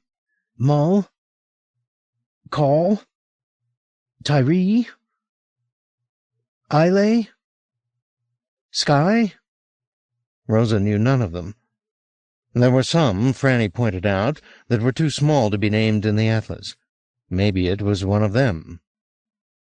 When they reached Oban, they'd get a more detailed map and try again. Rosa wasn't very optimistic. She'd never been very good remembering names, she said. That had always been Steep's fort. She'd been good with faces, however, whereas he— "Let's not talk about him," Franny said, and Rosa fell silent. So on they went, through the Lake District to the Scottish border, and on, as the afternoon dwindled, past the shipyards of Clydesbank, alongside Loch Lomond, and on through Luss and Crianlarich up to Tyne-Drum. There was for Will an almost sublime moment a few miles short of Oban, when the wind brought the smell of the sea his way. 40-some years on the planet, and the chill scent of sharp salt still moved him, bringing back childhood dreams of the far away. He had long ago made these dreams a reality, of course, seen more of the world than most, but the promise of sea and horizon still caught at his heart, and tonight, with the last of the light sinking west, he knew why.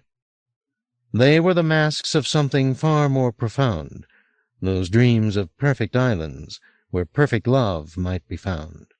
Was it any wonder his spirits rose as the road brought them down through the steep town to the harbor?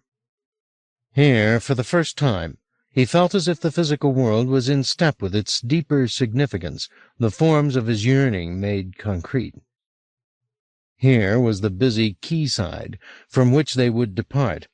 Here was the Sound of Mull, its unwelcoming waters leading the eye out toward the sea. What lay across those waters, far from the comfort of this little harbor, was not just an island. It was the possibility that his spirit's voyage would find completion, where he would come to know, perhaps, why God had seeded him with yearning. 2. He had expected Oban to be just a bland little ferry port, but it surprised him. Though night had fallen by the time they found their way down to the quay, both town and harbor were still abuzz, the last of the summer's tourists window shopping, or out to drink or dine, a gang of youths playing football on the esplanade, a small flotilla of fishing boats heading out on the night tide. There was a ferry leaving as they arrived at the dock, all alive with lights. Will parked the car beside the ticket office, which was in the process of closing up for the night.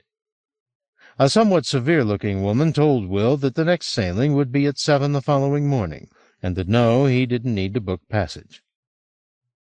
"You can get aboard at 6, the woman said.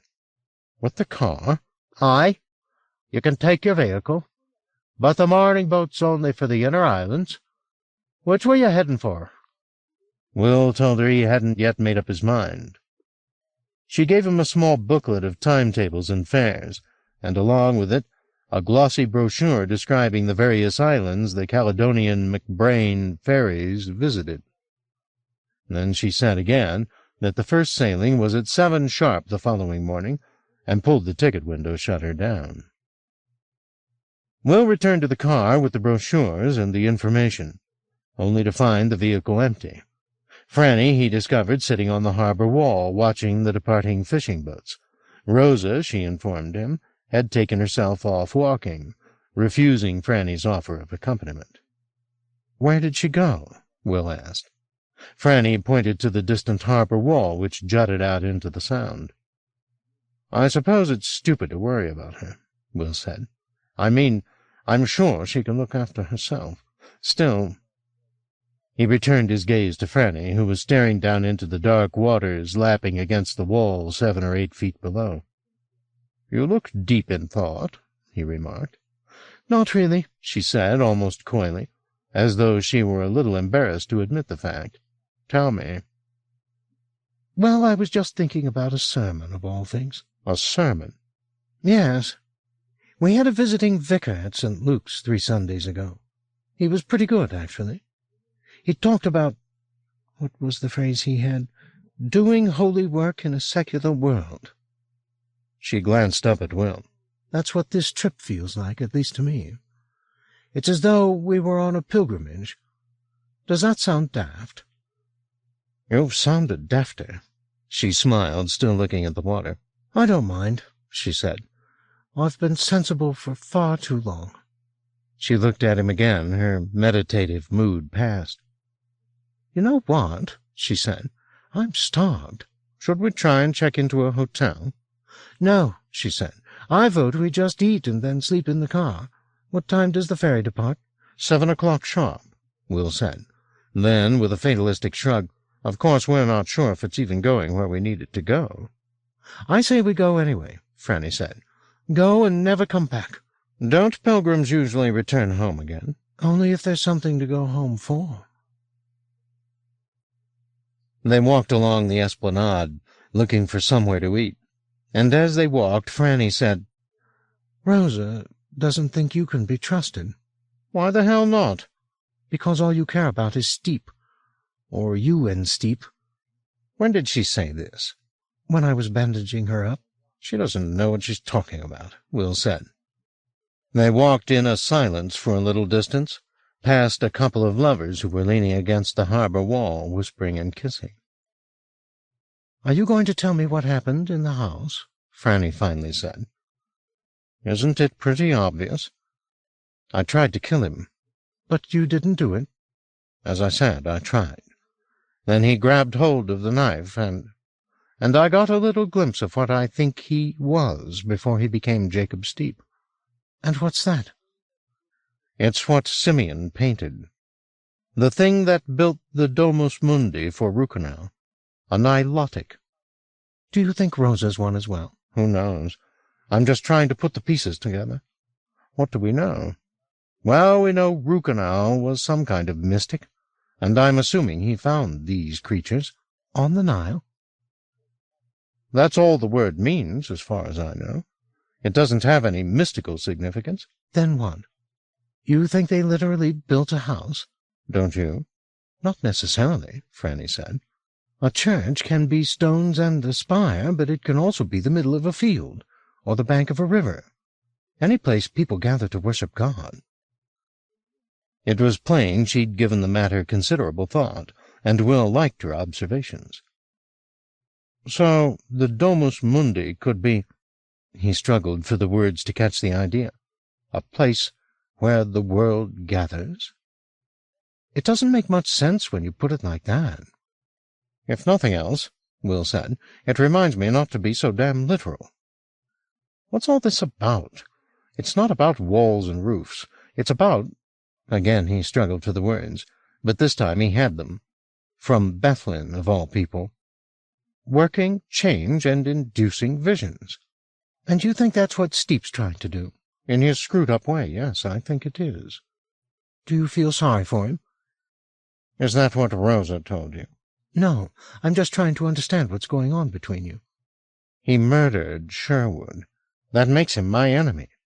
But if I had a knife in my hand now, and he was standing in front of me, I couldn't kill him. Not any more." "That's pretty much what I thought you'd say," Franny said. She had come to a halt, and now pointed across the road. "I spy a fish and chip shop."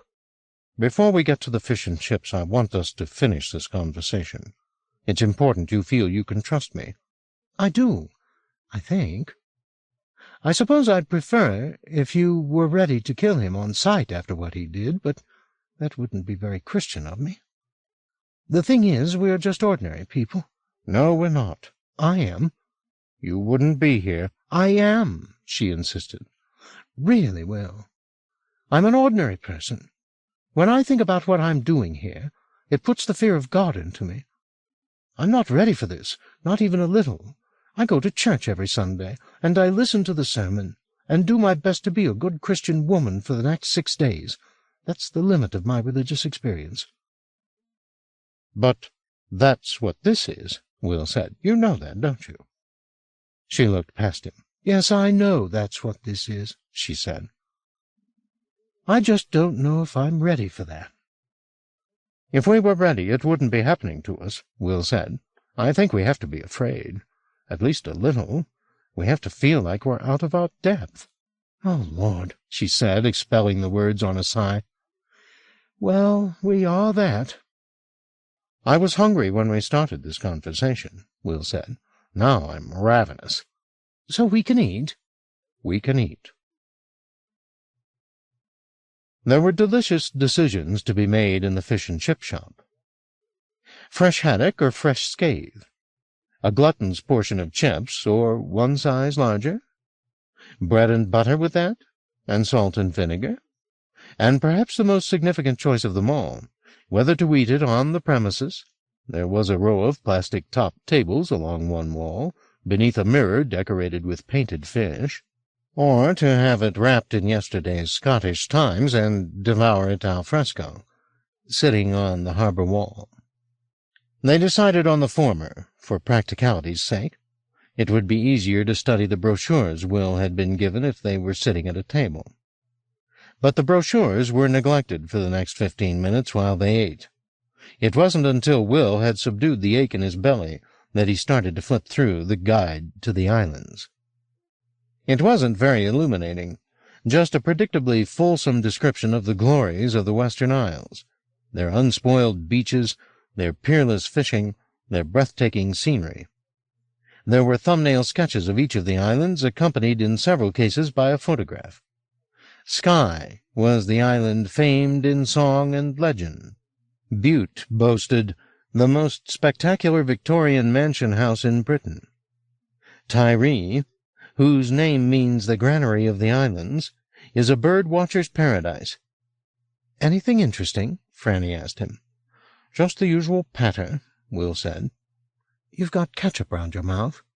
Will wiped it off, his gaze returning to the brochure as he did so. What was it about the island of Tiree that kept drawing his attention?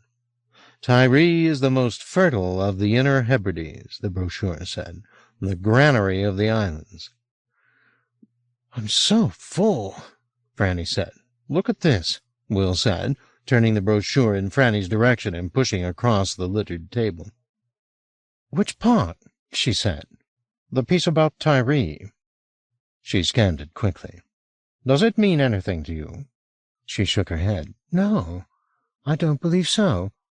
Bird-watching, white sandy beaches. It all sounds very nice, but—" "Granary of the Islands," Will said suddenly, snatching the brochure up. "That's it. Granary." He got up. "Where are we going?" "Back to the car. We need your book about Simeon." The streets had emptied in the time they'd been dining. The window shoppers returned to their hotels for a nightcap, the lovers to their bed. Rosa had returned too. She was sitting on the pavement with her back to the harbor wall. "Does the island of Tiree mean anything to you?" Will asked her. She shook her head.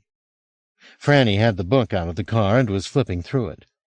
"I remember a lot of references to Rukenau's Island," she said, "but there weren't any specifics." She passed it over to Will. He took it over to the harbor wall and sat down. "You smell satisfied," Rosa remarked. "Did you eat?" "Yes," he said. "Should we have brought you something?" She shook her head. "I'm fasting," she replied, "though I was tempted by some of the fish they were hauling in off the jetty." "Raw?" Franny said. "It's best that way," Rosa replied. "Steve was always good catching fish. He'd step into a river and tickle them into a stupor." "Got it," Will said, waving the book. "Here it is." He paraphrased the passage for Franny's benefit. Hoping to rediscover a place in Rukenau's affections, Simeon had planned a symbolic painting, one that showed his sometime patron standing among piles of grain. "As befits his island." "That's the connection right there," he said. "Rukenau's Island is Tiree. Look, it's a granary, just the way Simeon was going to paint it." "That's pretty flimsy evidence," Franny observed. Will refused to be deflated. "It's the place, I know it's the place," he said. He tossed Dwyer's book over to Franny and dug the timetable out of his pocket to consult it. "Tomorrow morning's sailing is to Call and Tiree via Tobermory," he grinned. "Finally," he said, "we got lucky." "Do I take it from all this yelping that you know where we're going?" Rosa said. "I think so," Will said. He went down on his haunches beside her. "Will you get back into the car now? You're not doing yourself any favors sitting down there." "I'll have you know some good Samaritan tried to give me money for a bed," she said to him. "And you took it?" Will said. "You know me so well," Rosa replied wryly, and opened her fist to show him the coinage. With a little more persuasion, Rosa finally consented to be returned to the car, and there the three of them passed what remained of the night. Will slept better than he expected to, doubled up in the driver's seat. He woke only once, his bladder full, and as quietly as he could he got out of the car to relieve himself. It was 4:15, and the ferry that would take them out to the islands in the morning, the Claymore, had docked. There were already men at work on deck, and on the quay loading cargo and preparing for the early sailing. Otherwise the town was still, the esplanade deserted. He pissed lavishly in the gutter, scrutinized only by 3 or 4 gulls who were idling the night away on the harbor wall. The fishing boats would be coming in soon, he guessed, and they'd have fish scraps to breakfast on. Before returning to the car, he lit a cigarette, and begging the pardon of the gulls, sat on the wall, gazing out into the dark water that lay beyond the harbor lights. He felt curiously content with his lot. The cold smell of the water, the hot, sharp smoke in his lungs, the sailors preparing the Claymore for her little voyage, all were pieces of his happiness. So, too, was the presence he felt in him as he sat watching the water, the fox spirit, whose senses sharpened his, and who was wordlessly advising him. "Take pleasure, my man. Enjoy the smoke and the silence and the silken water. Take pleasure not because it's fleeting, but because it exists at all." He finished his cigarette and went back to the car, slipping back into his seat without waking Franny, whose face was lolling against the window in sleep, her breath rhythmically misting the cold glass. Rosa also appeared to be asleep, but he was not so certain she wasn't pretending, a suspicion he had confirmed when he himself had started to doze again, and heard her whispering at the very limit of audibility behind him. He could not grasp what she was saying, and was too weary to think about it, but just as sleep took him, in one of those flashes of lucidity that come at such times, he deciphered the syllables she was speaking.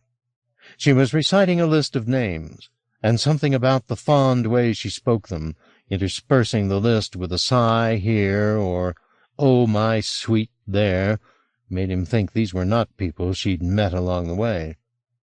They were her children. This, then, was the thought that carried him into sleep. Rosa was remembering her dead children as she waited for the day, and was reciting their names in the dark, like a prayer that had no text, just a list of the divinities to whom it was directed. 3. It had always been Steep's preference, when he was about the business of slaughtering mating couples, to kill the male first. If he was dealing with the last of a species, of course, which was his great and glorious labor, the dispatch of both genders was academic. All he needed to do was kill one to ensure that the line was ended. But he liked to be able to kill both, for neatness' sake, starting with the male. He had a number of practical reasons for this. In most species, the male was the more aggressive of the sexes, and for his own protection it made sense to incapacitate the husband before the wife. He'd also observed that females were more likely to demonstrate grief at the demise of their mates, in the throes of which they could be readily killed. The male, by contrast, became vengeful. All but 2 of the serious injuries he'd sustained over the years had come from males that he had unwisely left to kill after the female, and which had thrown themselves upon him with suicidal abandon.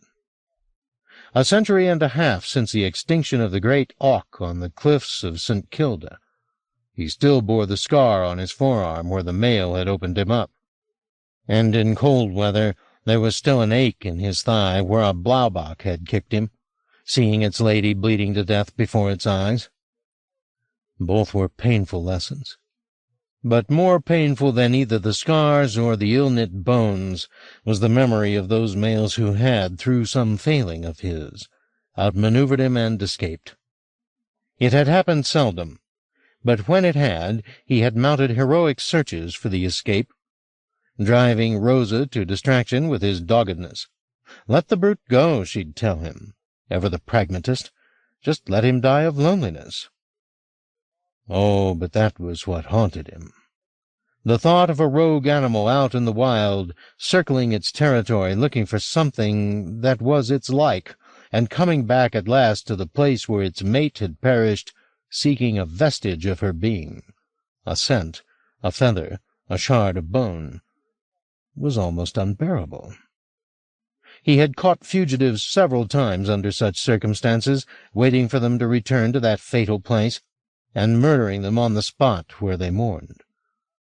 But there were some animals that escaped him completely, whose final hours were not his to have dominion over, and these were a source of great distress to him. He dreamed and imagined them for months after, saw them wandering in his mind's eye, growing ragged, growing rogue, And then, when a season or two had passed, and they had not encountered any of their own species, losing the will to live, flea-bitten and bony-shanked, becoming phantoms of veldt or forest or ice-floe, until they finally gave up all hope and died. He would always know when this finally happened, or such was his conviction. He would feel the animals passing in his gut, as though a physical procedure as real as digestion had come to its inevitable end. Another dinning thing had gone into memory, and into his journal, never to be known again. This will not come again, nor this, nor this. It was no accident that his thoughts turned to these rogues as he traveled north. He felt like one of their pitiful number now, like a creature without hope, returning to its ancestral ground. In his case, of course, he was not looking for signs of his lady wife. Rosa was still alive. It was her trail he was following, after all, and he would certainly not mope over her remains when she passed away. Yet for all his eagerness to be rid of her, the prospect left him lonely. The night had not gone well for him. The car he'd stolen in Burnt Yarley had broken down a few miles outside Glasgow, and he had abandoned it, planning to steal a more reliable vehicle at the next service station. It turned out to be quite a trek, 2 hours walking beside the highway while a cold drizzle fell. He'd make sure he stole a Japanese car next time, he thought. He liked the Japanese, an enthusiasm he'd shared with Rosa. She'd liked their delicacy and their artifice. He liked their cars and their cruelty. They had a nice indifference to the censure of hypocrites which he admired. They needed shark fins for their soup. They took them and dumped the rest of the carcasses back in the sea. They wanted whale oil for the lamps. Damn it, they'd hunt the whales and tell the bleeding hearts to go sob on someone else's doorstep. He found a shiny new Mitsubishi at the next service station, and, well pleased with his acquisition, went on his way through the night. But his melancholy thoughts would not be banished. They returned again to memories of murder. There was a simple reason he kept his mind circling on these grim images. It kept an even grimmer memory at bay. But that memory refused to be dispatched to the bay of his skull. Though he filled his head with blood and despair, the thought returned and returned. Will had kissed him. Oh, God in heaven, the queer had kissed him, and lived to boast about it. How was that possible? How? And why, though he'd wiped his hand back and forth across his mouth until his lips were raw, did they only remember the touch better with each assault? Was there some shameful part of him that had taken pleasure in the violation? No, there was no such part. In others, maybe, in weaker men, but not in him. He had simply been taken by surprise, expecting a blow and getting filth instead. A lesser man might have spat the kiss in his violator's face, but for a man as pure as he, unmoved by doubt or ambiguity, the kiss had been worse than any blow. Was it any wonder he felt it still, and would continue to feel it, no doubt, until he had the slivers of his enemy's lips between his fingers, pared from his face? By 6 in the morning he had reached Dumbarton, and the sky was brightening in the east. Another day beginning, another round of trivialities for the human herd. He saw the morning rituals under way in the street through which he drove. Drapes drawn back to waken the children, milk collected off the doorsteps for the morning tea, a few early commuters trudging to the bus stop or the train station, still half in dreams. They had no idea what their world was coming to, nor, if they'd been told, would they have cared or understood. They just wanted to get through their day and have the bus or the train deliver them home again safe and sound. His mood lightened watching them. They were such clowns. How could he not be amused? On through Helensburgh and Gairloch Head he drove, the narrow road becoming heavily trafficked as the day proceeded, until at length he reached the town he'd long ago realized was his destination, Oban. It was 7:45. The ferry, he was told, had sailed on time. 4. Will, Franny, and Rosa had boarded the Claymore at 6:30. Though the morning air was on the nippy side of bracing, they were happy to be out of the car, which had become a little ripe toward the end of the night, and into the open air. And Lord, was the day fine, the sun rising in a cloudless sky. "Ye canna ask for a nicer day to be sailing," the sailor who'd stowed their car had observed. "It'll be as calm as a lily pond all the way out to the islands." Franny and Will made for the ship's bathrooms to wash the sleep out of their eyes. The facilities were modest at best, but they both emerged looking a little more presentable, and went back on deck to discover Rosa seated at the bows of the Claymore. Of the three, she looked the least travel-worn.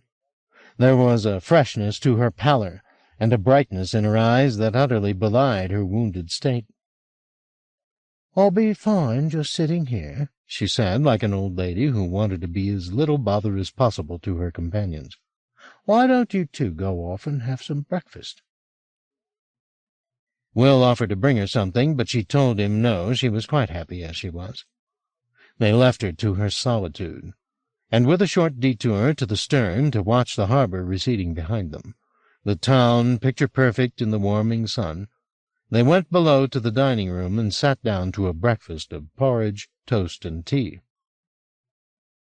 "They won't recognize me if I ever get back to San Francisco," Will said. "Cream, butter, porridge. I can feel my arteries clogging up just looking at it." "So what do people do for fun in San Francisco?" "Don't ask."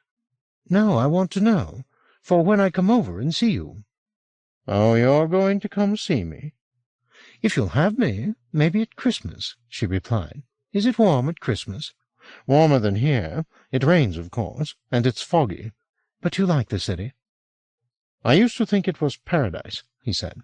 "Of course, it's a different place from when I first arrived." "Tell me," she said. The prospect defeated him. "I wouldn't know where to begin." "Tell me about your friends. Your lovers?" She ventured this tentatively, as though she wasn't sure she had her vocabulary right.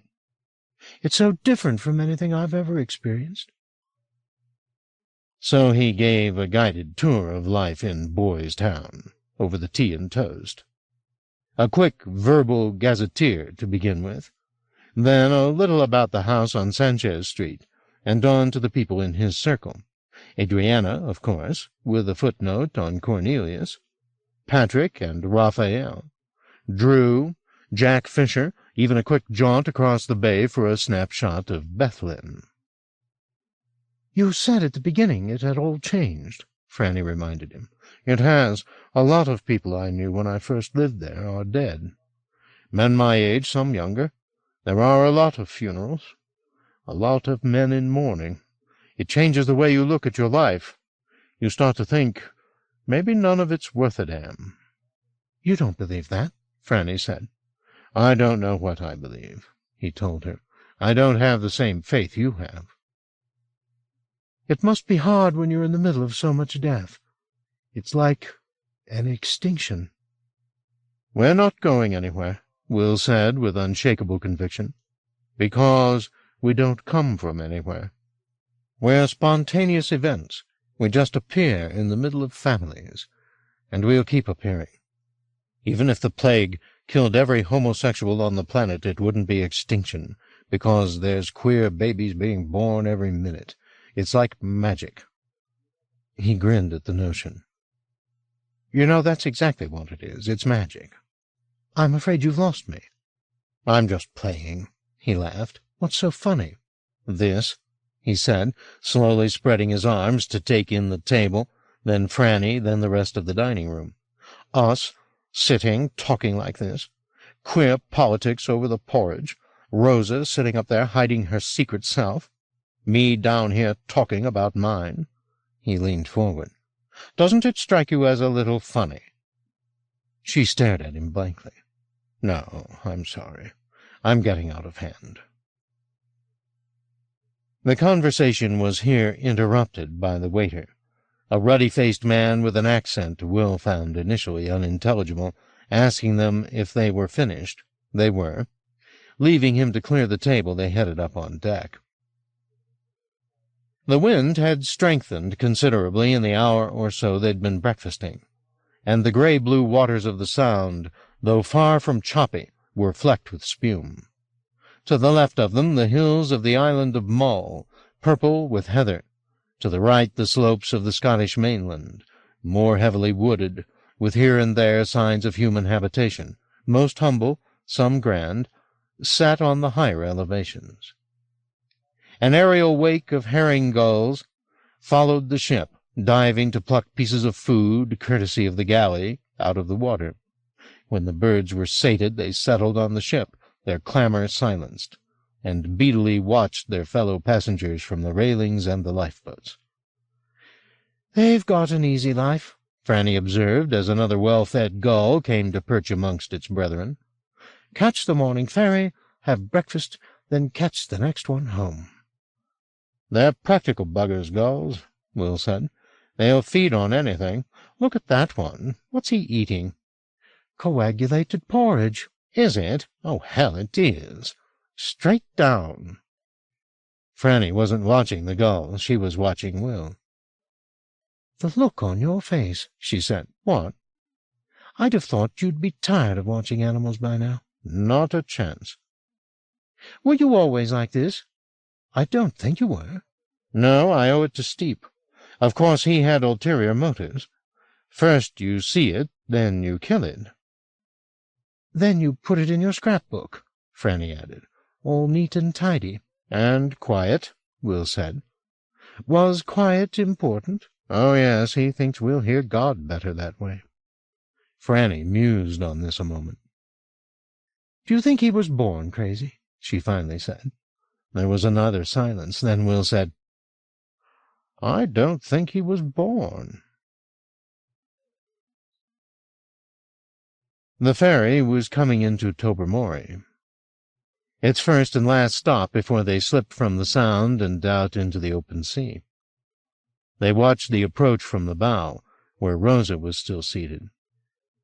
Tobermory was a small town, barely extending beyond the quayside, and the ship was at the dock no more than 20 minutes, long enough to unload 3 cars and a dozen passengers, before it was on its way. The swell became noticeably heavier once they cleared the northern tip of Mull, the waves bristling with white surf. "Well, I hope it doesn't get any worse than this," Franny remarked, "or I'm going to get seasick." "We're in treacherous waters," Rosa remarked, these the first words she'd uttered since Franny and Will had joined her. "The straits between Col and Tiree are notorious." "How do you know?" "I got chatting with young Hamish over there," she said, nodding toward a sailor who was lounging against the railing 10 yards from where Rosa sat. "He's barely old enough to shave," Will replied. "Are you jealous, then?" Rosa chuckled. "Don't worry. I'm not going to do the dirty with him. Not in my present state, though Lord knows he's a pretty thing, don't you think?" "He's a little young for me." "Oh, there's no such thing as too young," Rosa said. "If he can get hard, he's old enough. That's always been my theory." Franny's face reddened with fury and embarrassment. "You're disgusting, you know that," she said, and stalked off down the deck. Will went after her to calm her down, but she could not be calmed. "That's how she got her claws into Sherwood," she said. "I've always suspected it, and there she is crowing about it." "She didn't mention Sherwood." "She didn't have to. God, she's sickening. Sitting there lusting after some 15-year-old. I won't have anything more to do with her, Will." "Just put up with it for a few more hours," Will said. "We're stuck with her till we find Rukenau." "She doesn't know where she's going any more than we do," Franny said. Will didn't say so, but he was tempted to agree.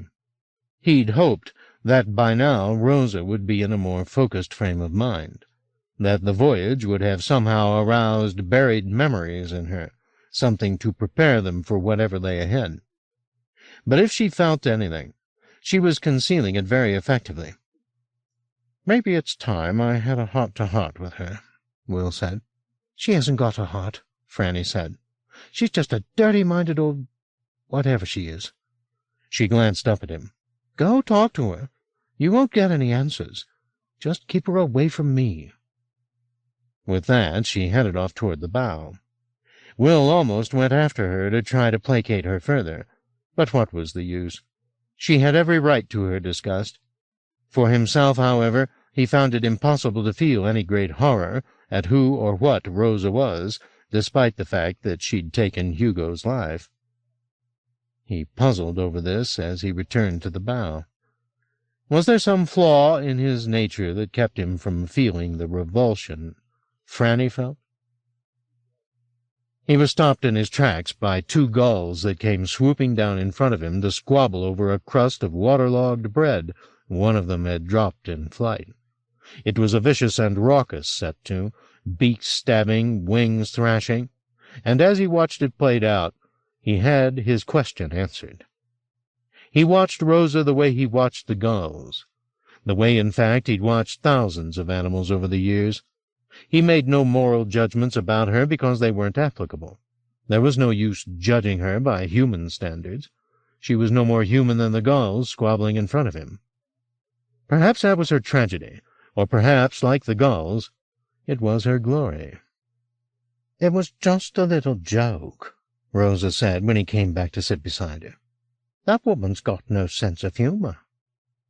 The Claymore was swinging around, and a low-lying island was coming into view. "Hamish tells me this is Call," Rosa said, getting up and leaning against the railing. The island was in stark contrast to the lush wooded slopes of Mull, flat and undistinguished. "I don't suppose you recognize any of this?" Will asked her. "No," she said, "but this isn't where we're getting off. This is the sister island. Tyree's much more fertile. The land of corn, they used to call it." "Did you get all this from Hamish?" Rosa nodded. "Useful lad," Will said. "Men have their uses," she said, "but you know that." She gave Will a shy little glance. "You live in San Francisco, yes?" "Yes." "I love that city. There used to be a drag bar on Castro Street I'd always frequent when we were in the city. I forget its name now, but it was owned by a lovely old queen called Lenny something or other. This amuses you?" "Somewhat. The idea of you and Steep in a drag bar." "Oh, Steep was never with me. It would have sickened him. But I always enjoyed the company of men who liked to play the woman. My sweet Viados in Milan. Oh, my, some of them were so beautiful." If the conversation over breakfast had been strange, this was a damn sight stranger, Will thought. Just about the last thing he'd expected to do on this voyage was to listen to Rosa extol the virtues of cross-dressing. "I've never understood what was so interesting about it," Will said. "I've always loved things that weren't what they seemed," Rosa replied, "and for a man to deny his own sex and corset himself and paint himself and be something that he isn't because it touches a place in his heart, that has a kind of poetry about it to my mind." She smiled. "And I learned a lot from some of those men about how to pretend." "Pretend to be a woman, you mean?" Rosa nodded. "I'm a confection too, you see," she said, with more than a trace of self-deprecation. "My name isn't even Rosa McGee. I heard the name in a street in Newcastle. Somebody calling for Rosa McGee, and I thought, that's the name for me. Steep got his name from a sign he saw. A spice importer was the original Steep. Jacob liked the sound of it, so he took it. I think he murdered the man later." "Murdered him for his name?" "Perhaps more for the fun of it. He was vicious when he was young. He thought it was his duty to his sex to be cruel. Pick up a newspaper, and it's plain what men are like." "Not every man kills things for the pleasure of it."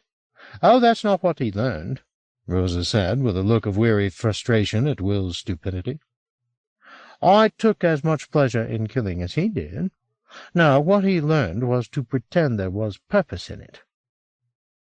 How young were you when he was learning? Were you children? Oh, no, we were never children, at least not that I remember. So, before you chose to be Rosa, who were you? I don't know. We were with Rucano. I don't think we needed names. We were his instruments. Building the Domus Mundi. She shook her head. So, do you not remember being with him? Why should I? Do you remember what you were before you were Will Rabjohns? I remember being a baby, very vaguely. At least I think I do. It may be the same for me once I get to Tyree. The Claymore was now perhaps 15 yards from the jetty at call, and with the ease of one who'd performed the duty countless times, the skipper brought the vessel alongside. There was a flurry of activity below as cars were driven off and passengers disembarked.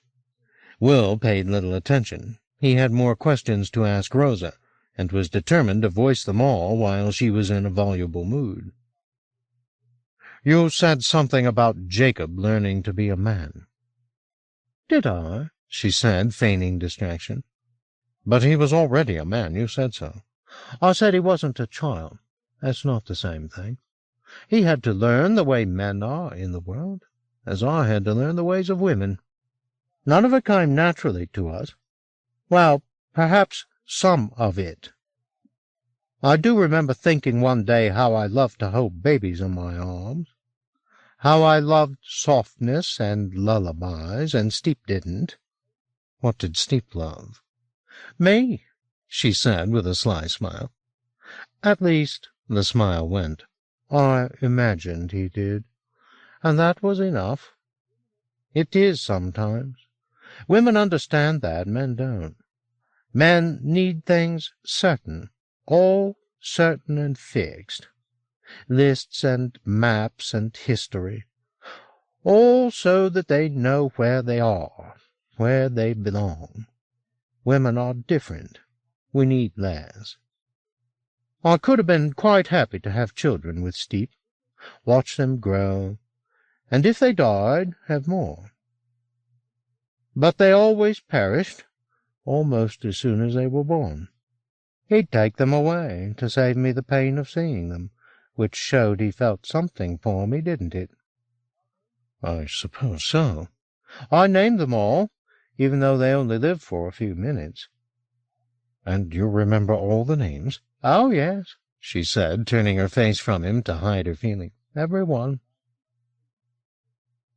By now the Claymore was ready for departure.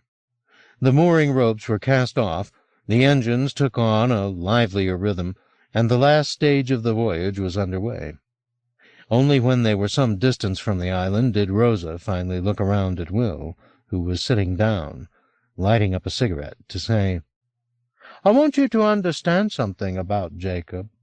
He wasn't barbaric all his life. At the beginning, yes, he was a fiend. He really was. But what did he have for inspiration?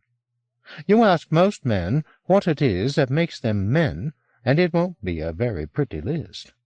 But I mellowed him over the years. He drove entire species out of existence, Rosa. They were only animals. What did it matter? He had such fine thoughts in his head, such godly thoughts. Anyway, it's there in the Bible. We've got dominion over the birds of the air. And the beasts of the field, yeah, I know. So he had all these fine thoughts. And he loved to give me pleasure. He had his troubled times, of course, but there was always room for music and dancing, and the circus. I loved the circus. But he'd lost his sense of humor after a time. He lost his courtesies, and then he began to lose me. We were still traveling together, and there'd be times when things were almost like the old days, but the feelings between us were slipping away. In fact, the night we met you, we were planning to go our separate ways. That's why he went looking for company, and found you. If he hadn't done that, we wouldn't be where we are now, any of us. It's all connected in the end, isn't it? You think it's not, but it is. She returned her gaze to the water. I'd better go and find Franny, Will said. We'll be arriving soon. Rosa didn't reply. Leaving her at the railing, Will wandered the length of the deck and found Franny sitting on the starboard side, sipping a cup of coffee and smoking a cigarette. I didn't know you smoked. I don't, she said, but I needed it. Want some coffee? The wind's chilly. He took the plastic cup and drank. I tried to buy a map, she said, but the ship's store's closed. We'll get one on the island, Will said. Speaking of which... He got to his feet and went to the railing. Their destination was in view. A line of land as unpromising as Call, the waves breaking against its rocky shores. Franny rose to stand beside him, and together they watched as the island approached, the Claymore's engines slowing so that the vessel might be safely navigated through the shallow waters. It doesn't look very hospitable, does it? Franny remarked. It was certainly Spartan at this distance, the sea surging around dark spits of rock that rose to bleak headlands. But then the wind veered and carried the scent of flowers off the land. Their honey fragrance mingled with the sharp scents of salt and kelp, and Franny murmured, "Oh, Lord," in appreciation. The Claymore's approach had become a tentative crawl now, as the vessel made its cautious way to the jetty. And as it did so, the charms of the island steadily became more apparent. The waters through which the vessel plowed were no longer dark and deep, but as turquoise as any Caribbean bay, and swooned upon beaches of silver-white sand. There were a few cattle at the tide's edge, apparently grazing on seaweed, but the beaches were otherwise deserted. So, too, were the grassy dunes that rose from them, rolling away to meet the lush meadows of the island's interior. This was where the scent of vetch and sea thrift and crimson clover originated, expanses of fertile pasture dotted here and there with modest houses, whitewashed and brightly roofed. I take it all back, Franny said. It's beautiful. The village of Scarinish, which was little more than a couple rows of houses, was now in view. There was more activity on its pier than there'd been at Call. Fully 20 people waiting for the Claymore to dock, along with a lorry loaded with goods and a tractor with a cattle pen in tow. I should probably go and fetch Rosa, Will said. Give me the car keys, Franny said. I'll meet you downstairs. Will headed back to the bow, where he found Rosa at the railing still, studying the scene ahead. Do you recognize anything? He asked her. Not with my eyes, she said, but I know this place. There was a gentle bump and creak as the Claymore nudged the pier, then the sound of welcoming shouts from both land and ship. Time to go, Will said, and escorted Rosa down into the hold, where Franny was already in the car. Will got into the passenger seat beside her, and Rosa slipped into the back. There was an uncomfortable silence while they waited for the ferry's door to be opened. They didn't have to wait long. After a couple of minutes, sunlight flooded the hold, and one of the crew played at traffic control, signaling the half-dozen vehicles alighting here, out one by one. There was a second longer delay on the pier itself, while the laden lorry moved out of the way of the exiting cars. This maneuver performed with great hullabaloo, but no sense of urgency. Finally, the congestion was cleared, and Franny drove them down the pier into the village itself. It was no longer than it had appeared from the seaward side, just a few rows of small but well-kept houses, with even smaller, well-kept walled gardens, all facing the water, and a scattering of older buildings, some in disrepair, several in ruin. There were also a few shops, among them a post office and a small supermarket, its windows bannered with news of this week's bargains, their silent advertisements still too loud for the hush of the place. "Do you want to go and get us a map?" Franny suggested to Will, bringing the car to a halt outside the supermarket. "And maybe some chocolate," she called after him, "and something to drink." He emerged a couple of minutes later with 2 bags of purchases. For the road, as he put it. Biscuits, chocolate, bread, cheese, 2 large bottles of water, and a small bottle of whiskey. "What about the map?" Franny said as he loaded the bags onto the back seat beside Rosa. "Voila," he said, pulling the small folded map from his pocket. And along with it, a 12-page tourist's guide to the island, written by the local schoolmaster and crudely illustrated by the schoolmaster's wife. He passed the booklet back over his shoulder to Rosa, telling her to flip through it for any names or places that rang a bell. The map he opened on his lap. There wasn't much to study.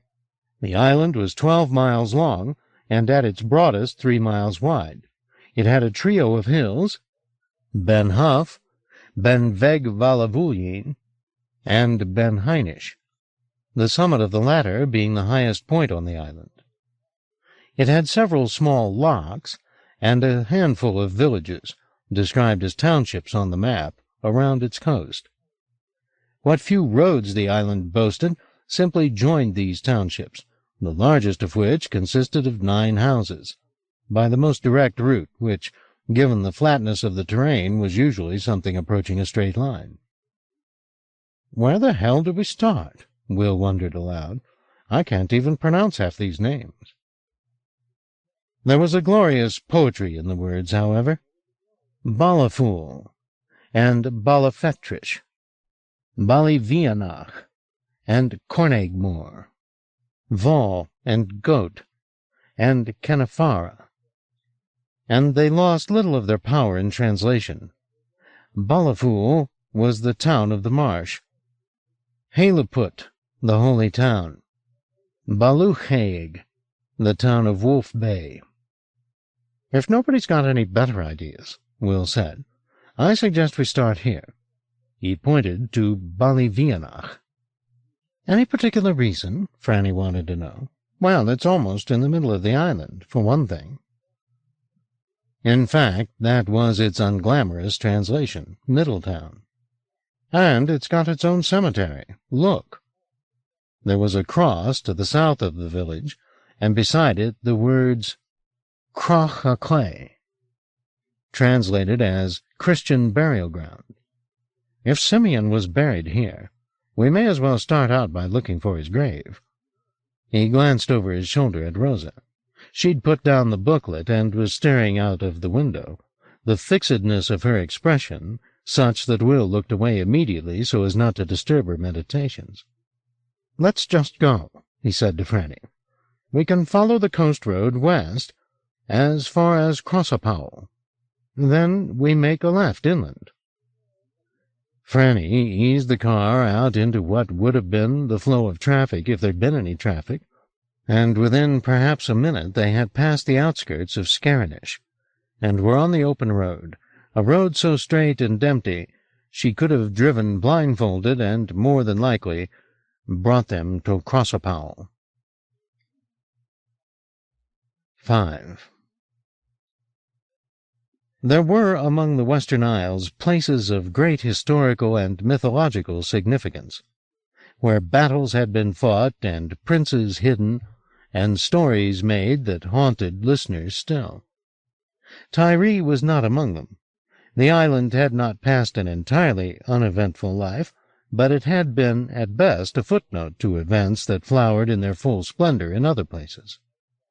There was no more obvious example of this than the exploits of St. Columba, who had in his time carried the gospel throughout the Hebrides, founding seats of devotion and learning on a number of islands.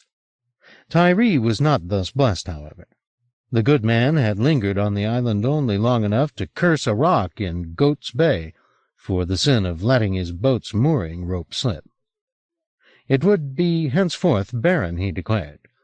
The rock was dubbed Melchdaig, or Little Cursed One, and no seaweed had grown on it since.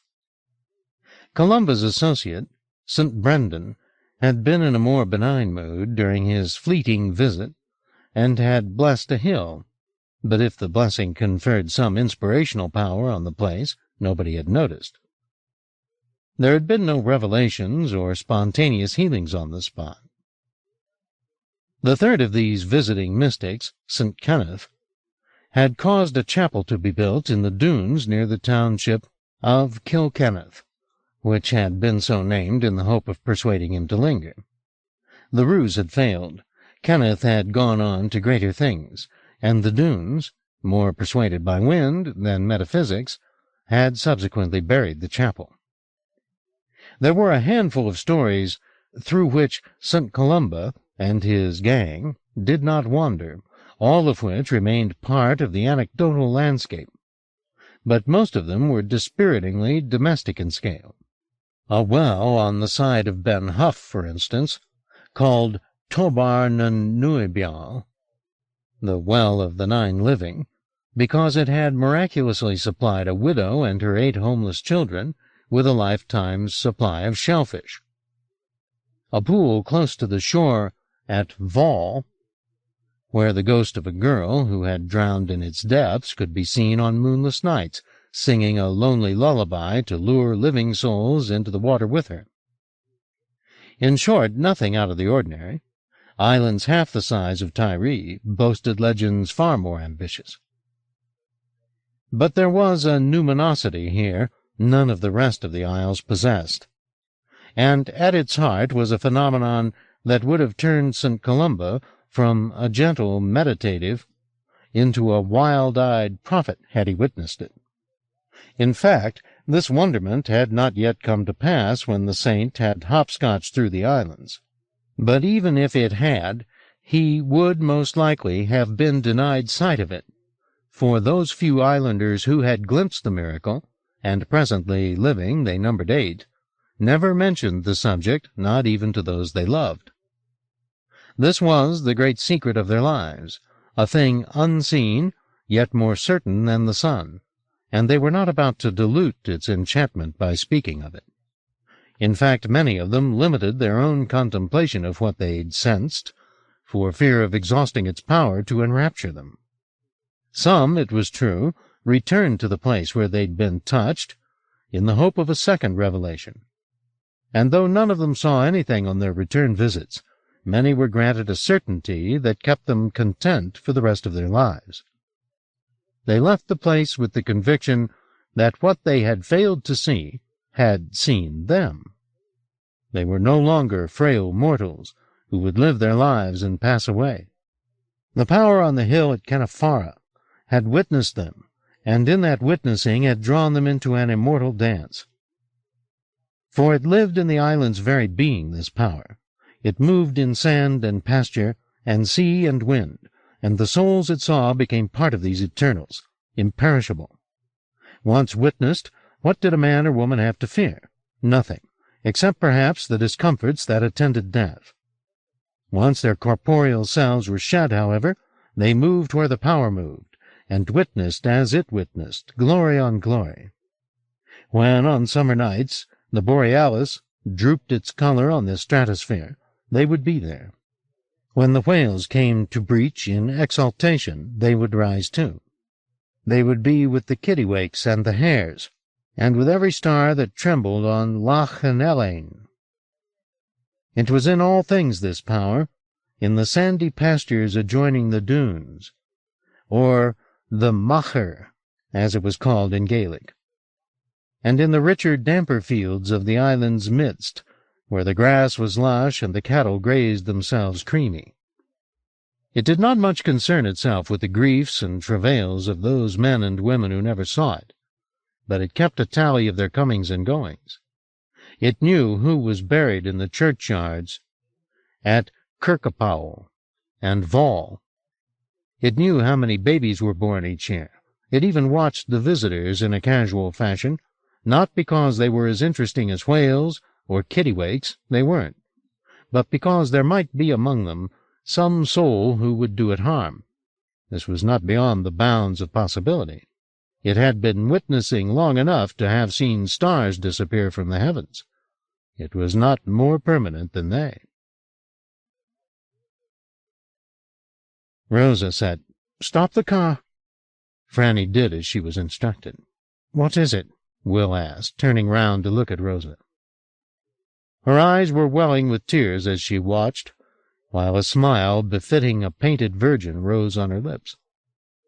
She reached out and fumbled with the door handle, but in her present distracted state she couldn't get it to open.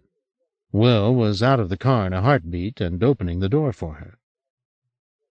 They were on an empty stretch of road, with unfenced pasture off to the right, grazed by a few sheep, and to their left a band of flower-studded grass that became a gently sloping beach.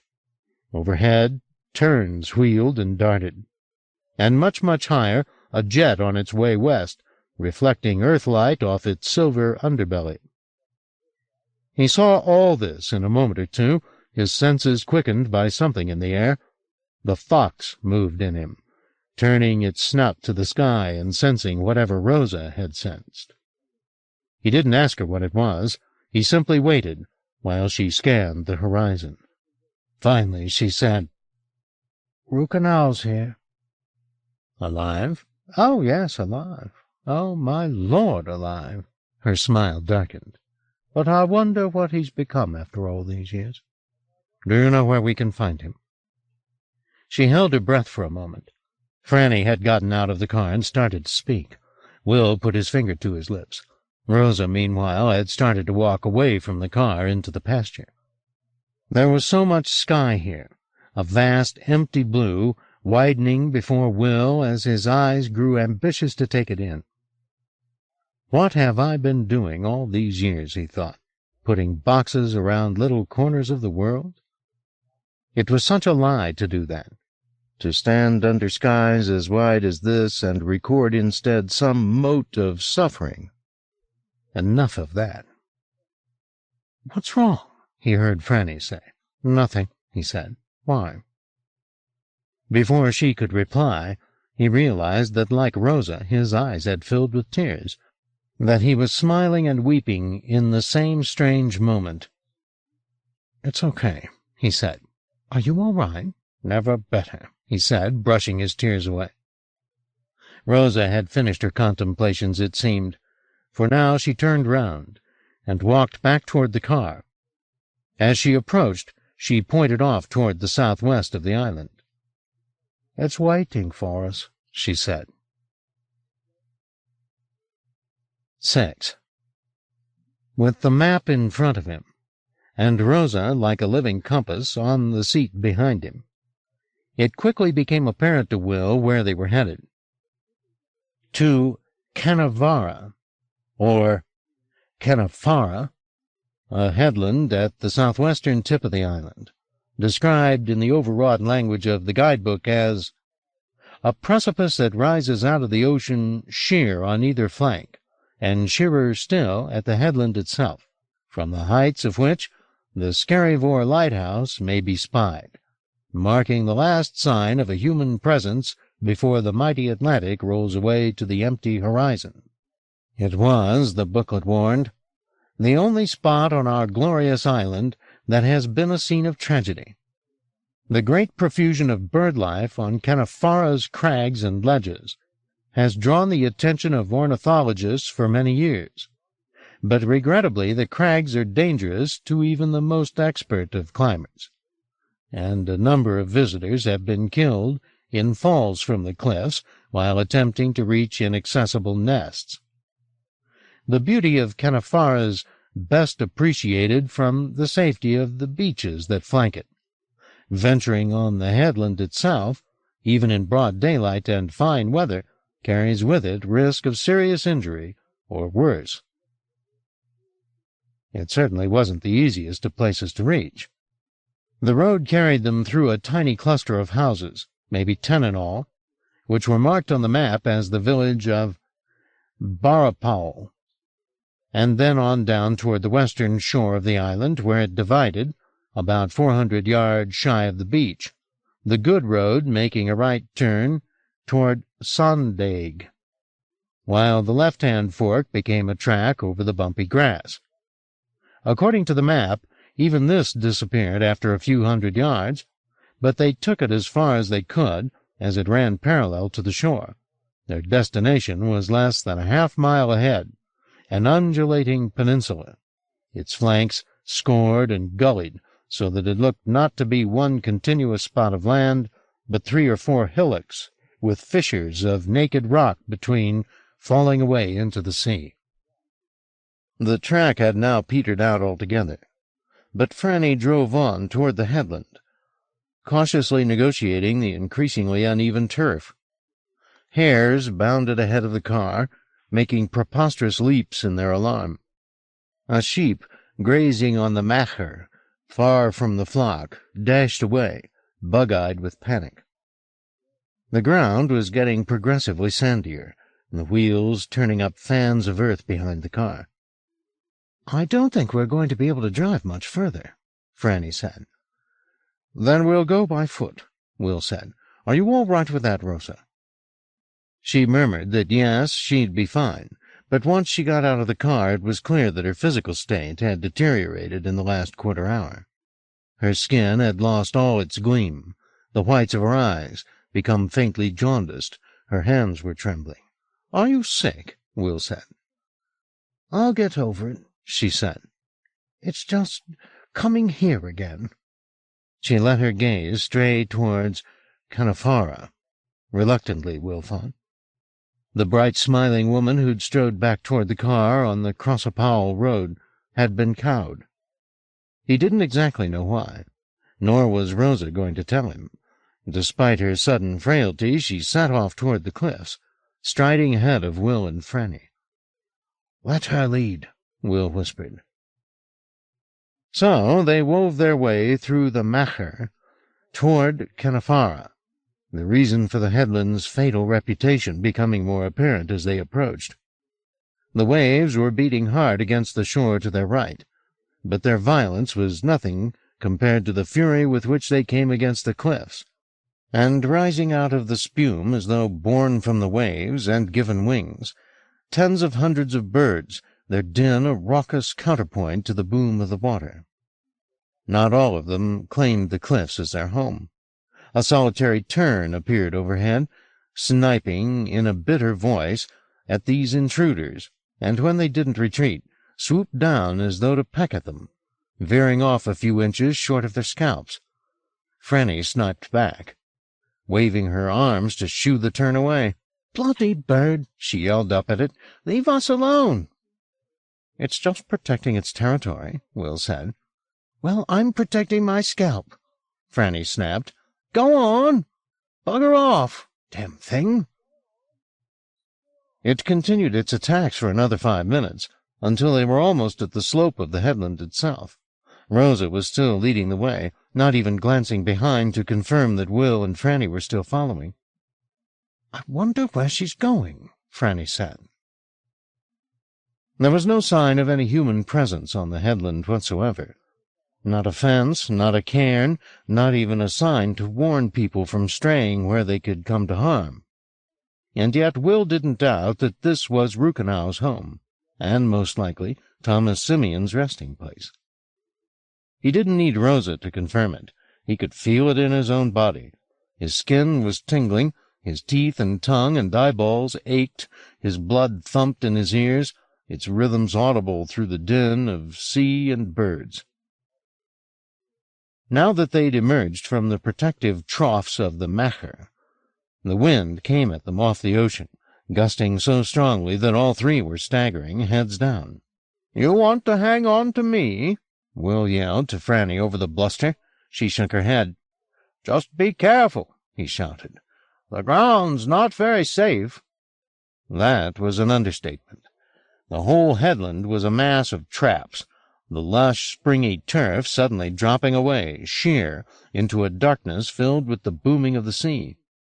The grass itself was slick with the mist that rose from these gullies, squeaking beneath their heels as they went in pursuit of Rosa. She seemed to move more sure-footedly than her companions, for all her frailty, the gap between the two parties steadily widening as they proceeded. Sometimes Will and Franny lost sight of her altogether. when the route brought either they or she to a dip in the ground. The sides of some were extremely steep, and Franny preferred to negotiate them on her butt, clinging to fistfuls of slippery grass for purchase. All the while, the birds wheeled overhead. Gulls and guillemots, fulmar petrels and kittiwakes, even a hooty crow, up to see what the hoopla was all about. None of them made any attempt to attack, as the tern had done. This was so assuredly their terrain. What did they have to fear? These pitiful people, clinging white-knuckled to rock and clod, were no threat to their sovereignty. At last Franny caught hold of Will's arms, and pulling him close enough that she could be heard over the din of the birds, said, "Where the hell's Rosa gone? We haven't lost her, have we?" Will scanned the land ahead. There was indeed no sign of Rosa. They were no more than 500 yards from the end of the headland, but there were still dozens of places she could have disappeared, spots where the ground sloped away into marshy hollows, rocky outcrops marking fissures and crevices. "Stay here a moment," Will said to Franny, and retraced their steps to the highest vantage point in the vicinity, a lichen-covered boulder fully 10 feet high. He proceeded to scale it. He was no great climber at the best of times. He was too gangly, and by now a succession of sleep-deprived nights was taking its toll on both his strength and his coordination. In short, it was a laborious attempt, and by the time he reached the top he was panting and sweaty. He studied the vista before him as logically as his giddy head would allow, looking for some sign of Rosa, but could see none, and was about to scramble down again when he caught sight of something pale, half hidden in the dark rocks 100 yards ahead. "I see her!" he yelled to Franny, and slithering down from his perch, with even less dignity than he'd had climbing it, led Franny to the place. His eyes had not been playing tricks. Rosa was lying on the ground, her face completely ashen, her teeth chattering. The yellowish color in her eyes had become almost golden. When she raised her eyes to him, her gaze was no longer entirely human, and some profound repugnance in him, an animal fear of something that was not natural, kept him from going too close to her. "What happened?" he said. "I slipped is all," she said. Was her voice subtly changed, too? He thought so. Or was it the fact that she seemed to be speaking close to his ear in a whisper when she was lying 3 yards away? "Get me up," she demanded. "Is he here?" Will said. "Is who here?" "Rukenau. Just get me up." "I want an answer first," Will said. "It's none of your business," Rosa replied. "Look, you wouldn't even be here," Will began. She gave him a look that, had she not so plainly been in a severely weakened state, would have shaken him to his core. A salutary reminder that though he'd seen a half-dozen Rosa McGees in the last 2 days, some of them almost gentle, they were all fabrications. The true thing she was, the thing with aureate gaze and a voice that spoke in the bones of his head, that thing didn't care how it had come here, or what civilities it might owe those who'd brought it. All it wanted now was to be in the house of the world, and it was too weak to waste its time with a show of courtesy. "Get me up," she said again, reaching out toward Will. He didn't move to help her. He simply studied her face, waiting for her impatience to betray her. And so it did. She could not help but look past him to the place she wanted to be, demanding again to be helped up. Will followed the line of her gaze, past the rocks that lay between them and the sward at the crown of the cliffs, to a spot that seemed from this distance quite unremarkable, just a patch of marshy ground. She caught his trick instantly and began to harangue him afresh. "You don't dare go there without me." "Don't I?" he said. She turned her fury on Franny. "Tell him, woman! He dare not enter that house without me." "Maybe you should stay with her," Will said to Franny. She put up no argument. By the expression on her face it was apparent the atmosphere of the place had unsettled her deeply. I promise I won't step inside without you." "You'd better not," Franny said. "If she tries anything tricky, yell." "Oh, you'll hear me, don't worry," Franny said. Will glanced back at Rosa. She'd given up her protests now and was lying back against the rock, staring up at the sky. It seemed her eyes were mirrors at that moment, waves of sun and shadow moving across them. He looked away, distressed, and said to Franny, "Don't go near her." And then he was off, toward the place between the rocks. 7. He was happy not to be following in Rosa's footsteps, and happy to be alone. No, never alone. The fox was with him as he went, like a second self. It was more agile than he, and several times he felt its energies urging him to walk where his lumpen body didn't dare go. It was also more cautious. His eyes darted about looking for signs of threat. His nose was uncommonly sensitive to the scents in the wind. But there was no evidence of danger, nor, though he was now 15 yards from the rocks, was there any sign of a house or the ruins of a house. He glanced back toward Franny and Rosa, but the ground had dipped so steeply he could no longer see them. To his right, no more than a yard from his uncertain feet, the ground fell away into a cleft of black rock a little wider than a man's body. One slip, he knew, and he was gone. And wouldn't that be a pitiful end for a journey that had taken so many years and covered so many miles, from a hill and a runaway hare, from a flame and a handful of moths, from the wastes of Balthazar and a bloody bear, coming to take him in her arms? A few more yards, a few more seconds, and he'd be there at the doorstep, and that journey would be ended. There'd be understanding, there'd be revelation, there'd be an end to the ache in him. Ahead of him was a patch of bright green turf, sparkling with moisture and starred with yellow vetch. Beyond it, a small rocky outcrop which the birds apparently used to crack their catch-upon, because it was littered with broken crab shells and spattered with white shit. Beyond that, the boulders between which Rosa had been staring so intently. It wasn't a particularly tricky maneuver to get from where he stood to his destination, but he took his time, his body trembling with a mixture of fatigue and exhilaration. He crossed the patch of grass without incident, though it was as slick as ice beneath his boots.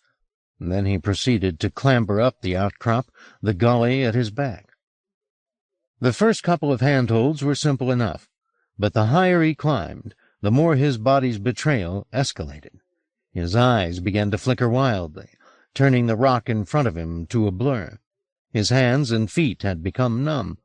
There was a good deal more than exhaustion at work, he realized. His body was responding to an outside influence, some energy in the air or earth that was tempting his system to treason. The blurring of his sight was sickening. He felt nausea rising in him. To ward it off, he closed his eyes tight, trusting to what little feeling he had left in his hands to guide him up the rest of the way. It was a dangerous business, given that the gully was right behind him to swallow him if he fell, but the risk paid off.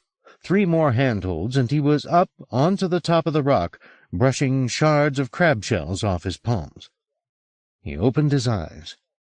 Their motion had quieted a little in the murk behind his lids, but as soon as the light hit them, they began to spasm again. He reached out to grab hold of the boulders on either side of him, focusing as best he could on the patch of green that lay between them. Then, keeping his numbed hands pressed against the stones, he started to fumble his way into the windless passage.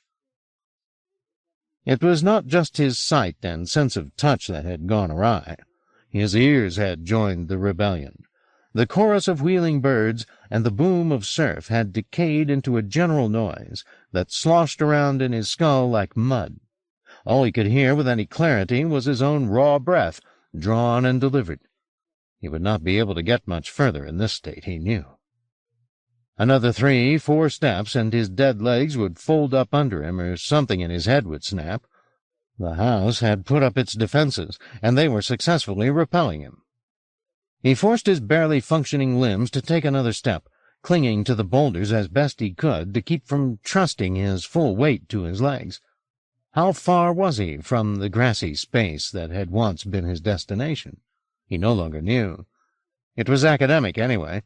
He would never make it, and yet the idiot ghost of that ambition remained, haunting his failing sinews. Maybe another step, another 2 steps, just to see if he could make it to the open space. "Come on," he muttered to himself, the syllables as raw as his breath. "Move!" His growls worked. His reluctant legs carried him another step, and another after that. Suddenly the wind was on his face again. He had reached the end of the passage and was out into the open air. Having no other choice, he let go of the boulders and sank down to his knees. The ground was sodden beneath him. Cold water spattered up against his groin and belly. He teetered for a few minutes and then pitched forward onto his hands. The scene was an incoherent blur before him, a haze of green for the earth, a haze of gray above it for the sky. He was about to close his eyes against the sight when he glimpsed in the middle of this muddied field of vision a sliver of clarity. It was thin but sharp, as though his eyes, for all their cavorting, had here resolved their confusions. He could see every blade of grass in crystalline detail, and the sun-gilded fringes of the clouds as they slid past the aperture. "It's open," he thought. "The door's open just a fraction, and I'm looking through it, peering into the house the Nilotic built. His legs would not carry him to the place, but he'd damn well get there on his hands and knees."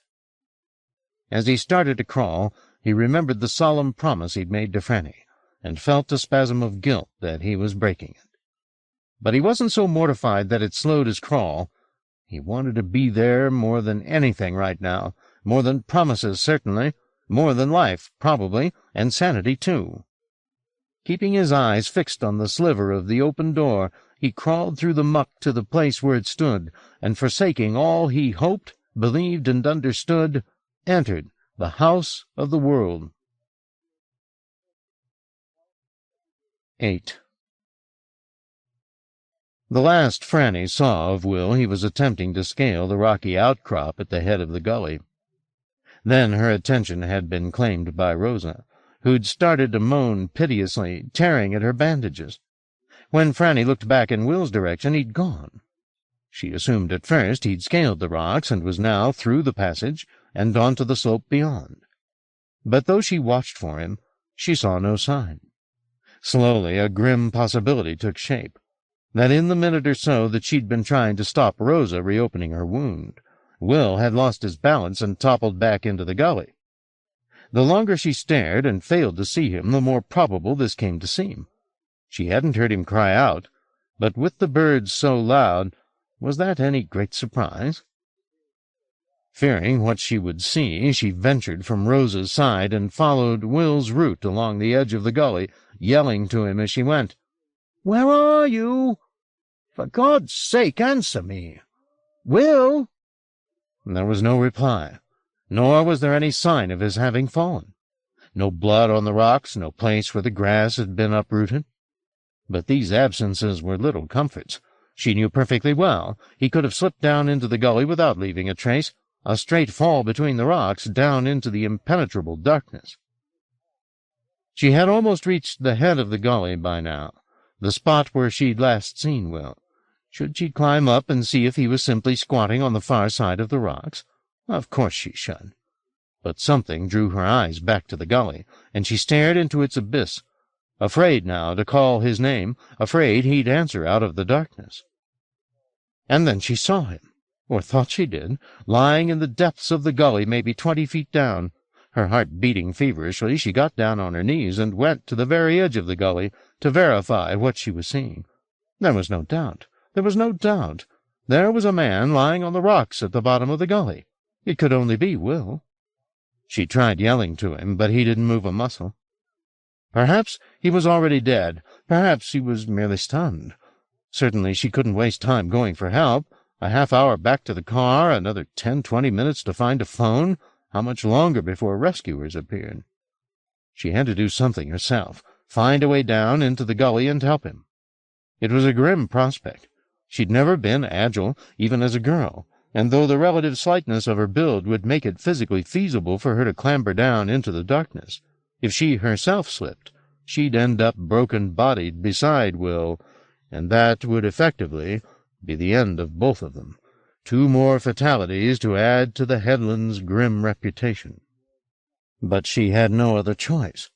She plainly couldn't leave Will to die. She simply had to put her fears aside and get to work. Her first task was to find the safest route of descent.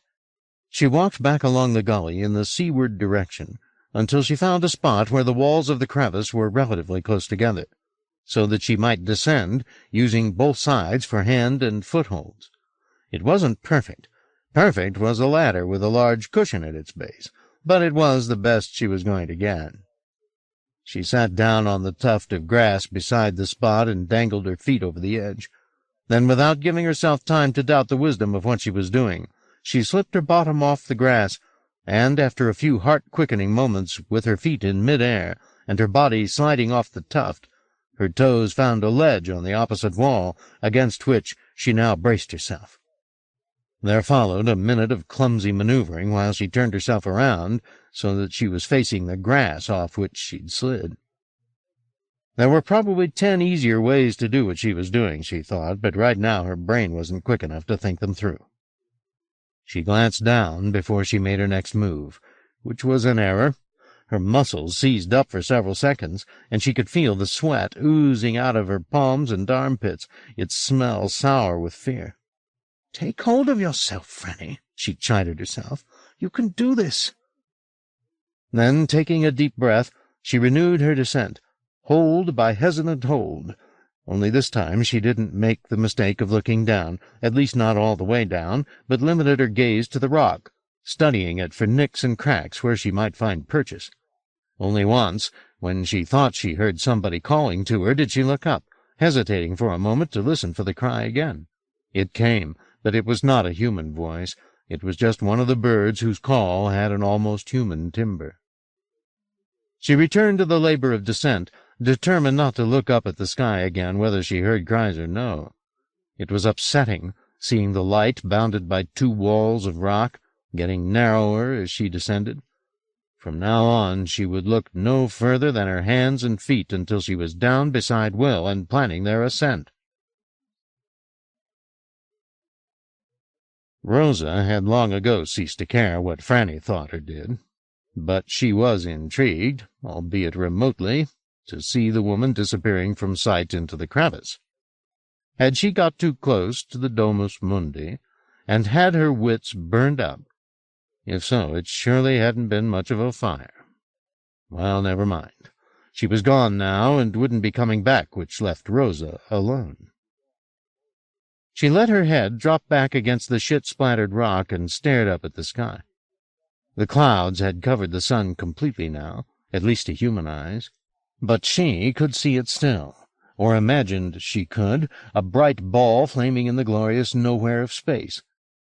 Was that where she belonged? She found herself wondering. When she was no longer Rosa, which would be soon, very, when her wounded body gave up the last of its life, would she ascend like smoke and be gone toward the sun? Or into the dark between the stars, perhaps? Yes, that would be better, to be lost in the dark utterly and forever, a nameless thing that had endured too many lifetimes, and lost its appetite for life and light. But before she went, perhaps she still had it in her to reach Rukenau's step, to knock and ask him, what was it for? Why did I live? If she was going to do so, then she was going to have to do it soon. What little strength she had left was quickly departing her body. She had thought it would give her one last burst of vitality if she opened her wound, like a whip applied to her own back, but she'd simply traumatized her body further, and there was precious little power left in her. She took her eyes from the sun and pushed herself into a sitting position. As she did so, her instincts provided some information she'd been expecting to receive. Steep had set foot on the island. She didn't doubt the report. She and Steep had traced each other over vast distances in their time. She knew what his proximity felt like. He was on his way. When he arrived, he would do murderous harm, and she had little or no defense against it. All she could do was to press her body to her purpose and hope to reach the door before he did. Perhaps Rukenau would play judge and jury. Perhaps he would find fault with Steep and stop him in his tracks. Or perhaps the house was empty, and they would come into its chambers like thieves into a looted palace, expecting glory and finding nothing. The notion gave her a thrill of perverse pleasure. After this desperate pursuit they might both end up empty-handed.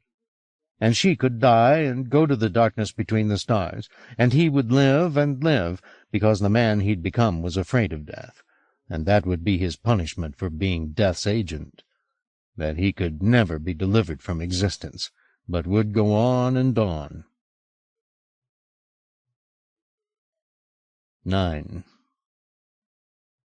It had entertained Jacob mightily to go among the stoic fishermen of Oban, as though the harbor were the shores of Galilee, and he looking for disciples.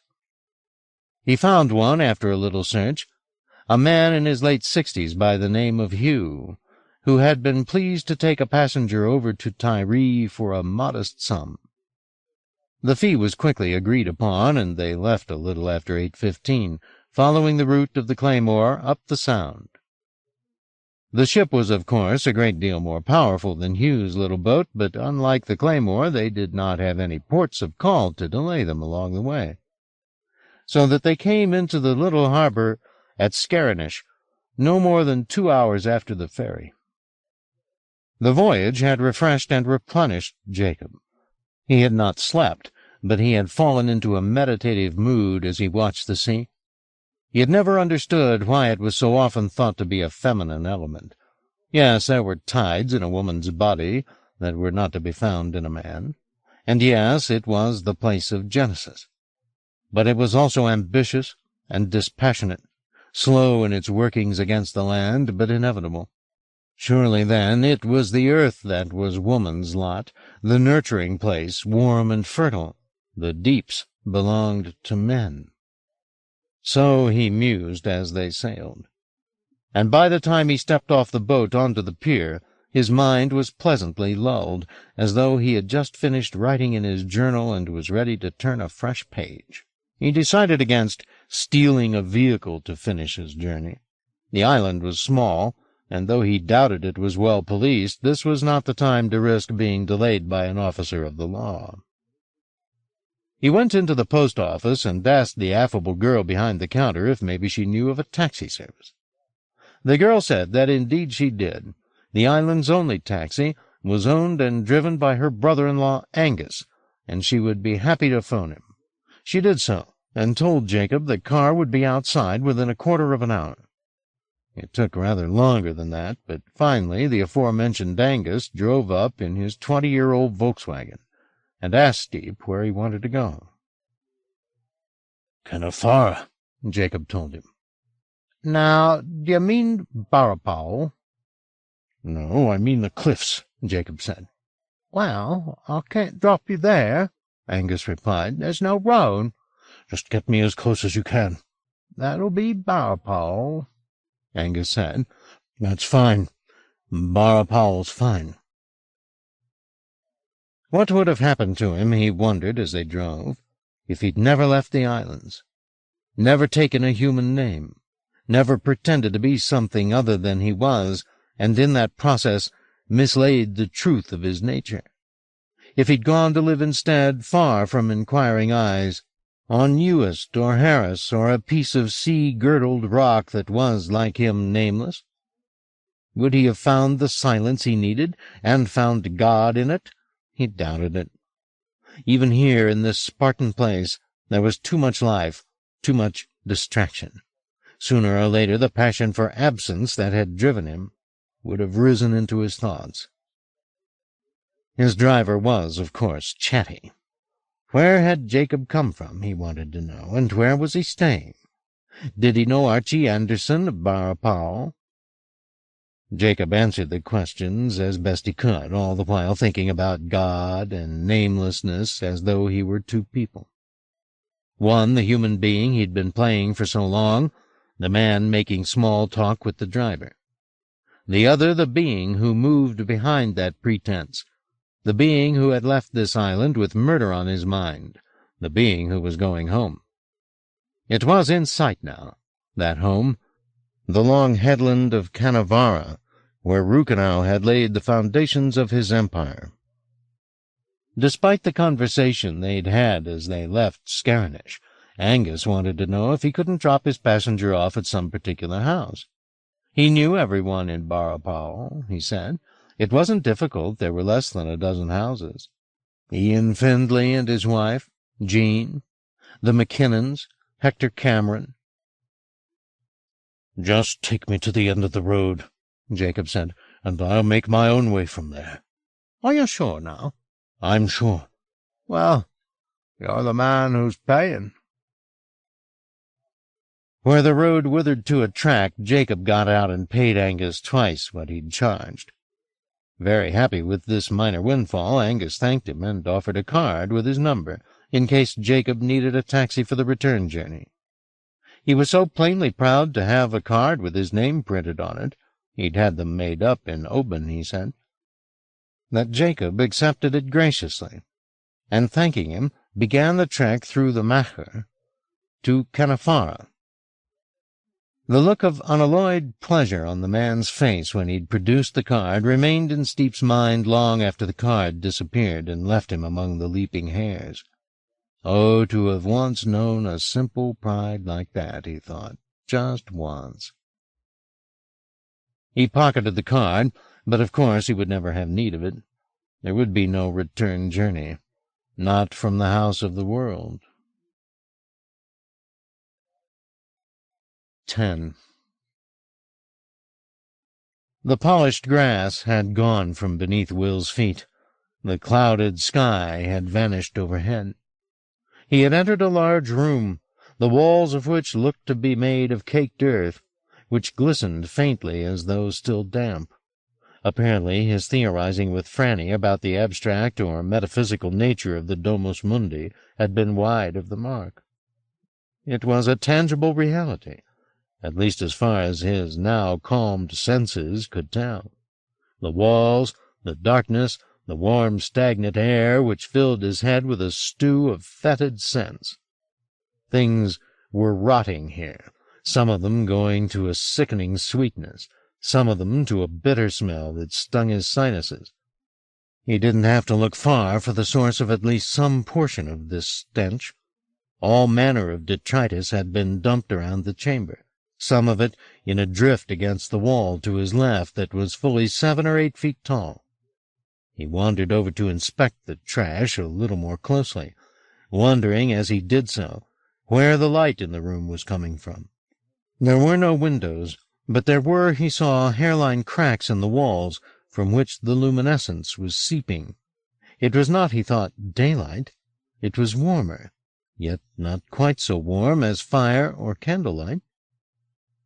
Examining the contents of the rubbish heaped against the wall, another mystery. Though most of the drift was simply a clotted mass of incoherent forms, like the scourings of an enormous drain, there were several tree branches amongst the garbled mass. Was this stuff that had been washed up against the cliff, he wondered, which Rukenau had for some reason hauled up into the house? They certainly weren't native species. The island had no trees, nor were these small branches. The largest of the boughs was as thick as Will's thigh. Turning his back on the filth, he made his way across the room to an archway that led to an adjacent chamber. The scene here was just as dispiriting. The same dirt walls and floor, a ceiling too high to be properly made out, but surely raised of the same charmless stuff. If indeed this house was built to hold up a mirror to the world's condition, Will thought, then the planet was in a foul state indeed. That idea ignited a suspicion in him. Suppose the substance of his conversation with Franny had, after all, been correct. And this stinking place was a mirror the Domus Mundi was holding up to his own psyche. If he'd learned anything in the weeks since emerging from his coma, it was that his mind and the reality it perceived were not in a fixed relationship. They were like volatile lovers in a heated affair, each constantly reassessing the state of their passion in the light of what they believed the other was feeling. So here he was, in a place so canny it could render itself invisible to the casual eye. It took no great leap of faith to believe that such a place could have even more sophisticated ways to defend itself, and what more certain way to traumatize trespassers than to confront them with the murk of their own minds. He pondered how best to put this thesis to the test, how to pierce the buttery rot that surrounded him and find the force that lay beyond it, if indeed there was a force to be found. While he plotted, he surveyed more closely the contents of the room in which he was standing. There were, he saw, a few pieces of domestic junk among the incoherent filth. Over in one corner was the remnants of a chair, and close to it an overturned table, in the center of which a fire had been made. He wandered over to it, curious as to what clues it might offer up. A meal had been had here.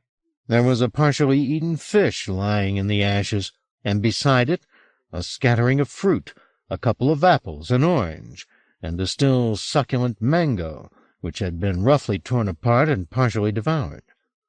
Assuming this was all his mind's invention, were these perverse mementos of Drew's love feast?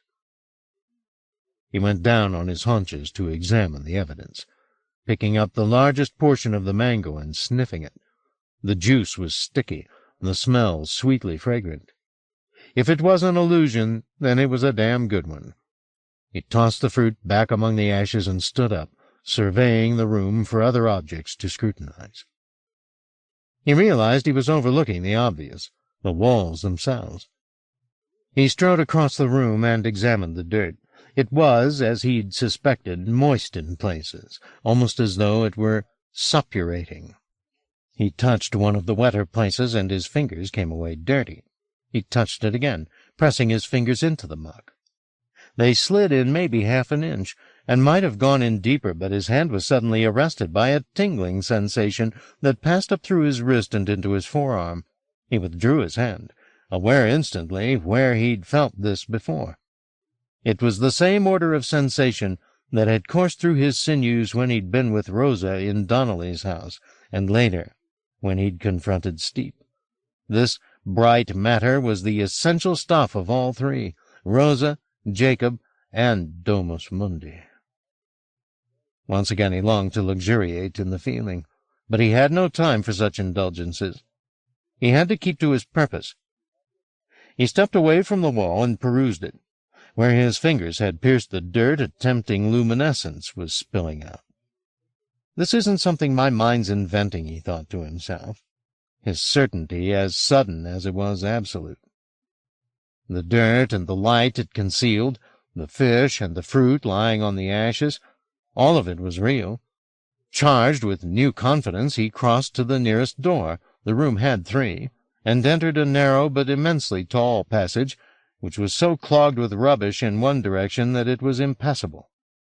He headed in the other direction for maybe 20 yards, thinking as he went that either the house occupied the entire summit of Canafara to the limit of the cliffs, or else it was somehow constructed in defiance of physical laws and contained an immensity belied by its perimeters.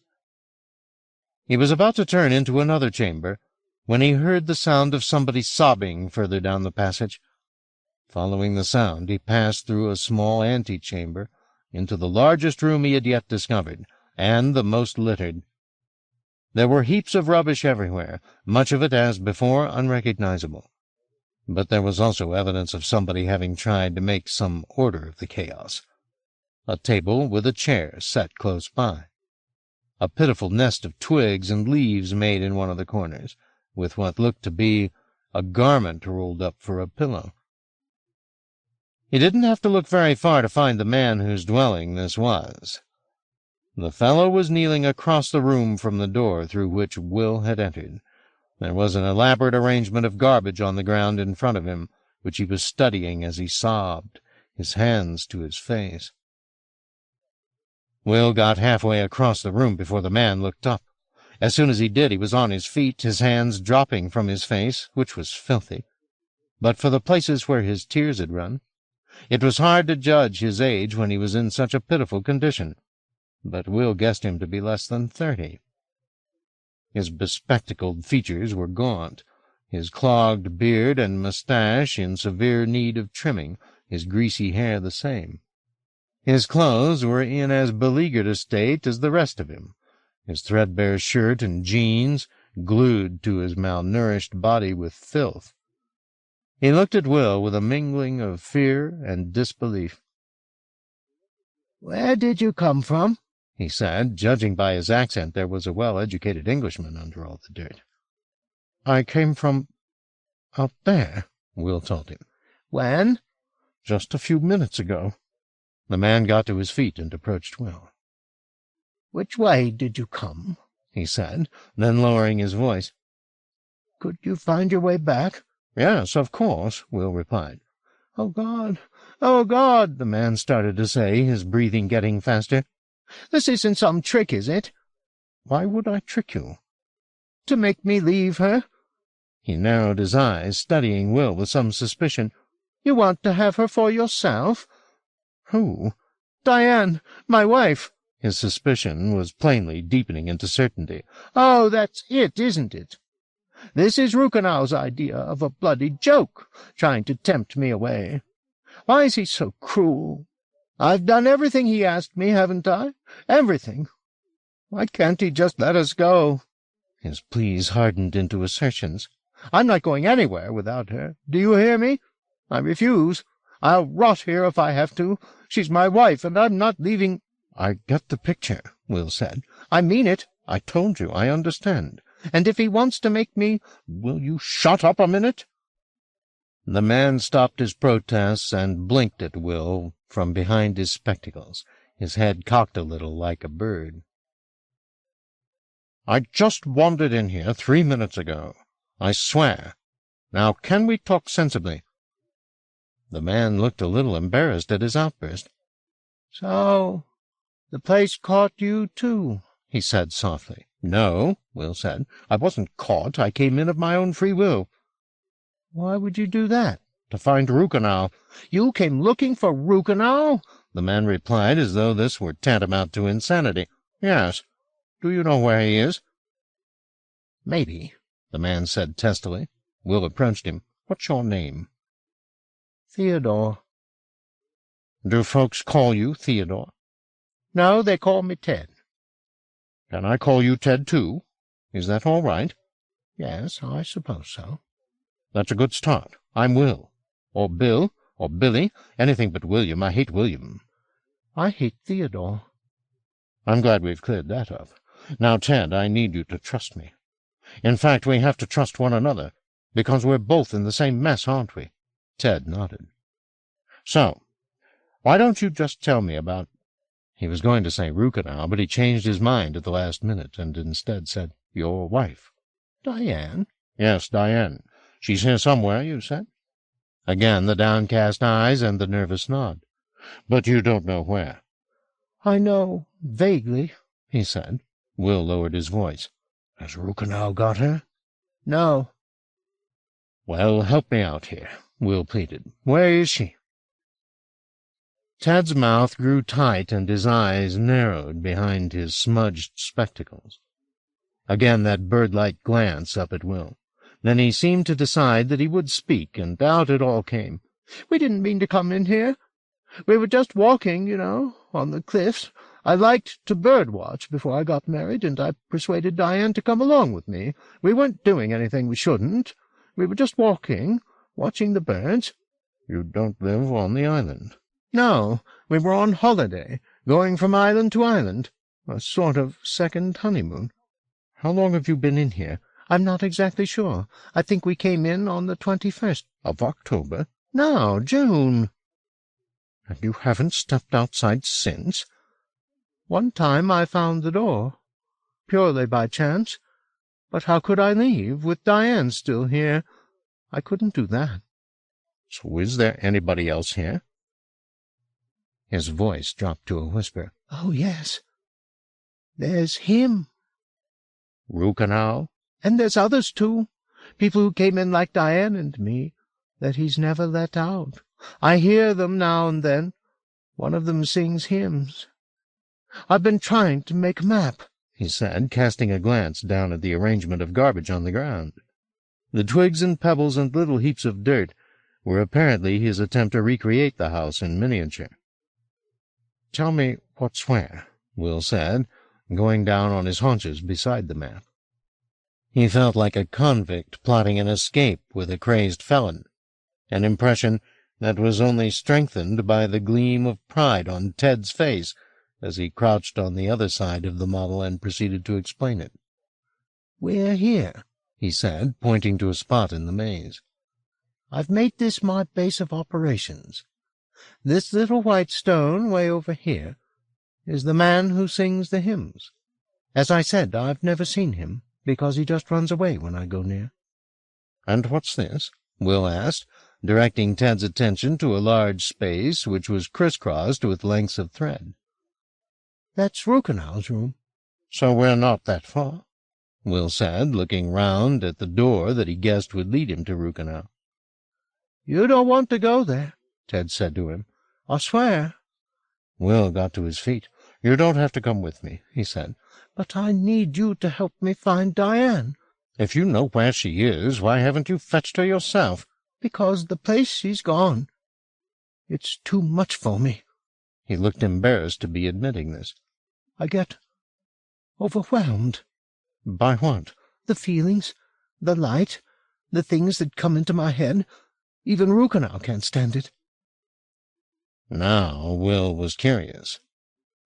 If he was understanding Ted's ramblings correctly, there was still a part of this house that delivered on the description that he'd heard Jacob make of it all those years ago. "It's glorious," he'd said to Simeon. "If we were together, we could go deep, deep inside. We could see the seed of the seed, I swear." That was where Ted's wife was, presumably. Deep, deep inside, where the weak-hearted couldn't go without paying the price of trespass. "Let me speak to Rukenau first," Will said. "Then we'll go find her. That's a promise." Ted's eyes suddenly flooded with tears, and he came as close to a spontaneous expression of thanks as a sober Englishman ever gets. He grasped Will's hand and shook it. "I should give you a weapon," he said. "I don't have much, just a few sharpened sticks, but they're better than nothing." "What do we need weapons for?" "There's plenty of animals in this place. You'll hear them through the walls." "I'll take my chances." "Are you sure?" "Absolutely sure. Thank you." "As you like," Ted said. He went to the little cache of sticks that lay beside his bed. "I'll bring 2, for when you change your mind," he said. Then he led the way out of his little sanctum. The adjacent room was substantially darker, and it took Will a moment to orient himself. "Slow down," he told Ted, who had already negotiated his way across the murky ground to the archway on the far side. In his effort to catch up with the man, he stumbled against something underfoot and fell forward in the darkness. The trash he landed on was barbed. It raked his face and flank, tearing his pants and piercing his leg. He let out a cry of pain, which turned into a stream of curses as he flailed about. Ted came to his aid, and was in the process of disentangling him, when a deep grinding sound brought his efforts to a halt. "Oh, Lord, no!" the man breathed. Will looked up. Light was now spilling into the room, warmer than the luminescence from the walls, its source a doorway that was opening across the chamber. It was twice the height of a man, and a foot or more thick. Its immensity moved by a system of ropes and weights. There was a fire burning in the room beyond, perhaps several, and forms moving in the air, wreathed in smoke. And from the heart of the smoke a languid inquiry. "Do you have something for me, Theodore?" It was plain by the expression on Ted's face that he wanted to flee, but it was equally plain that he was too cowed or traumatized to do so. "Come to me," the speaker said, "both of you, and put your sticks down, Theodore." Ted shook his head in despair, and tossing down the weapons he was carrying, made his way toward the door with the reluctance of a dog in fear of a beating. Will got to his feet and quickly assessed the damage he'd done himself. There was nothing significant, just a few scrapes. Ted was already at the door, his head bowed. Will wasn't so reverent. Head raised, eyes eager, he made his way across the antechamber, and, bypassing Ted at the threshold, made his way into the presence of Gerard Rukenau. 11. Though in principle Franny's descent should have become easier as the distance she had to fall decreased. The further from the sunlight she ventured, the slimier the rocks became, and the rarer the handholds. More than once she was within a hair's breadth of falling, and would have done so had she not twisted around to wedge herself across the gully as she slipped. If she survived this, she thought she'd have plenty of bruises as souvenirs. There was another problem. It was much darker down here than she'd expected it to be. She had only to look up, which against her better judgment she did, to see why. The clouds had been steadily thickening as she descended, and the sliver of sky still visible to her was iron-gray. There'd be rain soon, she guessed, which would make the ascent even more problematic. Well, it was too late for regrets. She'd made it down without serious injury. Maybe she'd find a simpler route by which to ascend, she hoped, with Will. She didn't let go of the gully wall until she was certain she had her feet on solid ground. Once she did so, she looked back up the crevice to locate Will. But the overhang blocked her view. She started toward him, calling to him as she went, reassuring him that she was on her way. There was no reply, and she feared the worst. He'd cracked his skull open, broken his neck. She'd find him lying there as lifeless as the rock he was sprawled upon. Steeling herself for the sight, she ducked under the overhang, and there, a few yards ahead of her, was the body that had seduced her down into this wretched crack. It wasn't Will. Lord God Almighty, it wasn't Will. It was a human body, surely enough, but a very old one. It was virtually a mummy, in fact, wrapped up in bandages and cloth. She was relieved, of course, but almost angry at herself for the wasted time and effort making the descent. Steeling herself against the side, she examined the cadaver a little more closely. Several of its wrappings had rotted away, revealing flesh the color of tobacco. Its head was particularly upsetting to look at, the skin dried tight over the bones of the skull, the lips pulled back from its pearly teeth. Was this Rukenau, she wondered? Had he perished and been buried, or at least hidden away here in the gully, either by his acolytes or perhaps by fearful islanders unwilling to lay his bones in hallowed ground? She studied the body for some clue, walking around it as she did so. And there, in the rotted remains of the casket, she found the evidence she'd needed to identify him. A collection of a half-dozen paint-brushes bound together with cord and what looked like sealing wax. She loosed a little moan of satisfaction at solving the puzzle. This wasn't Rukenau. It was the corpse of Thomas Simeon. She remembered only vaguely what the book had said on the subject.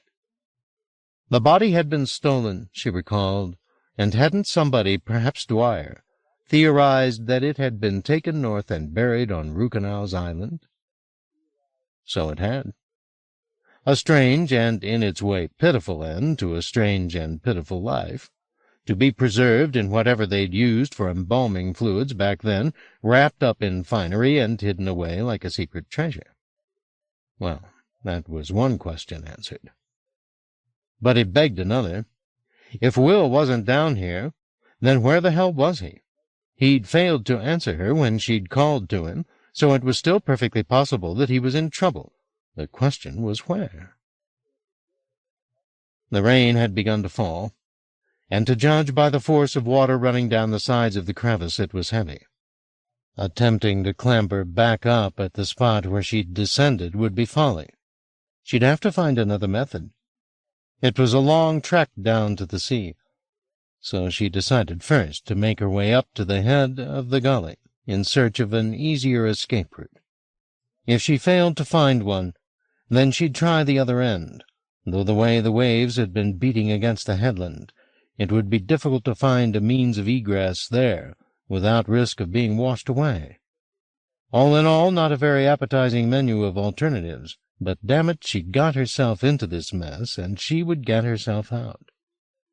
So thinking, she started on her way up to the head of the gully. It got a little brighter a few yards on, the walls far enough apart that the rain came directly down upon her. It was cold, but she was sweaty after her exertions, and she put her face up to the downpour to be cooled. As she did so, she heard Steep say, "Look at the state of you." Despite her extreme frailty, Rosa hadn't remained on the rocks where Franny had left her, but had crawled, with painful sloth, to the rocks at the end of the gully. There she had collapsed, unable to move her limbs another inch, and there Steep had found her. He kept his distance from her, stepping close for a moment only in order to pull her hand away from her face, then stepping back again as though Rosa's weakness was contagious. "Take me inside," she murmured to him. "Why should I do that?" "Because I'm dying, and I want to be there. I want to see Rukenau for myself one last time." "He won't want to see you in this state," Jacob said, wounded and gasping. "Please, Jacob," she said, "I can't get there on my own." "So I see. Help me." Jacob thought about this for a moment. Then he said, "I think not. Really, it's better I go to him on my own." "How can you be so cruel?" "Because you betrayed me, love, going with Will, making me follow you like some lost dog." "I had no choice," Rosa protested. "You weren't going to bring me here." "True," Steep said. "Though Lord knows, after all we've suffered together, the grief—" She looked away from Steep now, the tremors in her body escalating. "I've thought so often. If we'd had healthy children, perhaps we'd have grown kinder over the years instead of more cruel." "Oh, Christ, Rosa," Steep said, his voice oozing contempt. "Surely you don't still believe that nonsense. We had healthy children." She didn't move her head, but her eyes slid back in Steep's direction. "No," she murmured. "They were healthy, bright little babies." "Brainless, you said." "Perfect, every one of them." "No." "I fertilized you to keep you happy. Then I killed them so they wouldn't get underfoot, and you truly never realized—" She said nothing. "Stupid, stupid woman." Now she spoke. "My children," she murmured, so softly he didn't catch her words. "What did you say?" he asked her, leaning a little closer to her. Instead of speaking, she screamed, "My children!"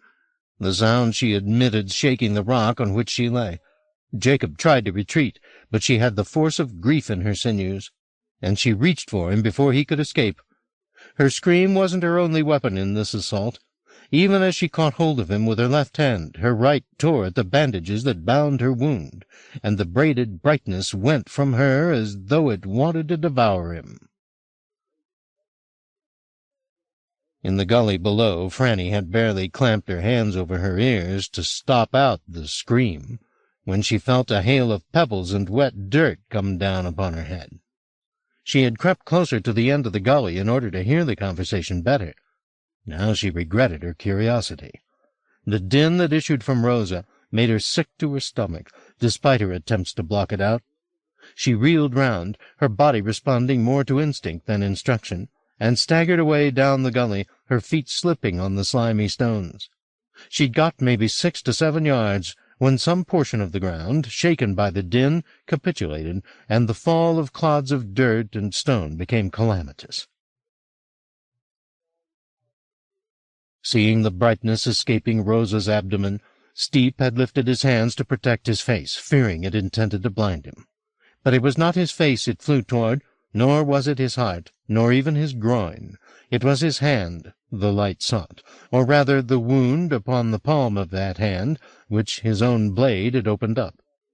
It was he who had cried out then, his alarm melding with Rosa's rage in such a powerful combination that the very ground was shaken into collapse. Overhead, birds ceased their wheeling and swooped toward the safety of their nests. In the surf, seals dove deep so as not to hear the tumult. Amid the dunes, hares bolted for their burrows, and cattle in the meadow shat themselves in terror. And in the houses and bars of Barapal and Crossapal and Balaful, and on the open roads between, men and women about their daily labors ceased them on the instant. If they were in company, they exchanged troubled looks, and if they were alone, went straight away into company. And then, just as suddenly as it had begun, it was gone. The avalanche in the gully had its own momentum, however. The falling stones grew larger in size as the ground gave way, filling the air with so much dirt and debris that Franny could see nothing. She had retreated almost as far as Thomas Simeon's resting place, and there waited while the crevice shook from end to end. At last the rockfall subsided, and the dust-thickened air began to clear. She kept her distance for a little while, however, fearing either a fresh din from above or some further collapse. There was neither, however, and after a minute or two she started back up the gully to see how the land now lay. There was far more light than there had been previously, despite the grimy air. The ground that surrounded the end of the gully had entirely fallen away, she saw, delivering a great tonnage of fractured stone, earth, and grass into the crevice, where it had formed a chaotic slope. She had her means of ascent here, at least, if she was willing to dare such a perilous route. She studied the rim of the hole, looking for some sign of life, but she saw none. Apart from the occasional drizzle of dirt from the raw edges of the hole, the scene was motionless. At the bottom of the incline she paused to roughly plan her route, and then began to climb. It was easier than her descent, but it was by no means simple. The rocks had barely settled, and with every step she feared for their solidity. Meanwhile, the rain was pouring down, turning the dirt to mud. A third of the way up, she elected to finish the climb on all fours, which meant that in no time she was virtually muddied from head to foot. No matter, there was less chance of her toppling backward that way, and when one of her foot or hand-holds proved treacherous, she had 3 others for fail-safes. As she came within a couple of yards of the top of the slope, however, she felt something touching her leg. She looked down, and to her horror saw Rosa lying partially buried in the churned dirt, her outstretched hand clutching blindly at Franny's ankle. The expression she wore resembled nothing Franny had seen on a human face before, her mouth grotesquely wide, like that of a landed fish, her golden eyes, despite the rain's assault, unblinking. "Steve," she gasped. "No, it's me. It's Franny. Did Steve fall?" "I don't know. I didn't see. Lift me up," Rosa demanded. To judge by the splaying of her limbs, she'd broken a number of bones, but she was plainly indifferent to the fact. "Lift me up," she said again. "We're going into the house, you and me." Franny doubted she had the strength to haul the woman further than the top of the incline. But even if she could do that little service, it would surely be the last she provided for Rosa. The woman's death was imminent, to judge by her quickening gasps and by the violence of the tremors passing through her body. Redistributing her weight on the rocks, Franny bent to clear the debris off Rosa's body. The bandages had been torn from her wound, Franny saw, and though it was partially clogged with mud, the same uncanny iridescence she'd first seen in Donnelly's house flickered in its depths. "Did Steve do this to you?" she asked. Rosa stared sightlessly at the sky. "He cheated me of my children," she said. "I heard. He cheated me of my life, and I'm going to make him suffer for it. You're too weak. My wound's my strength now," Rosa said. "He's afraid of what's broken in me." She shaped a terrible smile as though she had become death itself.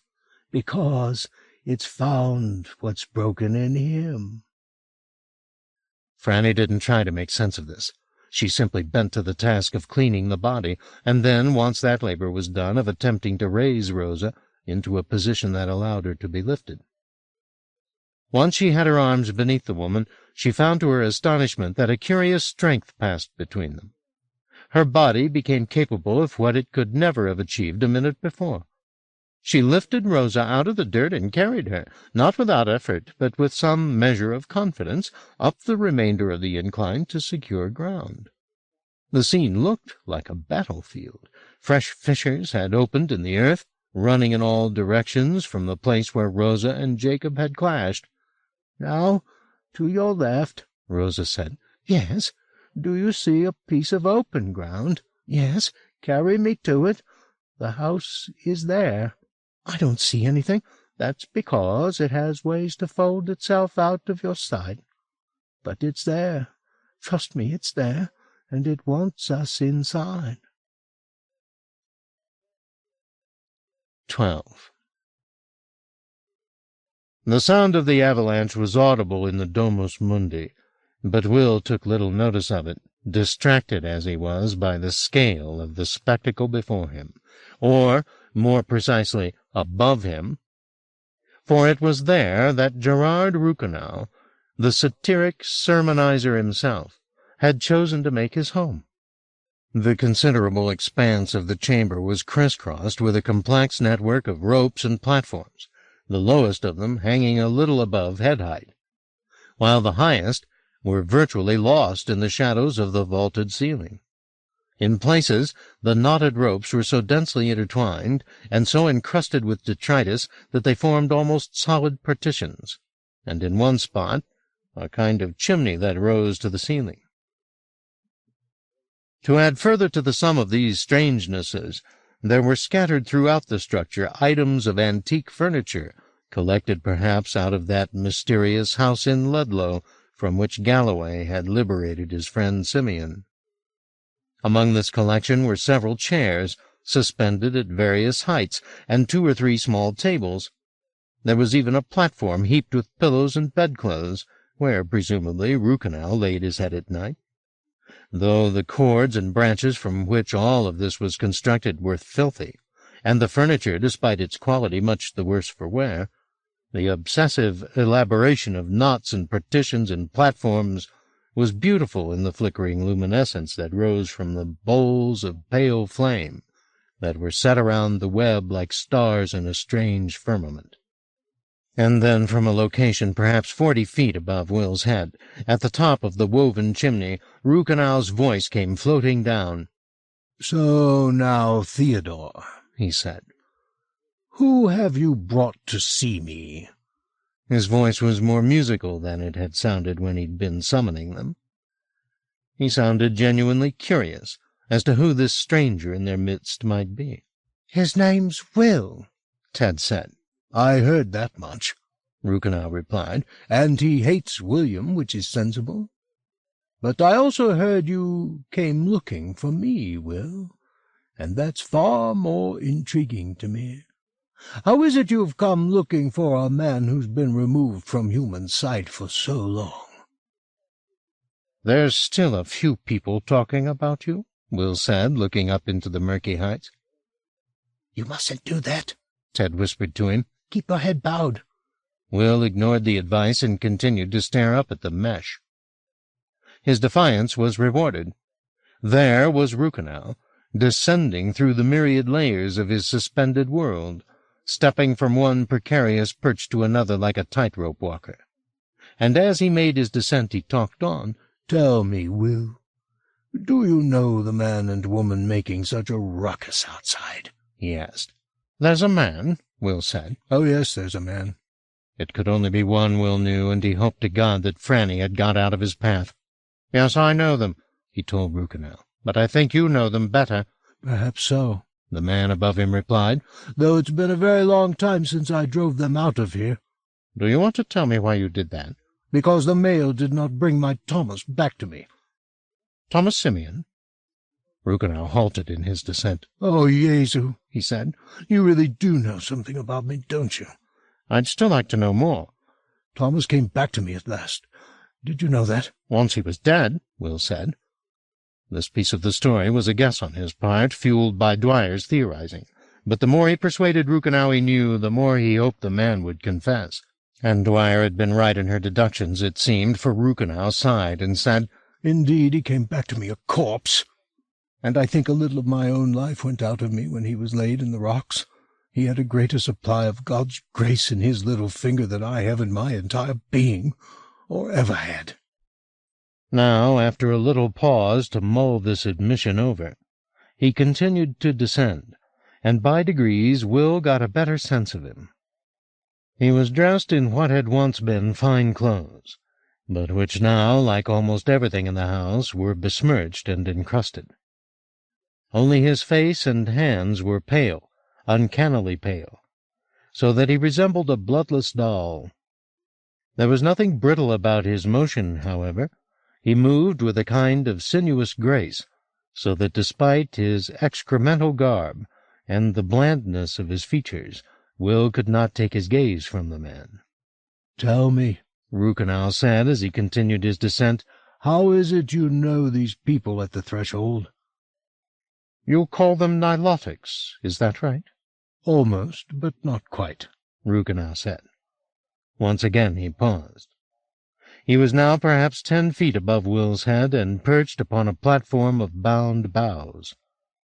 He went down on his haunches and studied Will through the mesh as a fisherman might to study his catch. "I think despite your acuity you haven't quite comprehended their natures yet. Is that not so?" "You're right," Will said. "I haven't. That's why I came here, to find out." Rukenau leaned forward a little further and pulled aside a portion of encrusted rope in order to see his subject better, which in turn gave Will a clearer view of Rukenau. It wasn't simply his sinuous motion that carried an echo of the serpentine. There was a gloss to his flesh which put Will in mind of a snake, as did his total absence of hair. He had no eyebrows, nor lashes, nor any sight of hair on his cheek or chin. If this was some dermatological disease, he didn't seem to be suffering any other effects. In fact, he fairly radiated good health. His eyes gleamed, and his teeth shone uncommonly white. "You came here out of curiosity," he said. "I suppose that's part of it." "What else?" "Rosa is dying." "I doubt that." "She is, I swear." "And the male, Jacob, is he sickening too?" "Not the way Rosa is, but yes, he's sickening." "Then," Rukenau chewed on this a moment, "I think we should continue this conversation without young Theodore. Why don't you go fetch me some sustenance, my boy?" "Yes, sir," Ted replied, thoroughly cowed. "Wait," Will said, catching hold of Ted's arm before he could leave. "Ted had something to ask you for." Yes, his wife," Rukenau said wearily. "I hear you sobbing over her, Theodore, night and day. But I can do nothing for you, I'm afraid. She doesn't care to see you any longer. That's the long and short of it. Don't take it too personally. She's just become enthralled with this damnable place." "You don't like it here?" Will said. "Like it?" Rukenau replied, his mask of pleasantry evaporating in a heartbeat. "This is my prison, Will. Do you understand me? My purgatory. Nay, I would say my hell." He leaned down a little and studied Will's face. "But I wonder, when I look at you, if perhaps some gracious angel hasn't sent you to set me free." "It can't be that difficult to get out of here, surely," Will said. "Ted told me he found his way back to the front door without—" Rukenau interrupted, his voice all exasperation. "What do you suppose would happen to me if I stepped outside these walls?" he said. "I've shed a lot of skins in this house, Will, and I've cheated the Reaper doing so. But the moment I step beyond the limits of this abominable place, my immortality is forfeit. I would have thought that would have been plain enough to a man of your wisdom. Tell me, by the way, what do they call we magi in your age? Necromancer always sounded theatrical to my ear, and Doctor of Philosophy entirely too dusty. The fact is, I don't think there ever was a word that suited us. We're part metaphysicians, part demagogues. I'm none of those things, Will said. Oh, but there's a spirit moves in you, Rukenau said. An animal of some kind, is it? Why don't you come down and see for yourself? I could never do that. Why not? I've told you. The house is an atrocity. I have sworn I will not set foot on it ever again. But you're the one who had it built. How is it you know so much? Rukenau said. Did you get all this from Jacob? Because let me tell you, if you did, he knows less than he thinks. I'll tell you everything I know, and where I learned it, Will said. But first, Rukenau looked lazily at Ted. Yes, his wretched wife. Look at me, Theodore. That's better. Are you sure you want to leave my employ? I mean, is it such a burden to fetch me a little fruit or a little fish? I thought you told me you never left the house, Will said to Ted. Oh, he doesn't go out to get it, Rukenau said. He goes in, don't you, Theodore? He goes where his wife has gone, or as close as he dares. Will was confounded by this, but he did his best to keep the bewilderment from his face. If you really want to leave, Rukenau went on, I will make no objection. But I'm warning you, Theodore, your wife may feel otherwise. She went into the soul of the house, and she was enamored of what she found. I have no power over that kind of stupidity. But if I could somehow get her back, Ted said. Then if your new champion here will stay in your place, I would not prevent your leaving. How's that, Will? Is that a fair bargain? No, Will said. But I'll accept it. Ted was beaming. Thank you, he said to Will. Thank you. Then to Rukenau. Does that mean I can go? By all means. Find her, if she'll come to you, that is, which I frankly doubt. This talk didn't wipe the smile from Ted's face. He was gone in a moment, darting off across the chamber. Before he'd even reached the door, he'd started calling his wife's name. She won't come to him, Rukenau said when Ted had exited the chamber. The Domus Mundi has her. What does he have to offer her by way of seduction? His love, Will said. The world doesn't care for love, Will. It goes on its way, indifferent to our feelings, you know that. But perhaps— Perhaps what? Go on, tell me what's on your mind. Perhaps we haven't shown it enough love ourselves. Oh, would that make the world kind? Rukenau said. Would that make the sea bear me up if I was drowning? Would a plague rat elect not to bite me because I professed my love? Will, don't be so childish. The world doesn't care what Theodore feels for his wife, and his wife is too entranced with the glamour of this miserable place to look twice at him. That is the bitter truth. I don't see what's so enchanting about this place. Of course you don't. That's because I've worked against its seductions over the years.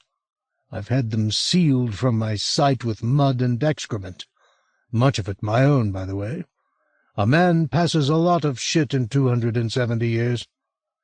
So it was you that covered the walls? At the beginning it was my personal handiwork, yes.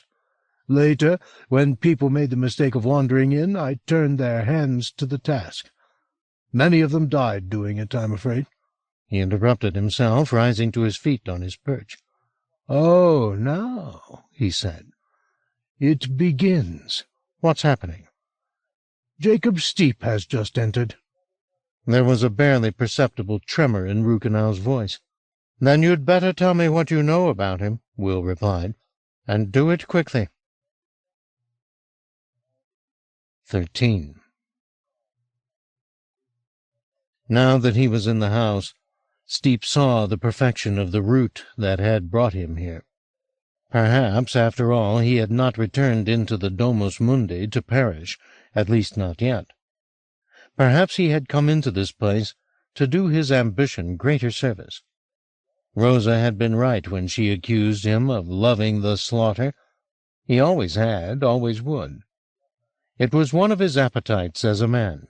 To love the hunt, the bloodletting, and the kill came as naturally as voiding his bladder.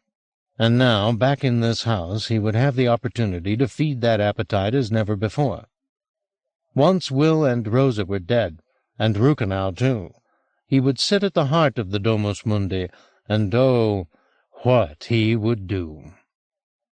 He would show the merchants who raped the world from their boardrooms, and the popes who sanctioned harvests of hungry children, and the potentates who salved their loneliness with shows of destruction, sights that would astonish them. He would be chillier than an accountant's ledger, crueler than a general on the night of a coup d'etat. Why hadn't he seen the ease of this before? Stupidity, was it? Or cowardice, more like, afraid to return into the presence of the man who'd wielded such power over him? Well, he wasn't afraid any longer. He would not waste any more time with knives hereafter. Except for Rukenau, perhaps. Rukenau he would stab. In his dealings with the rest of the world he would be far cleverer. He would poison the tree while it was still a seed, and let all who ate from it perish. He would warp the fetus in the womb, and blight the harvest before it even showed itself. Nothing would survive this holocaust, nothing. It would, in time, be the end of everything, except for God and himself. All his life had been, he realized, a preparation for this return, and the conspiracies mounted against him by the woman and the queer, even that kiss, that vile kiss, had been ways to bring him, all unknowing, to this threshold. He was astonished when he stepped inside, to see how changed the place was. He went down on his haunches and scraped at the ground. It was covered with a layer of excrement, animal and human mingled. The walls were the same, and the ceiling. The whole house, which had been so transcendent at its creation, so light, had been concealed behind layers of dirt. Rukenau's doing, no doubt. Steep wasn't surprised. For all his metaphysical pretensions, Rukenau had at heart been a foolish and frightened man. Hadn't he dispatched Jacob to bring Thomas home to the island, because he'd needed an artist's vision to understand what he'd wrought? In lieu of that comprehension, what had he done? Covered the glories of the Domus Mundi with clay and shit. Poor Rukenau, Jacob thought. Poor human Rukenau. And then the thought became a shout, which echoed off the walls as he strode in search of his sometime master. Poor Rukenau. Oh, poor, poor Rukenau. He's calling my name. Ignore him, Will said. I need to know what he is. You already know, Rukenau replied. You used the very word yourself. He's a nilotic. That's a location, not a description. I need to know details. I know the legends. I know the prayers. But I don't know anything that could pass for the truth. Just spit it out, whatever it is. Rukenau looked at him balefully, and for a moment it seemed he would say nothing. Then the words came, and once begun, there was no stopping them, no time for questions or clarifications, just an unburdening. I am the bastard son of a man who built churches, he said. Great places of worship my father made, in his time. And when I was old enough, though I'd not been brought up in the bosom of his family, I sought him out and said, I think I have just a little of your genius in me. Let me walk in your footsteps. I'll be your apprentice. Of course, he'd have none of it. I was a bastard. I couldn't be there in public view, embarrassing him in the eyes of his patrons. He drove me away. And when I went from his house, I said, So be it. I'll find my own way in the world, and I'll make a place where God wants so much to come that he'll leave all my father's fine churches empty. I learned magic. I became quite a learned fellow, and quite admired, I fancy. I didn't care much. I'd had all the admiration I needed in a year or two. Then I went off around the world in search of the secret geometries that make holy places holy. I went to Greece to look at the temples, and to India to see what the Hindu had done, and on my way home to Egypt to see the pyramids. There I heard tell of a creature who had, according to legend, made temples from the altars of which a priest might see the Creator's labors at a single glance. It sounded preposterous, of course, but I journeyed up the Nile in search of this nameless angel, prepared to use whatever magical makings I possessed to bring it to my purpose. And in a cave near Luxor I found the creature, which I dubbed a Nilotic. I brought it back here, and with Simeon's help I laid plans for the masterpiece it would build, a place so holy that all my father's churches would fall into ruin and his memory be despised. He made a sour laugh at his own folly. But of course it was too much for us all. Simeon fled and lost his mind. The Nilotic grew impatient and left me, even though I had confounded its memories of itself, and without my help it would remain in ignorance. And I stayed here, determined to master what I'd made. He shook his head. But there's no mastering the world, is there? He was interrupted here by another shout from Steep. "I think he'd disagree with you," Will said. "Why am I afraid?" Rukenau said. "I've no desire to live." He looked at Will with distressing rabidity in his eyes. "Oh, but Jesu, keep it from me." "You controlled it before," Will pointed out. "Do the same again."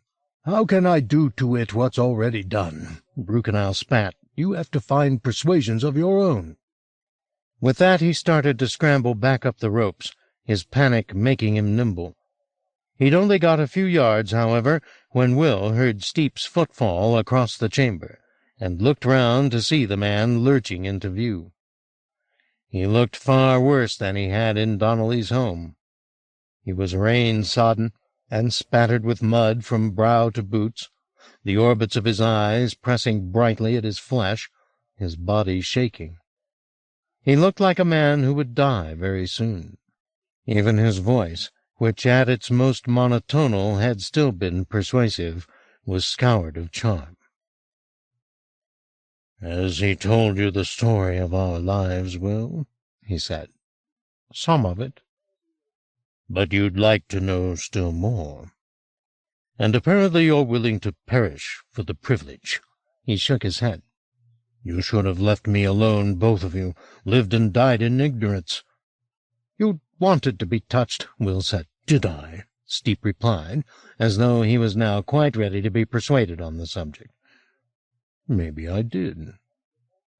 There was a motion on the web overhead, and with almost theatrical slowness Steep looked up. Rukenau had by now retreated to the heights. "You can't hide up there," Steep said to him. "You're not a child. Don't make yourself ridiculous. Come down." He took the knife out of his jacket. "Don't make me crawl up there." "Let him be," Will said. "Please," Jacob replied, a little pained. "This isn't your business. Why don't you go and look at the pretty lights? Go on, take a look while you still can. I'll join you in a little while." He spoke to Will as though to a child. "Go on," he yelled suddenly, reaching up to catch hold of the net. "Rukenau, come down." He shook the net with astonishing violence. Clots and scabs of filth rained down on both his head and Will's. The ropes creaked and in several places snapped. A chair was shaken free and fell, smashing on the ground. Plainly no words of Will's were going to calm him, which left Will with only one option. He strode toward Jacob and caught hold of the man, laying his palm against the man's neck. There was no intake of breath this time, no earth-moving tremor. There was only a sudden, blinding dust, a bitter red, in which Will glimpsed, all in the same moment, 1,000 geometries, vast as cathedrals, moving, opening, some of them like rigorous flowers, while brightening glyphs, the language of Simeon's paintings and of Steep's journal, blazed from them. These weren't Jacob's memories, Will realized.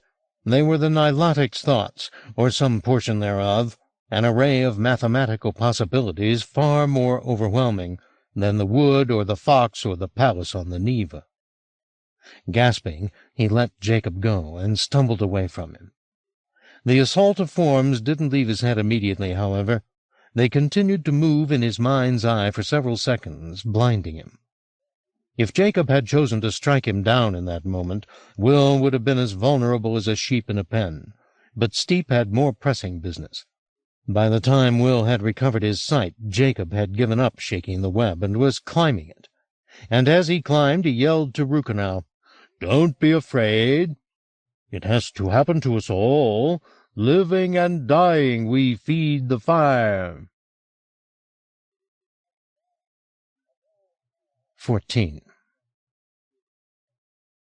Of all the bizarreries that Franny had experienced on this journey, none was quite as shocking to her as stepping over the threshold of the Domus Mundi with Rosa. To be standing in daylight, one moment surrounded, as far as her naive senses were concerned, with grass and sky, and the next to be in a dark, poisonous place, with the sun and sea gone, it was terrifying. She was glad she had Rosa with her, or she'd certainly have panicked, and this would not be, she thought, a good place to lose your self-control. Rosa demanded to be set down once they were in the house, and went with a few stumbling steps to the nearest wall. There she passed her hands over the surface, leaning a little closer to sniff at it. "Shit," she said. "He's covered the wall in shit," she called to Franny. "Is it all like this?" "As far as I can see." "Ceiling the same?" Franny looked up. "Yes." Rosa laughed. "Is it different from the way you remember it?" "I don't much trust my memories, but I don't think it was a sewer when I was last here. Rukenau must have done this." She started to probe the wall with her fingers, pulling away cobs of filth once she had her fingers deep enough. There was a source of light beneath the excrement, Franny saw, a luminescence that seemed to ripple as Rosa worked, as though it sensed that somebody was laboring to unveil it. This was no illusion. The larger the hole Rosa tore in the wall became, the more apparent the muscular motion in the light. And there were colors in the brightness, brilliant darts of turquoise and tangerine. The caked dirt was no match for this energy now that it sniffed its liberation. What had first been a rain of small cobs of filth rapidly escalated as Rosa's labors inspired the light to shake itself loose. Cracks spread up and out from the place where Rosa had begun, the caked dirt loosening its grip as word of revolution spread. Franny watched astonished as the process unfolded before her, and not for the first time on this journey wished Sherwood could have been at her side to share the sight. Particularly this, his Rosa, the woman he'd idolized, turning her hands to such transformative labor. Franny felt blessed to witness it. And as more and more of the mystery that Rukenau had concealed came into view, Franny began to make some fledgling sense of its nature. The colors that gleamed and shone in the wall were hints of living things. Nothing whole yet, but intimations, a flicker of stripes on a pulsing flank, the glitter of hungry eyes, a spreading canopy of wings. Nor were these presences going to be readily restrained. That much was already apparent. They were too vital, too eager. The more ambitious of them were spreading into the room, spilling the echoes of their forms into the grateful air like sparks flying from an uncontainable fire. "Help me up," Rosa demanded, and Franny duly went to her aid. Though she did so without looking at Rosa, she was so enraptured by the spectacle of burgeoning forms. "We have to go and find Ruka now," Rosa said, her thin fingers digging into Franny's shoulder. She reached up and touched Franny's face. "Are you looking at the world?" she said. "Is that what this is? This is the Domus Mundi," Rosa reminded her. "And whatever you're seeing now, there's far finer to see. Now come on, I need your strength a little while longer." She didn't need to be carried any more. She had clearly gained some measure of vigor from being in the house. But her sight was not restored, and she needed Franny to lead her, which Franny was happy to do. By the time they had crossed the first chamber into the room beside it, the message of rebellion had overtaken them. A dry rain of dirt particles started to fall upon them as cracks opened in the vaulted ceiling. And the room was already brighter than the space they'd left, the blaze flickering from fissures on every side. There were sounds rising to accompany the spectacle, though, like the first hints of sight, they were at present undifferentiated, a murmur from which now and then a more specific noise would come. An elephant trumpeting, perhaps, a whale making song, a monkey howling in a churning tree. But Rosa heard something closer to her heart. "That was Steep," she said. There was indeed a human voice, afloat in the brimming sea of sounds. Rosa picked up her pace, the same word coming with every breath. "Jacob, Jacob, Jacob, Jacob." Will couldn't see what was happening between Rukenau and Steep. They were too far from him, their struggle obscured by the ropes. But he saw the consequences. The structure, for all its complexity, had not been built to withstand the struggle now going on inside it. Ropes were being pulled from their roots in the wall, bringing clods of dead dirt with them. Light and motion were coming in their stead, illuminating the spreading collapse. Places where the burden of furniture was the heaviest were the first to go. A table came crashing down, claiming two of the more substantial platforms as it fell, delivering them all in splinters to the shaking ground. There were fissures here, too, and shafts of roiling brightness coming to swell the sum of light. More than light, life, that was what Will saw in the swaths of unfurling color, the throb and shimmer of living things. As the ropes and platforms continued to fall, he had sight of Jacob and Rukenau. They looked, he thought, like something Thomas Simeon might have painted. Two spirits engaged in a life-and-death struggle on the shaking heights. Rukenau was by no means accepting his fate. He was using his ease among his perches to keep his body out of Steep's way. But Jacob wasn't going to be denied his quarry. Without warning, he dropped to his knees and caught hold of the precarious lace of rope on which they swayed, and shook it so hard that Rukenau pitched forward. Will saw Jacob's knife hand rise up to meet the other man's chest, and though he couldn't see the weapon, Will knew by the shriek escaping Rukenau's lips that the blade had found its home. Rukenau started to topple, but as he did so, caught hold of his executioner, so that they both fell, locked together, dividing the mesh with their combined weight as they hurtled to the ground. The house shook. Rosa stopped in her tracks and uttered a little sob. "Oh, no," she breathed. "What have you done?" "What's happened?" Franny said. She got no answer, but she no longer needed Rosa to locate Steep, because she heard him for herself, his voice unmistakable. "Done now, are you?" he was saying. "Are you done?" Rosa was stumbling ahead of Franny, who followed her through a narrow door into a trash-filled passage. Several times Rosa fell as she scrambled toward her destination, but she was up the instant after, and out of the passage with Franny on her heels into Rukenau's chaotic chamber. Will caught a motion out of the corner of his eye and was vaguely aware that somebody had entered, but he could not unglue his gaze from the sight on the ground long enough to see who it was. Jacob had got to his feet, and was tearing at the ropes that had caught about him as he fell. Rukenau had no hope of rising ever again, however. Though he was still alive, his body twitching, Jacob's knife was buried in the man's body, and blood was coming from the wound in copious amounts. His filthy shirt and waistcoat were already completely soaked, and the blood was now pooling around him. Will was still outside Jacob's field of vision, but he knew he would not remain so for very long. Once the Nilotic looked his way, it would come and finish its threatened work. Though it was hard to look away, he turned his back and slipped off, choosing as his means of exit the door through which Ted had disappeared in pursuit of his wife. Only when he reached it did he think to look back across the chamber at those who'd lately entered, and there saw both Franny and Rosa.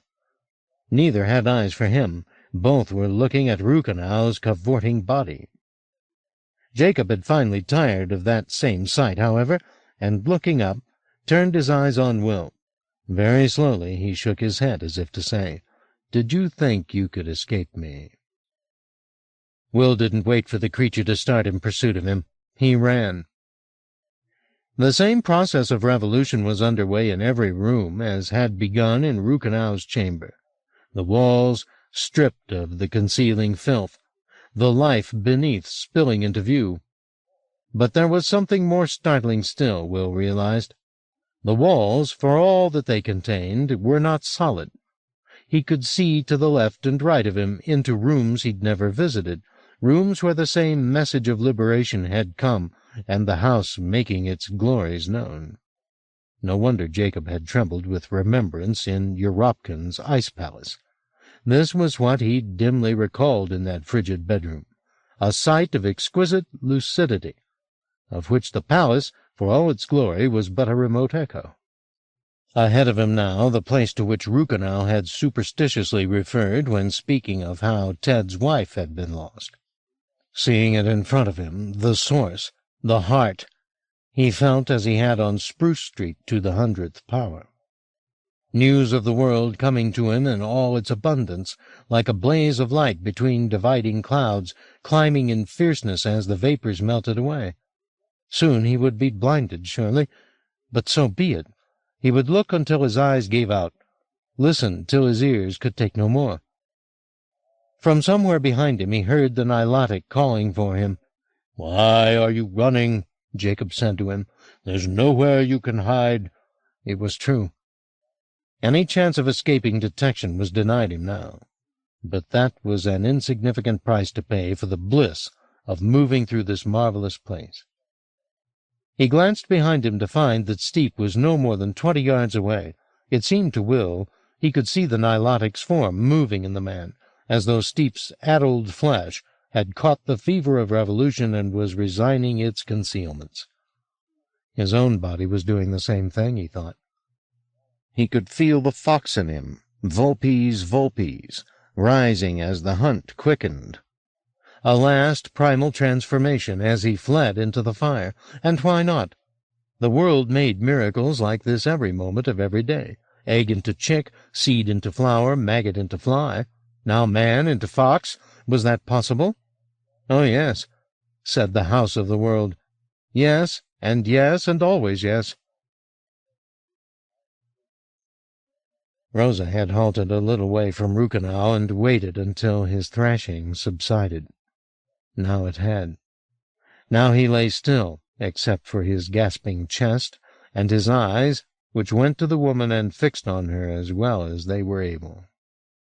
"Stay away from me," he said.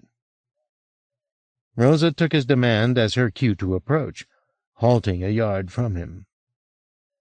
It seemed he was afraid that she intended him harm, because he used what little strength he had to haul his hand up to shield his face. She didn't try to touch him, however. "Such a very long time," she said, "since I was here. But it doesn't seem more than a year or two." Is that because we're at the end of things? I think maybe it is. We're at the end, and nothing that went before seems of any consequence." Her words seemed to find an echo in Rukenau, because as she spoke tears came. "What did I do to you?" he said. "Oh, Lord!" He closed his eyes, and the tears ran. "I don't know what you did," Rosa said. "I only want an end to it." "Then go to him," Rukenau said. "Go to Jacob and heal yourself." "What are you saying?" Rukenau opened his eyes again. "That you're two halves of the same soul," he said. She shook her head, not comprehending. "You trusted me, you see. You said I was better company than you'd had in 200 years. He looked away from her and stared at the bright air above his head. "And once I had your trust, I put you to sleep. And I spoke my liturgies, and undid the sweet syzygy of your being. Oh, I was proud of myself, playing God that way. Male and female madeth he." Rosa let out a low moan. "Jacob's a part of me," she said. "And you of him," Rukenau murmured. "Go to him, and heal both of your spirits before he does more harm than even he can calculate."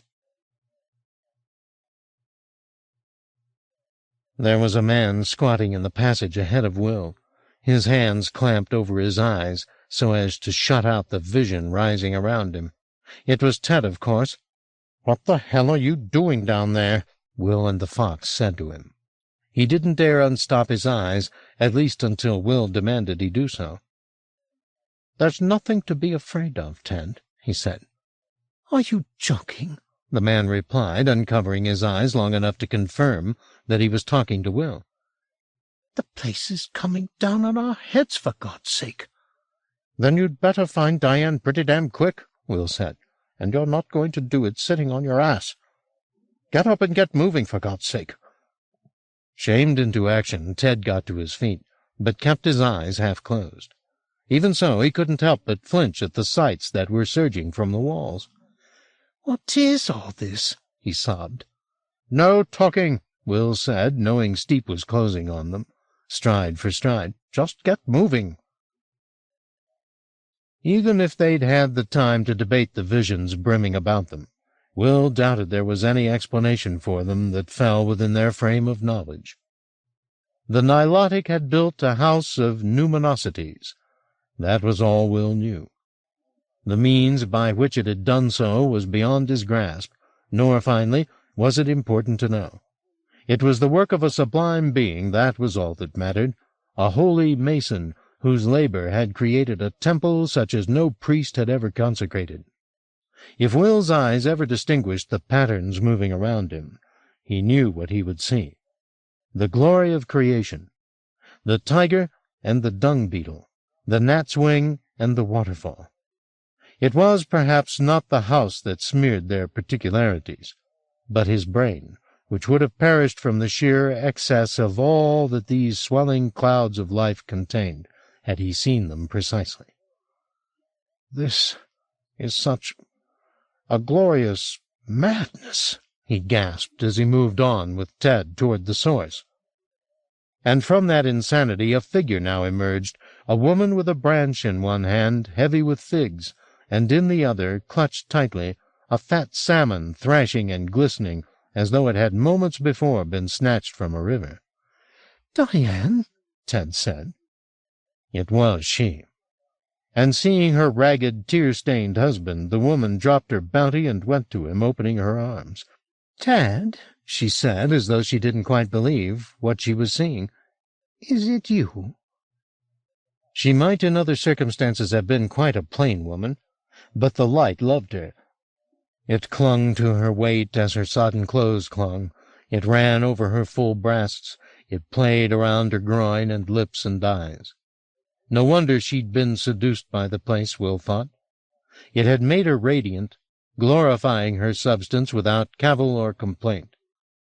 She was impermanent, of course, no less than the fish or the figs. But in the space between birth and dissolution, this life called Diane, she was made marvelous. Ted was a little afraid to put his arms around her. He held back, puzzling out what he was seeing. "Are you my wife?" he said. "Yes, I'm your wife," she said, plainly amused. "Will you come with me out of here?" he asked her. She glanced back the way she'd come. "Are you leaving?" she said. "We all are," Ted replied. She nodded. "I suppose, yes. I'll come with you," she said, "if you want me to." "Oh," he caught hold of her hand. "Oh, God, Diane." Now he embraced her. "Thank you, thank you." "We'd better move," the fox murmured in Will's head. "Steep's not far behind." "I have to go," he said to Ted, slapping him on the back as he moved on past the couple. "Don't go any further," Diane said to him. "You'll get lost." "I don't mind," Will told her. "But it'll be too much," she replied. "I swear it'll be too much." "Thanks for the warning," he said to her, and giving Ted a grin as he passed, walked on toward the heart of the house. 15:1 Franny had not gone with Rosa in pursuit of Steep. She'd stayed in Ruchenau's chamber, watching in astonishment as the walls shed their covering. It was not the safest place to be by any means, not with the dirt and rope and furniture overhead in steady collapse. But she had no intention of taking shelter, not when she had risked so much to be here. She would watch the process to the end, however heavy the downpour became. Her presence did not go unnoticed. A minute or so after Rosa's departure, Ruchenau turned his head in Franny's direction, and, focusing what was left of his sight upon her, asked her if Rosa had found Jacob yet. Not yet, she told him. She could see the object of his inquiries making her way through the unfurling walls in pursuit of Jacob. She could see Jacob, too, moving in the brightness. The figure that truly caught her attention, however, was Will, who was furthest from her, but who, by some trick of place or sight, was in sharper focus than either Rosa or Jacob, his form perfectly delineated as he walked the brightening air. "I'm losing him," Franny thought. "He's going away from me, and I'll never see him again." The man on the ground in front of her said, "Won't you come a little closer? What's your name?" "Franny." "Franny. Well then, Franny, could you raise me a little? I want to see my Nilotic." How could she refuse him? He was beyond doing her any harm. She knelt down beside him and put her arm under his body. He was heavy and wet with blood, but she felt strong, and she'd never been squeamish, so it wasn't a difficult task to lift him up as he'd requested, until he had a view through the veils of the house. "Do you see them?" she asked him. He managed a blood-red smile. "I see them," he said. "And that third, is it Ted or Will?" "That's Will," she said. "Somebody should warn him. He doesn't know what he's risking going so deep."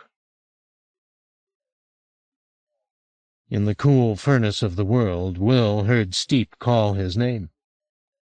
Once upon a time he would have turned eagerly at the sound of that voice, hungry for the face that owned it. But there were finer sights to see all around him. The creatures whose designs had been abstractions until now were finally parading their forms before him. A flock of parrotfish broke against his face. A wave of flamingos ruddied the sky. He waded ankle-deep through a lush field of otters and rattlesnakes. "Will," Steep said again. Still he didn't turn. "If the creature strikes me down from behind," he thought, "so be it. I'll die with my head full of life." A boulder split before him, and spilled a bounty of chicks and apes. A tree grew around him, as though he were its rising sap, and spreading overhead blossomed with striped cats and carrion crows. And as he saw them, he felt Steep's hand on his shoulder, felt Steep's breath at his neck. One last time the man said his name. He waited for the coup de grace. while the tree grew still taller, and shedding its fine fruit, blossomed a second time. The fatal blow didn't come. Instead, Steep's hand slid from his shoulder, and Will heard the fox say, "Oh, I think maybe you should take a look at this." He wouldn't have attended to any other voice but that. Ungluing his eyes from the spectacle a moment, he glanced back toward Steep. The man was no longer looking at Will. He had himself turned round, and was staring at the figure who had pursued him through the house to this spot. It was Rosa, but only just. To Will's eyes, she seemed to have become a wonderful patchwork. The woman she'd once been was still visible, of course, her exquisite features, the ripeness of her body. But the brightness that had seeped from her in Donnelly's house was in greater evidence than ever, flowing copiously from her wound, and as it came it inspired the form inside her form to show itself more plainly. Will heard Steep say, "Stay away from me." But there was no weight in his words, nor belief that his order would be obeyed. She kept coming toward him, slowly, lovingly, her arms lifted from her sides a little way, palms out, as though to show him the innocence of her intent. And perhaps it was indeed innocence, or perhaps this was her last and slyest deceit, to play the pliant bride, folded in veils of light, delivering herself to his mercy. If so, it worked. Instead of defending himself against her, he let the brightness wash around him, and he was engulfed. Will thought he saw a shudder pass through Steep's form, as though Jacob was suddenly aware that he was caught and was trying to shake himself free. But it was too late.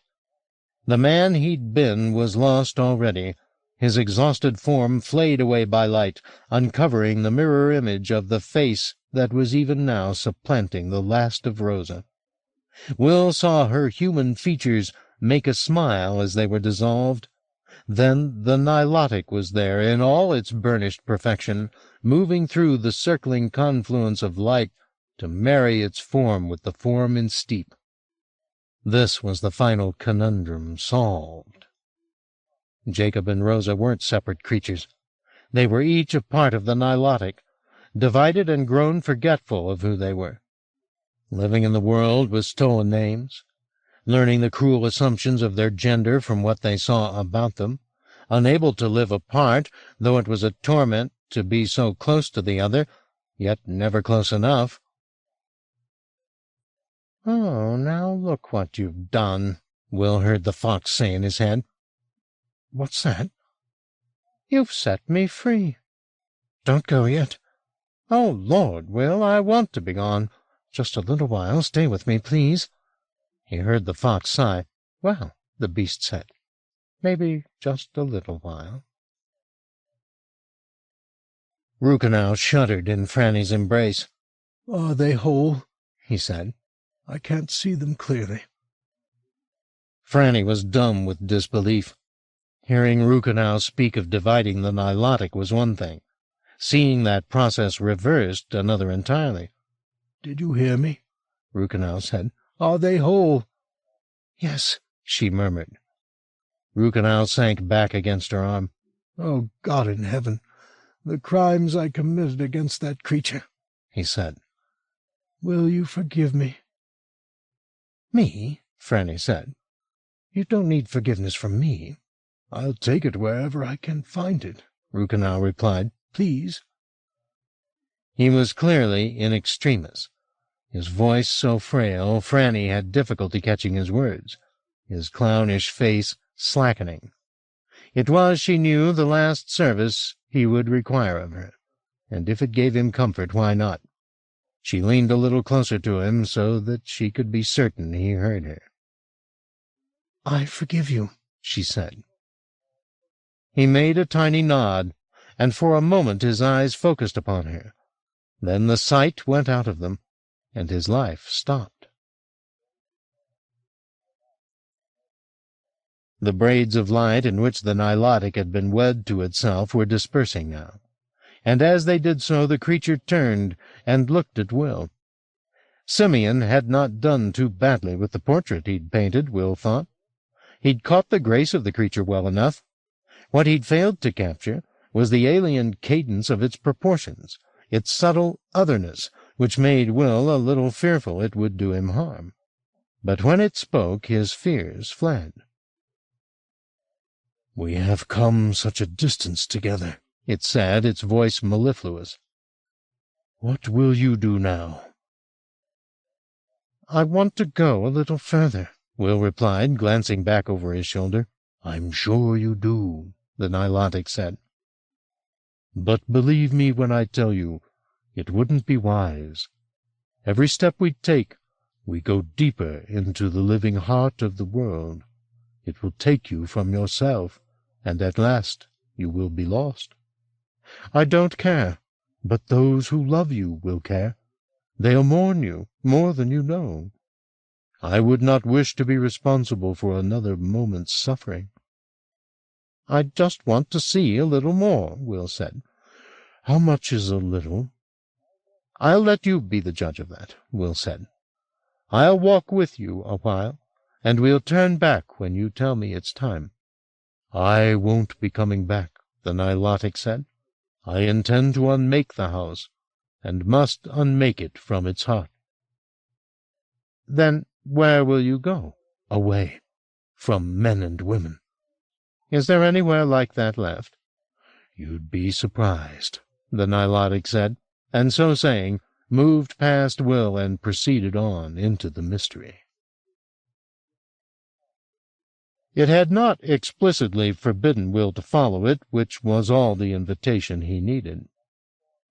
He went in cautious pursuit of it, like a spawning fish climbing waters that would have dashed him to death without the Nilotic ahead of him to breast the flow. Even so, he quickly understood the truth in its warnings. The deeper they ventured, the more it seemed he was treading not among the echoes of the world, but in the world itself, his soul a thread of bliss passing into its mysteries.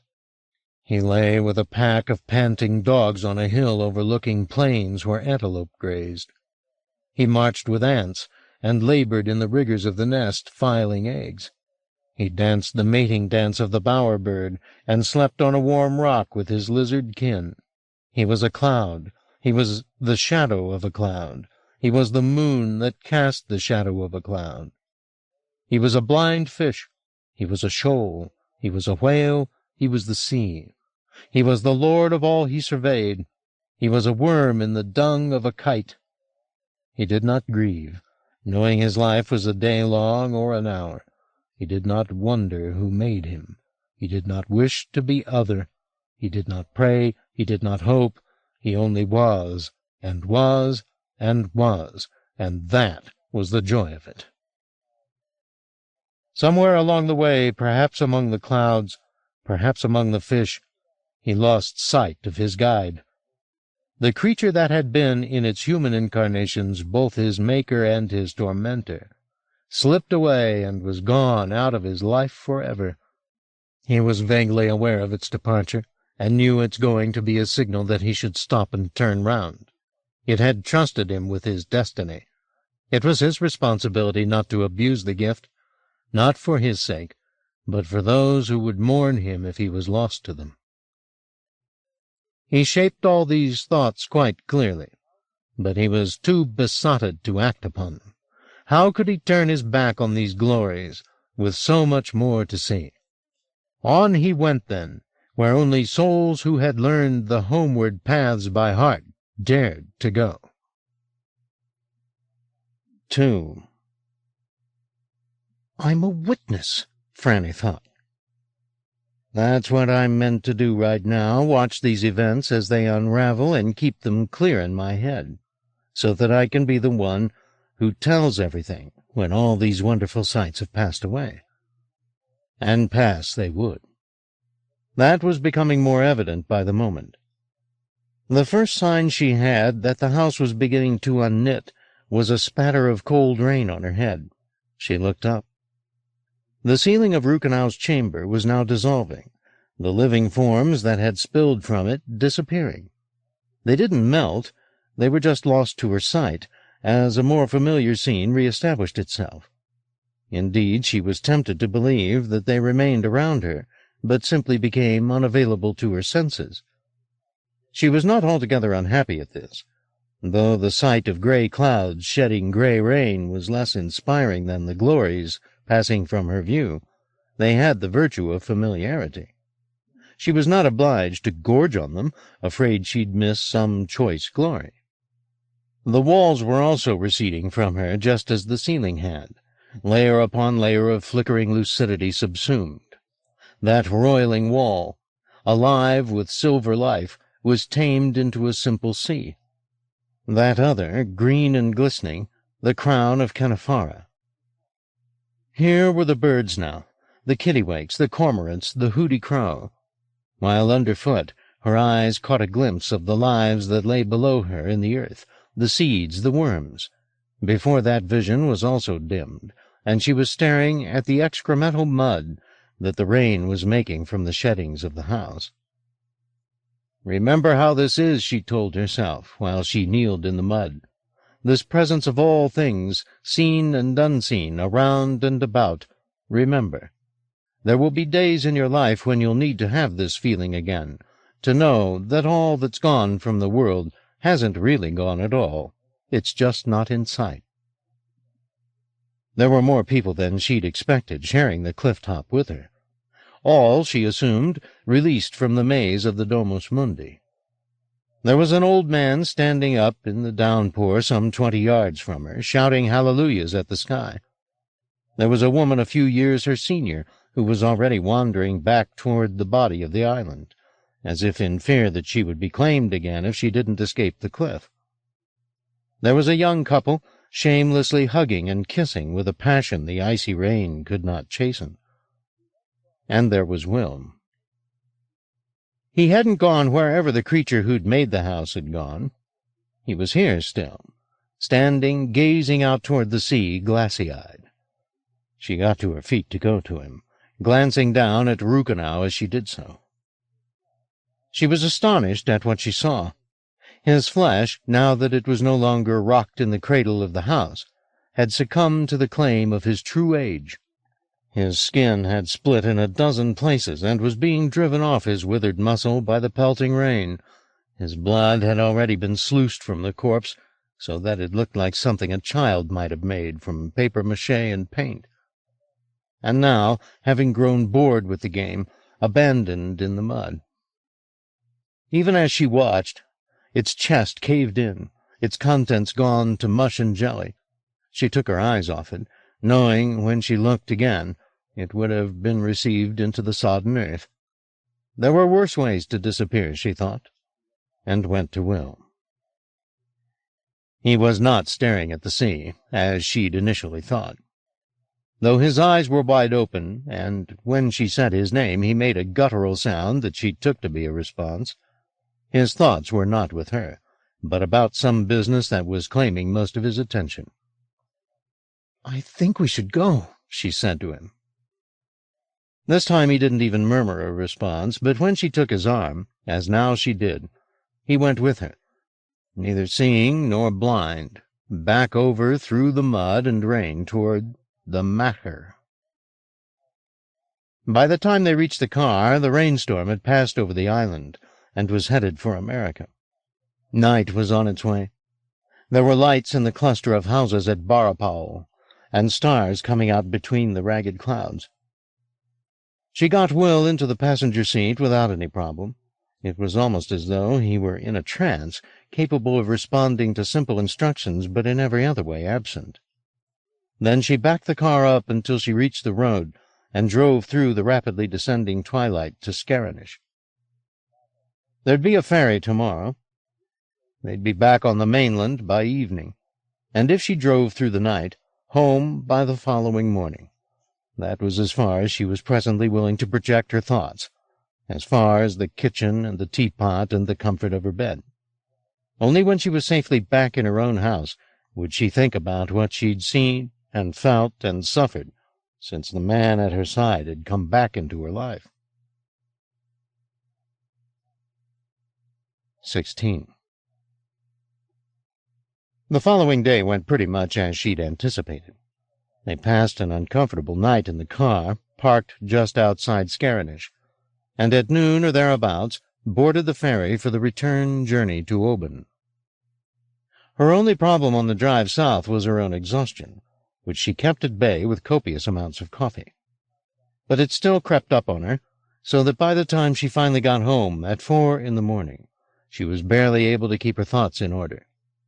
For his part, Will remained in the same trance-like condition that had possessed him since the destruction of the house. It was plain to her he knew she was there beside him, because he could answer questions as long as they were simple. Do you want a sandwich? Do you want a cup of coffee? But he wasn't seeing the same world that she was seeing. He had to fumble to find the coffee cup, and even when he did, deposited half the contents over him as he drank from it. The food she plied him with was eaten mechanically, as though his body was going through the motion without the assistance of his conscious mind. She knew where his thoughts resided. He was still enraptured by the house, or by his memories of it. She did her best not to resent him for his detachment, but it was hard when the problems of the here and now were so demanding. She felt abandoned. There was no other word for it. He was inviolate in his trance, while she was exhausted, confused, and frightened. There would be questions to answer when people realized she was back from her travels. Difficult questions. She wanted Will there to help her formulate some answers to them. But nothing she said to him roused him from his fugue. He stared on into middle distance and dreamed his dreams of the Domus Mundi. There was a worse betrayal to come. When she woke the following morning, having passed 4 grateful hours in her own bed, she discovered he'd vacated the couch where she'd put him to rest, and wandered out of the house, leaving the front door wide open. She was infuriated. Yes, he'd witnessed a great deal in the house. But so had she, and she hadn't gone wandering off in the middle of the night, damn it. She called the police after breakfast and made her presence known. They were at the house 3/4 of an hour later, plying her with questions about all that had happened in the Donnelly house. Plainly they viewed her departure from the scene of Sherwood's demise as strange, perhaps even evidence of mental imbalance, but not an indication of guilt. They already had their suspects, the 2 itinerants who had been seen in the vicinity of the Donnelly house for 2 or 3 days prior to the murder.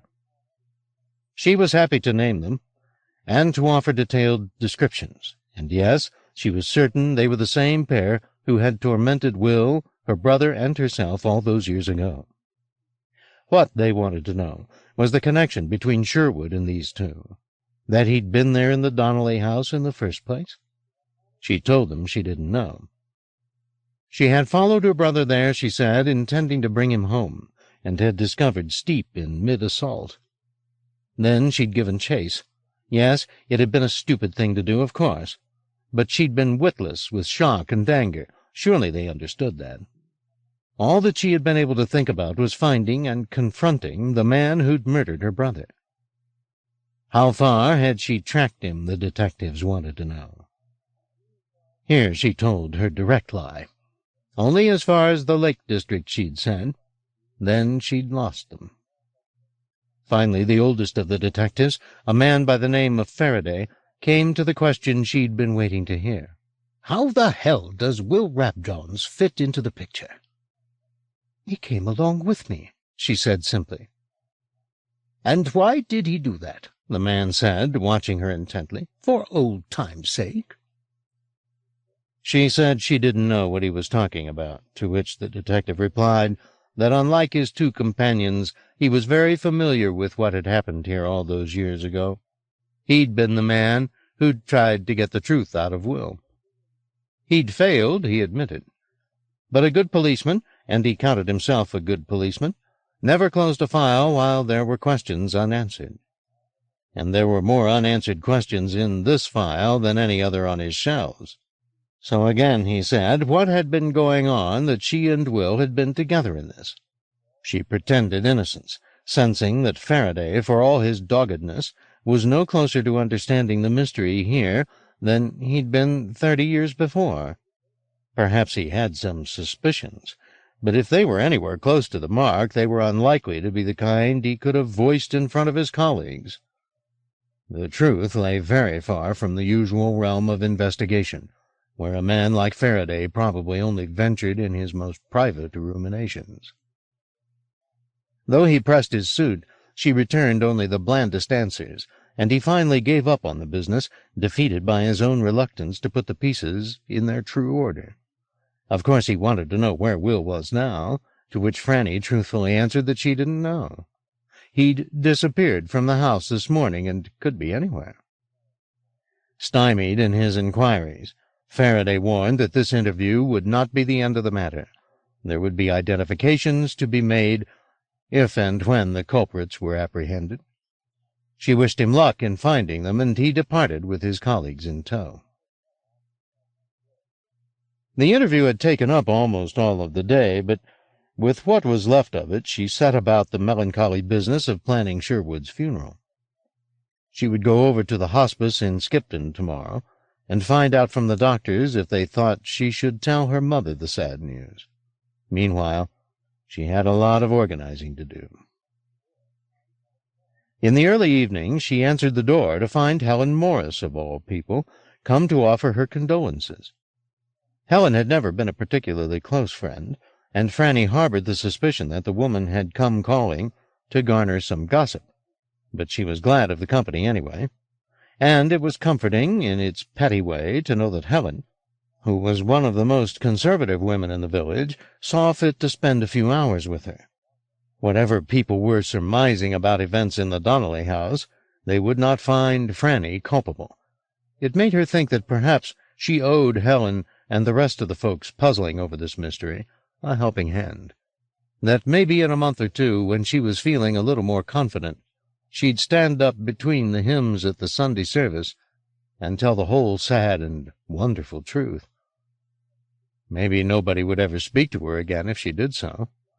Maybe she'd become the mad woman of Burnt Yarley, and maybe that would be a price worth paying. 17. Out on the hills, Will just kept moving, his body trekking the cold slopes while his spirit wandered in far stranger places. He plunged deep into ocean trenches and swam with forms that had not yet been found or named. He was carried as a motley insect over peaks so remote the tribes in the valley below believed divinities lived upon them. But he knew better now. The creators of the world had not retreated to the heights. They were everywhere. They were stones, they were trees, they were shafts of light and burgeoning seeds. They were broken things, they were dying things, and they were all that sprang up from things dying and broken. And where they were, he was too, fox and god and the creature between. He wasn't hungry, nor was he sleepy, though in his passage he encountered beasts that were both. He seemed sometimes to travel in the dreams of sleeping animals, in dreams of the hunt, in dreams of coupling. He seemed sometimes to be a dream himself, a dream of the human being experienced by an animal. Perhaps dogs barked in their sleep, sensing his proximity. Perhaps the chick grew restless in the egg when he brought it news of the light. And perhaps he was nothing but a figment in his own haunted thoughts, inventing this journey so as not to go back, not ever go back, to the city of Rabjohns and the house of Will. Every now and then he'd cross the path of the fox, and he'd move on before the animal could make its formal farewells and depart. But somewhere along the way, who knew how many days had passed, he chanced upon the creature in the backyard of a house he vaguely knew. It had its head in the garbage, and was rifling through the muck with no little enthusiasm. Will had better places to linger than here, and was about to depart for those places, but the fox turned its besmirched face his way and said, "Do you remember this yard?" Will didn't answer. He hadn't spoken to anybody in a long time, and didn't particularly want to start talking now. But the fox was ready with an answer anyhow. "This is Lewis's house," the creature said. "Lewis? The poet?" he prompted. Will remembered. "This is where you saw a raccoon, so rumor tells, doing much as I'm doing now." Will broke his silence finally. "I did," he said. "You did, but that's not why you're here." "No," Will said, now sensing the significance of his presence. "You know why, don't you?" "Yes, I'm afraid I do." So saying, he left the yard and went out into the street. It was early evening, the sky still warm with light toward the west. He walked along Cumberland to Noe, then on to 19th, and so to Castro Street. The sidewalks were already crowded, so he assumed it was either Friday or Saturday, a night when people were casting off the restraints of the working week and were out on the town. He didn't know what form he had traveling here, but he soon found out. He was nobody. He was nothing. Not a single gaze came his way as he climbed Castro, not even to despise him. He walked among the beauties and the watchers of beauties, and who here wasn't one or the other? Unnoticed, past the tourists out to see how homosexual heaven might look, and the hustlers checking their pants and their reflections, and the high queens pronouncing on every other sight they saw, and the sad sick men who were out because they feared they'd not see another party night.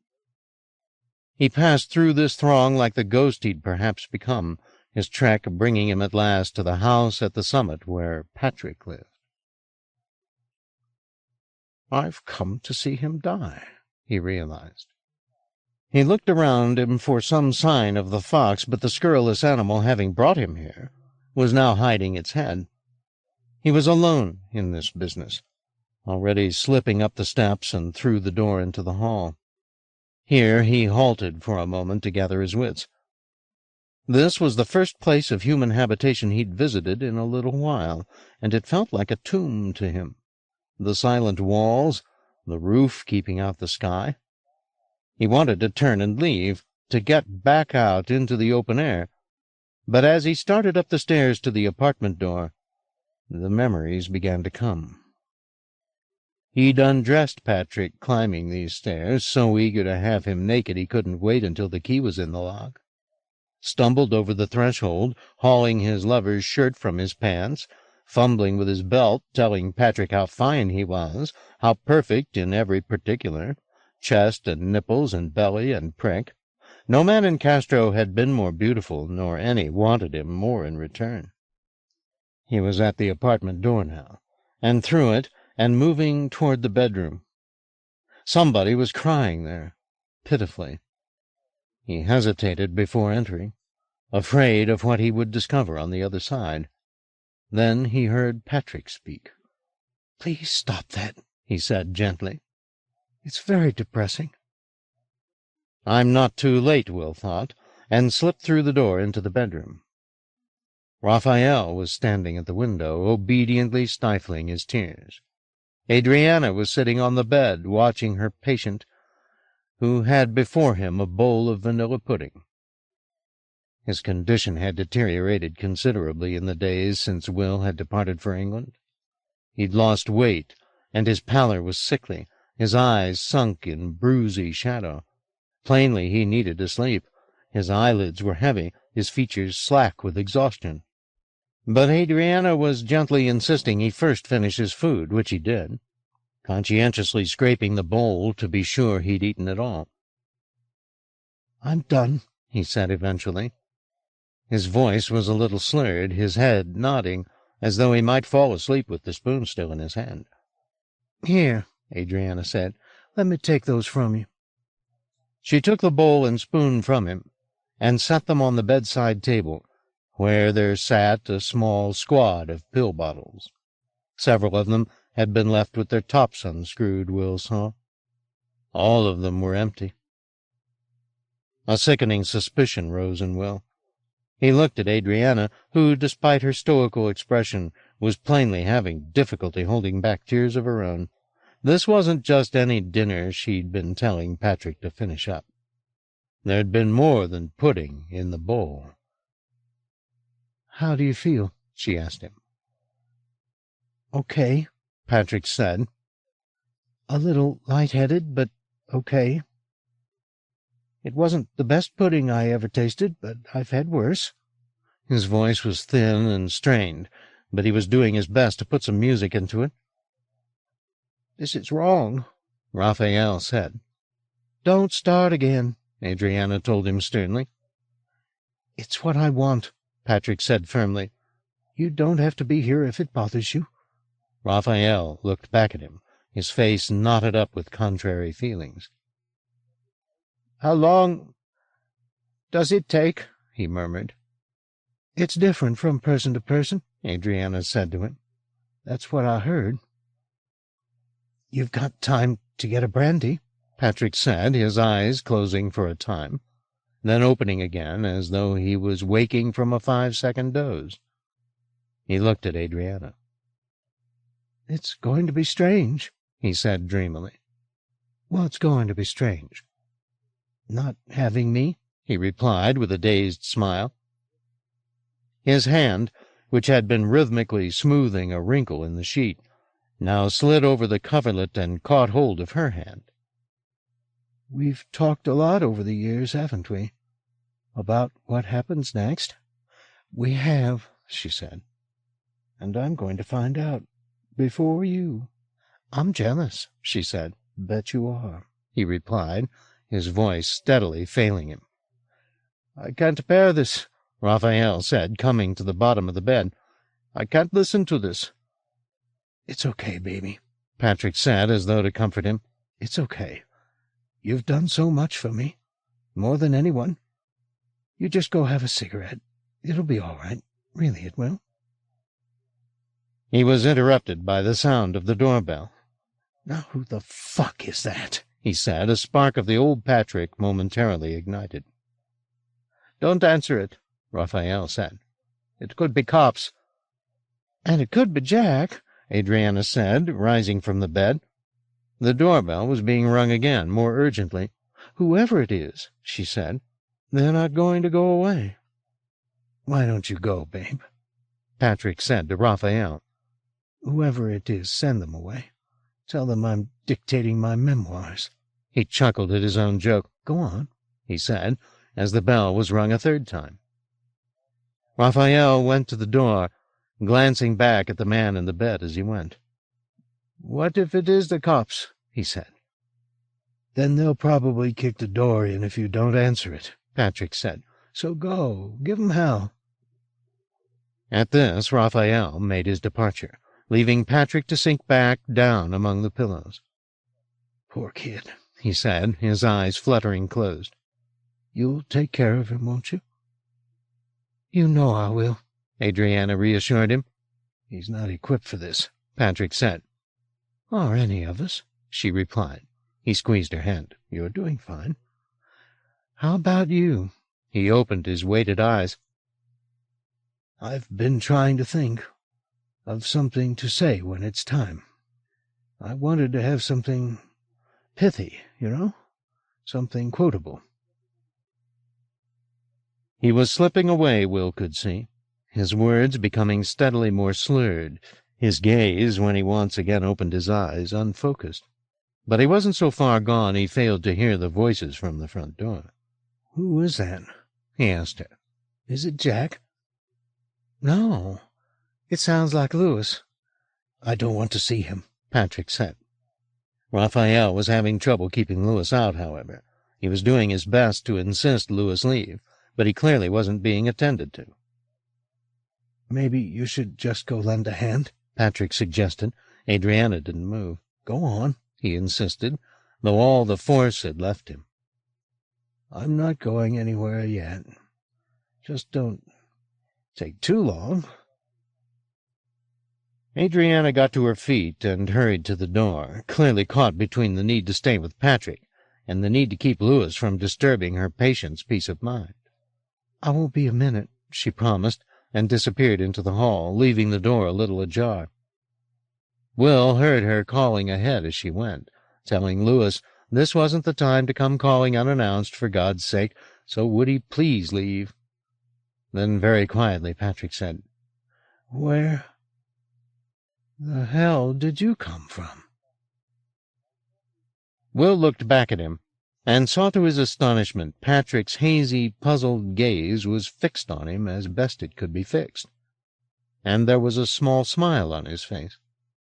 Will went to the end of the bed and looked at him. "You can see me?" he said. "Yes, of course, I can see you," Patrick replied. "Did you come with Lewis?"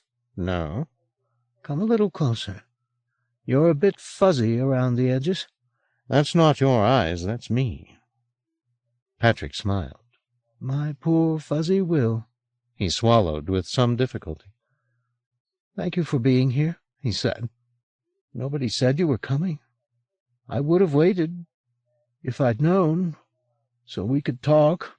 "I didn't know I was coming myself." "You don't think I'm being a coward, do you?"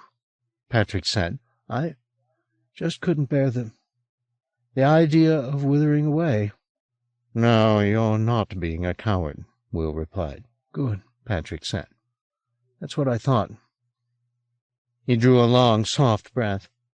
"It's been such a busy day," he said, "and I'm tired." His lids were closing slowly. "Will you stay with me a while?" "All the time you want," Will said. "Then always," Patrick said, and died. It was that simple. One moment Patrick was there in all his sweetness. The next he was gone, and there was only the husk of him, its miracle departed. Barely able to breathe with grief, Will went to Patrick's side and stroked his face. "I loved you, my man," he said, "more than anyone in my life." Then, in a whisper, "Even more than I loved Jacob." The exchange out in the hall had come to an end now, and Will could hear Adriana coming back toward the bedroom, talking to Patrick as she approached. All was well, she told him. Lewis had gone off home to write a sonnet. Then she opened the door, and for a moment, as she looked into the room, it seemed she saw Will standing beside the bed. She even began to say his name. But her powers of reason persuaded her senses they were wrong. Will couldn't be here, could he? And she left the word unfinished. Her gaze went instead to Patrick, and she let out a soft sigh that was as much relief as sorrow. Then she closed her eyes, silently instructing herself to be calm. Will guessed, to be, as she had always been, the rock in times of emotional turmoil. Raphael was in the hallway just outside the bedroom door, calling her name. "You'd better come in and see him," she said. There was no reply from Raphael. "It's all right," she said. "It's over. It's all over." Then she went to the bed and sat down beside Patrick and stroked his face. For the first time since departing into the Domus Mundi, Will longed to be back in his own body, wished he was there beside Adriana, offering what comfort he could. Lingering unseen this way was uncomfortable. He felt like a voyeur. Maybe it would be better just to go, he thought.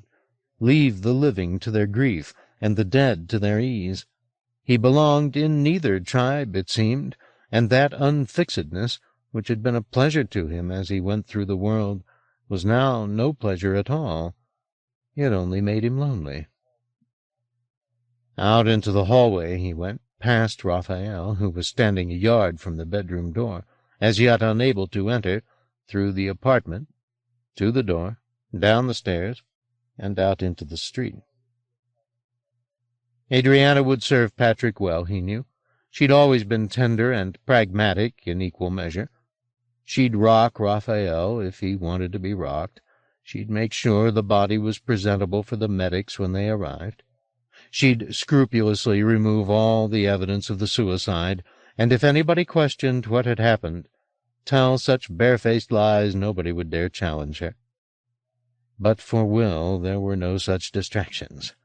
There was only the terrible emptiness of a street that had always been the way to Patrick's house, indeed would always be the way to Patrick's house, but that now no longer led anywhere important. What now? He wondered. He wanted to be away from this city, back into the painless river from which he'd been hauled, that torrent where loss could not touch him, and he could swim inviolate. But how did he get there? Perhaps he should go back to Lewis's house, he thought. Perhaps the fox who had plotted to bring him on this sad trek was still sorting through the garbage and could be persuaded to reverse the process, unmake his memories, and return him to the flow of things.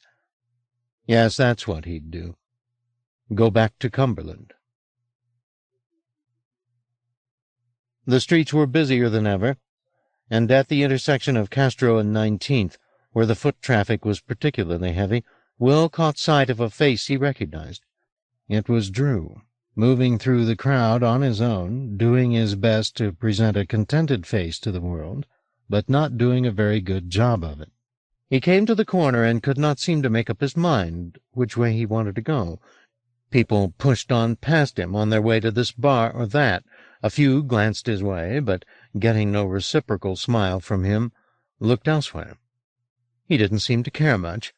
He simply stood in the flow while partygoers moved on about the business of the evening. Will started in his direction, though it was not his intended route, moving easily through the crowd. When he was perhaps 20 yards from the corner, Drew apparently decided he wasn't ready for a night of revelry, because he turned and headed back the way he'd come. Will followed him, not certain why he was doing so. He could offer neither solace nor apologies in his present state, but unwilling simply to let Drew go. The crowd thickened in front of him, and though in his present state he was able to pass through them without resistance, he had not yet got the confidence of his condition. He proceeded with more caution than was strictly necessary, and almost lost sight of Drew. He pressed his spirit forward, however, on through the throng of men and women, and a few who were in transit, calling after Drew, though he knew he had no hope of being heard. "Wait!" he yelled. "Drew, please wait!" And as he ran, and the figures turned to a blur around him, he remembered another such chase, pursuing a fox through the flickering wood, while the light of wakefulness waited for him at the finishing line. This time he didn't attempt to slow himself as he had that first time, didn't try to look over his shoulder at the street and the crowd, fearful he would not see it again. Drew had emerged from the knot of bodies at the intersection, and was now no more than 10 yards ahead of Will, staring at the sidewalk as he trudged back home. As the distance between them closed, however, Drew seemed to hear something, and raising his head, glanced back toward Will, the third and last soul to whom he was momentarily visible tonight. Will saw him scan the crowd, his expression sweetly expectant. Then his face grew brighter and brighter still, and Castro and the crowd and the night that contained them both went away into the west, and he woke. 18. He was in the wood, his head laid in the very spot where the birds had fallen. Though it was still night in California, here in England day had come, a crisp late autumn day. He unknitted his aching joints and sat up, the turmoil he'd felt leaving Patrick's side soothed somewhat by the quiet ease of his waking state. There was quite a litter around him, some half-eaten fruit, a couple of discarded slices of bread, much of it on its way to rot. If these were, as he guessed, the remains of meals he'd had up here, then he'd been resident a goodly span. He put his hand to his chin, and found what was probably a week's growth of beard. Then he cleared the gum of sleep from his eyes and got to his feet. His left leg was numb, and it took a little while to shake it back into life. While he did so, he looked up through the bare branches at the sky. There were birds up there already, circling over the fells. He knew how fine it felt to have wings. He'd been in the heads of eagles lately, and in hummingbirds as they siphoned the blossom.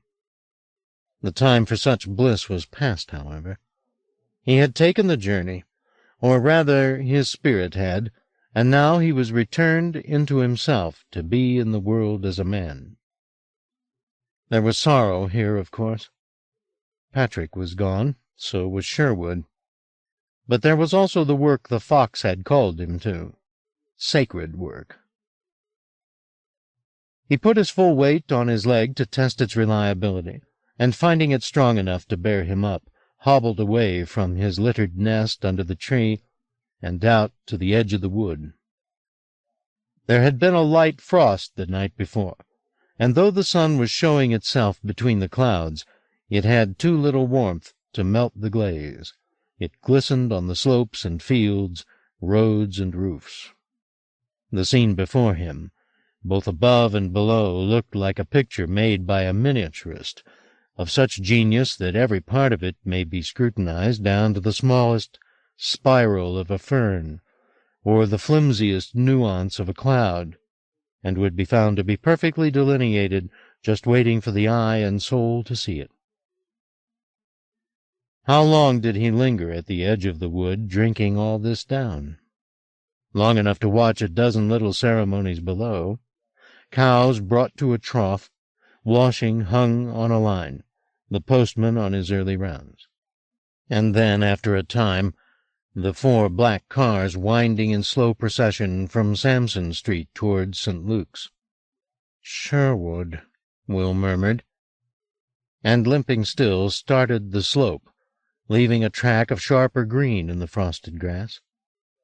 The church bell had begun to toll, and its echo came off the fells, filling the valley with its news. A man is dead. Take notice that a good soul has gone on his way, and we're the poorer for it. He was only halfway down the hillside by the time the funeral convoy reached the gates of the church, which was on the far side of the valley.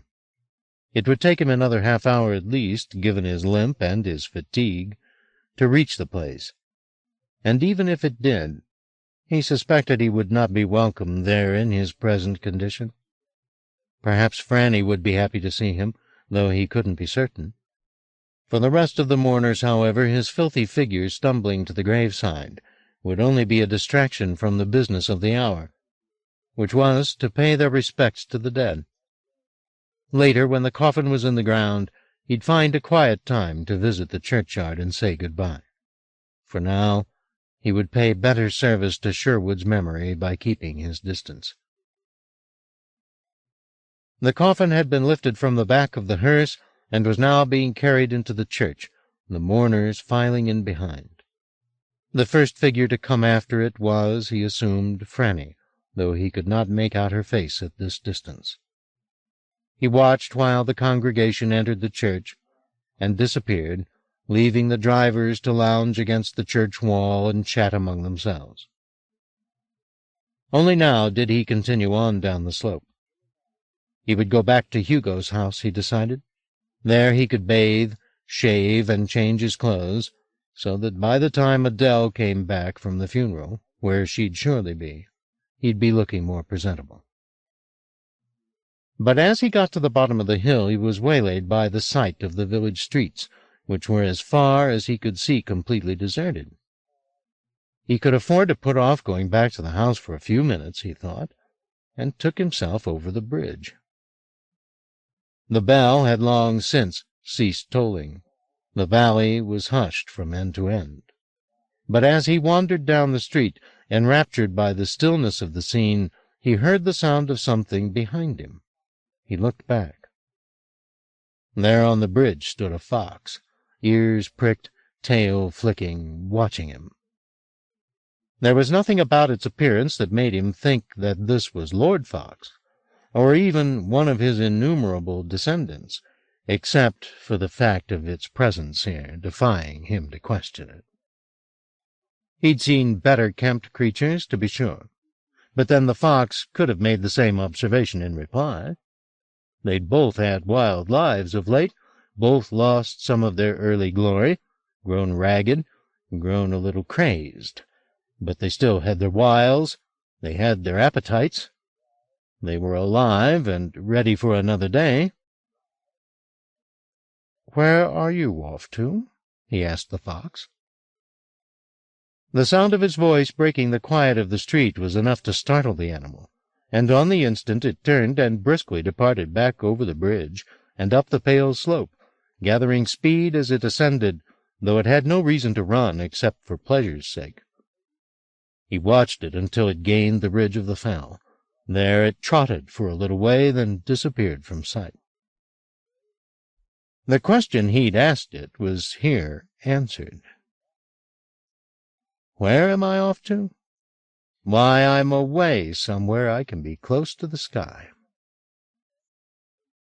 Will watched the hillside and the track upon it for a little while longer, hearing in his head what Lord Fox had demanded when the animal had first appeared at his bedside. "Wake up," it had said. "Do it for the dogs if you must, but wake up." Well, he had finally. The season of visions was at an end, at least for now, and its inciter had departed, leaving Will to take his wisdom back to the tribe, to tell what he'd seen and felt in the heart of the Domus Mundi, to celebrate what he knew and turn it to its healing purpose. He looked off toward his father's house, picturing as he did so the empty study where that last undelivered lecture lay yellowing on the desk. Then he let his eyes wander to the church, and to the bleak churchyard where Sherwood's remains would presently be laid, finally returning his gaze to the village streets. It would be in him always, the spirit of this place. Wherever his pilgrimage took him, he would carry these sights, along with the sorrows and the ambitions that had moved in him here. But for all their significance, he would not let them keep him from his ministry another moment. Just as the fox had taken its way off where it could be true to its nature, so would he. Turning from the deserted village, and from the church and the house, he walked down to the river, and following the track that wound beside it, began his journey back to his only true and certain home, the world. End of Sacrament by Clive Barker. Read by Jim Zeiger in the studios of Talking Book Publishers, Incorporated, for the Library of Congress, November 1999.